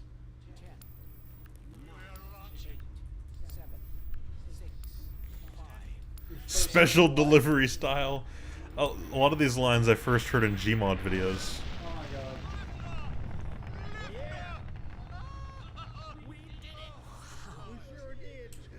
There it goes. Spinny, look. Oh, that gives a kind of neat effect to it, but yeah. That classic. Be neat if they had like locked the orientation of them specifically for this. Yeah. It's just classic particles. It's a bit too big to be doing this. Yeah, it is. I mean, it's just like with like a smaller trail, it works. Okay, you can turn and you can look up and down. So if you do this, then. Regrettably, I can't come out with you. Magnuson and I will need to keep a close eye on the rocket's trajectory. Aren't you gonna see us off? Just as soon as this is wrapped up, See, everyone's even saying goodbye and everything. Yeah, they are. Okay, I'll hold you to that. You too, Dr. Magnuson.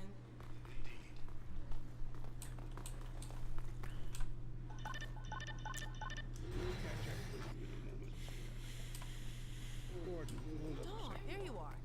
The more I think about that warning from our friend, the more I'm convinced it has to do with Borealis. Don't be deceived. That ship must never be used.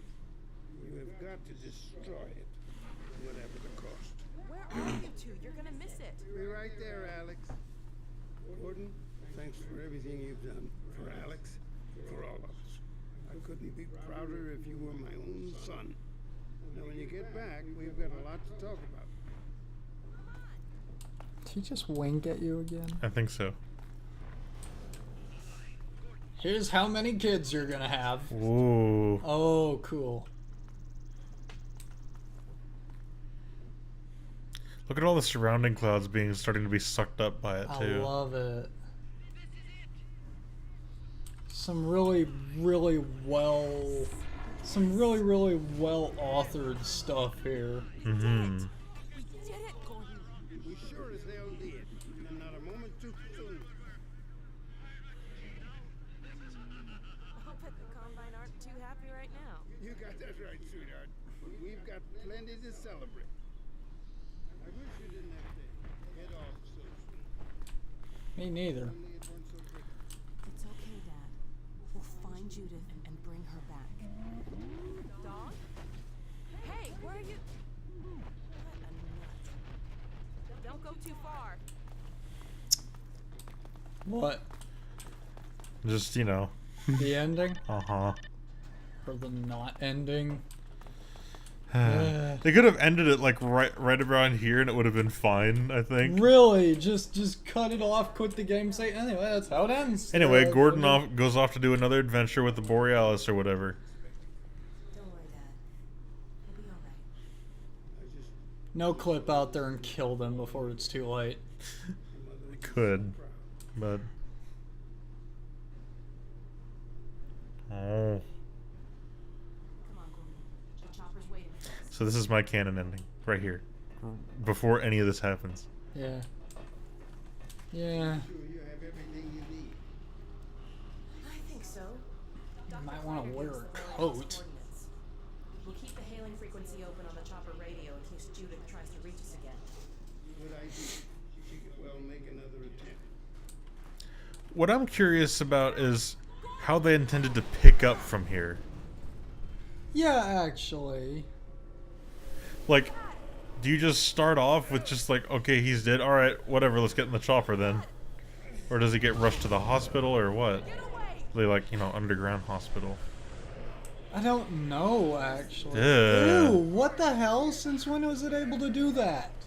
I don't remember that. Don't! Dad, look out! No! Dad!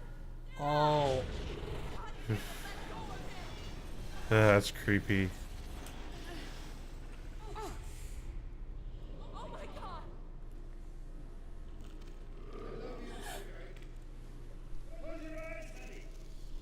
I love you, Dad! No! Oh my god, no! Yeah. Gordon! I got you.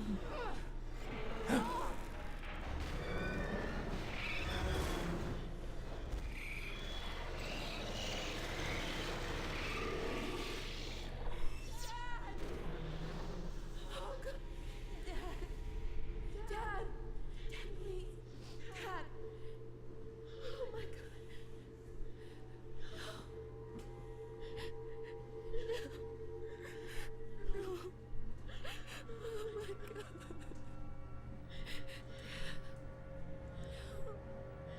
Don't leave me. That's just how it ends. That's how the whole series ends. Yeah, what the fuck? That's not very nice. No. Big oof. Yeah. Tell me Yeah. about it. You're right about there being so much finality, though. It's like, what if they never even planned for episode 3 to happen? And episode 3 was more of a, like, you know, just like, so like, if we can do it situation. Imagine if G-Man were in the background fiddling with his tie before walking off. Oh, God. Oh, man. That might be beating you over the head a little bit, though.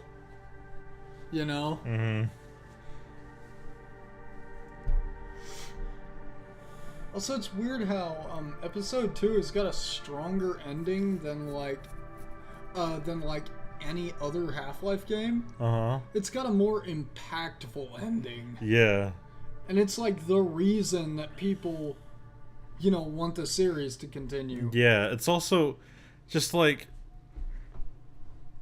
such a weird way to end the series.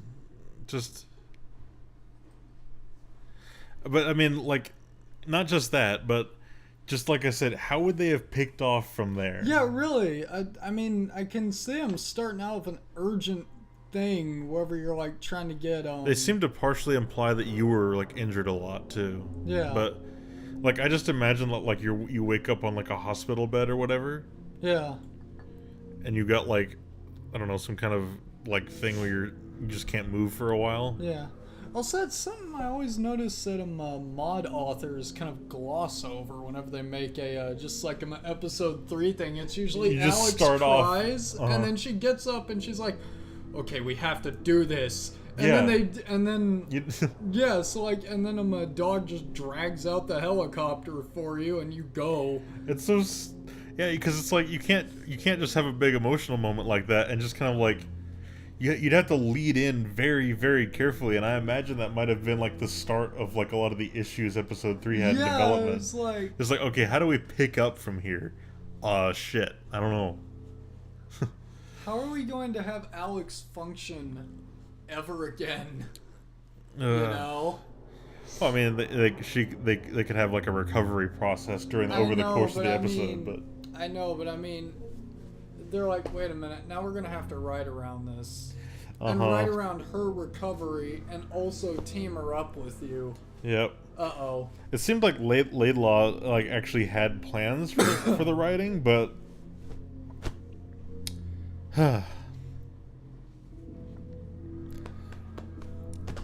so yeah. So those are my Half-Life 2 streams as well. That's it's not going to be the last time I stream anything Half-Life 2 related.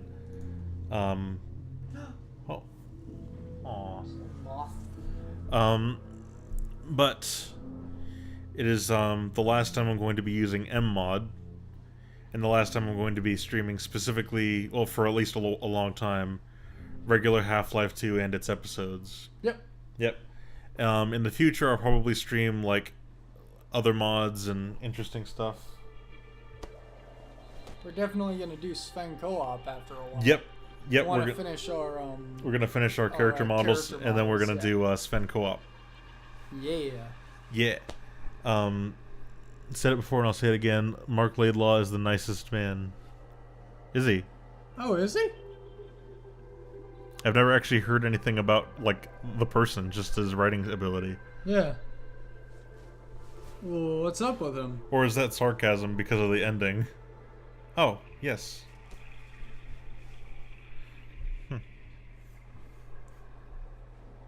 Oh, cool. Yeah.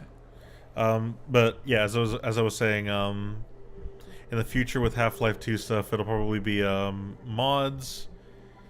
And then for like Half-Life 1, I'm going to be doing Sven co-op, and then like Opposing Force and Blue Shift, and also mods of that. Yeah. Yeah. Laidlaw's not at Valve anymore, is he? He's back actually. Oh, he is? Yep. Huh. Do they need him back? I don't know. He was talking to Mike's mom about his grandkids. Oh. Huh. About his grandkids that are a trip to Valve. Oh. Cool.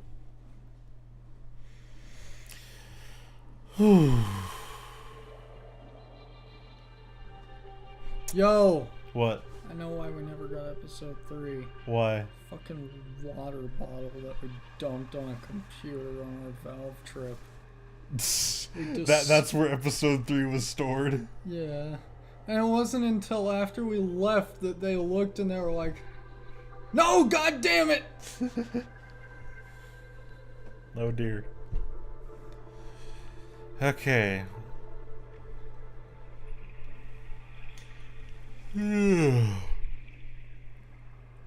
Well, Toy Story 2 almost. Wait, how? How's it like Toy Story 2? I don't know. What you talking about?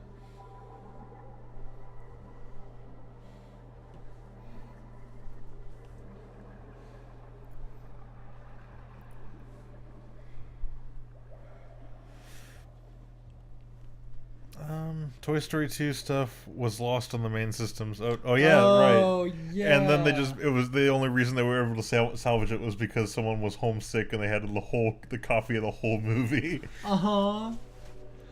Which is quite an amazing thing. Yeah. Lucky stroke of contrivance. Yep. Okay, so I think I'm gonna end it off here. Thank you very much for coming.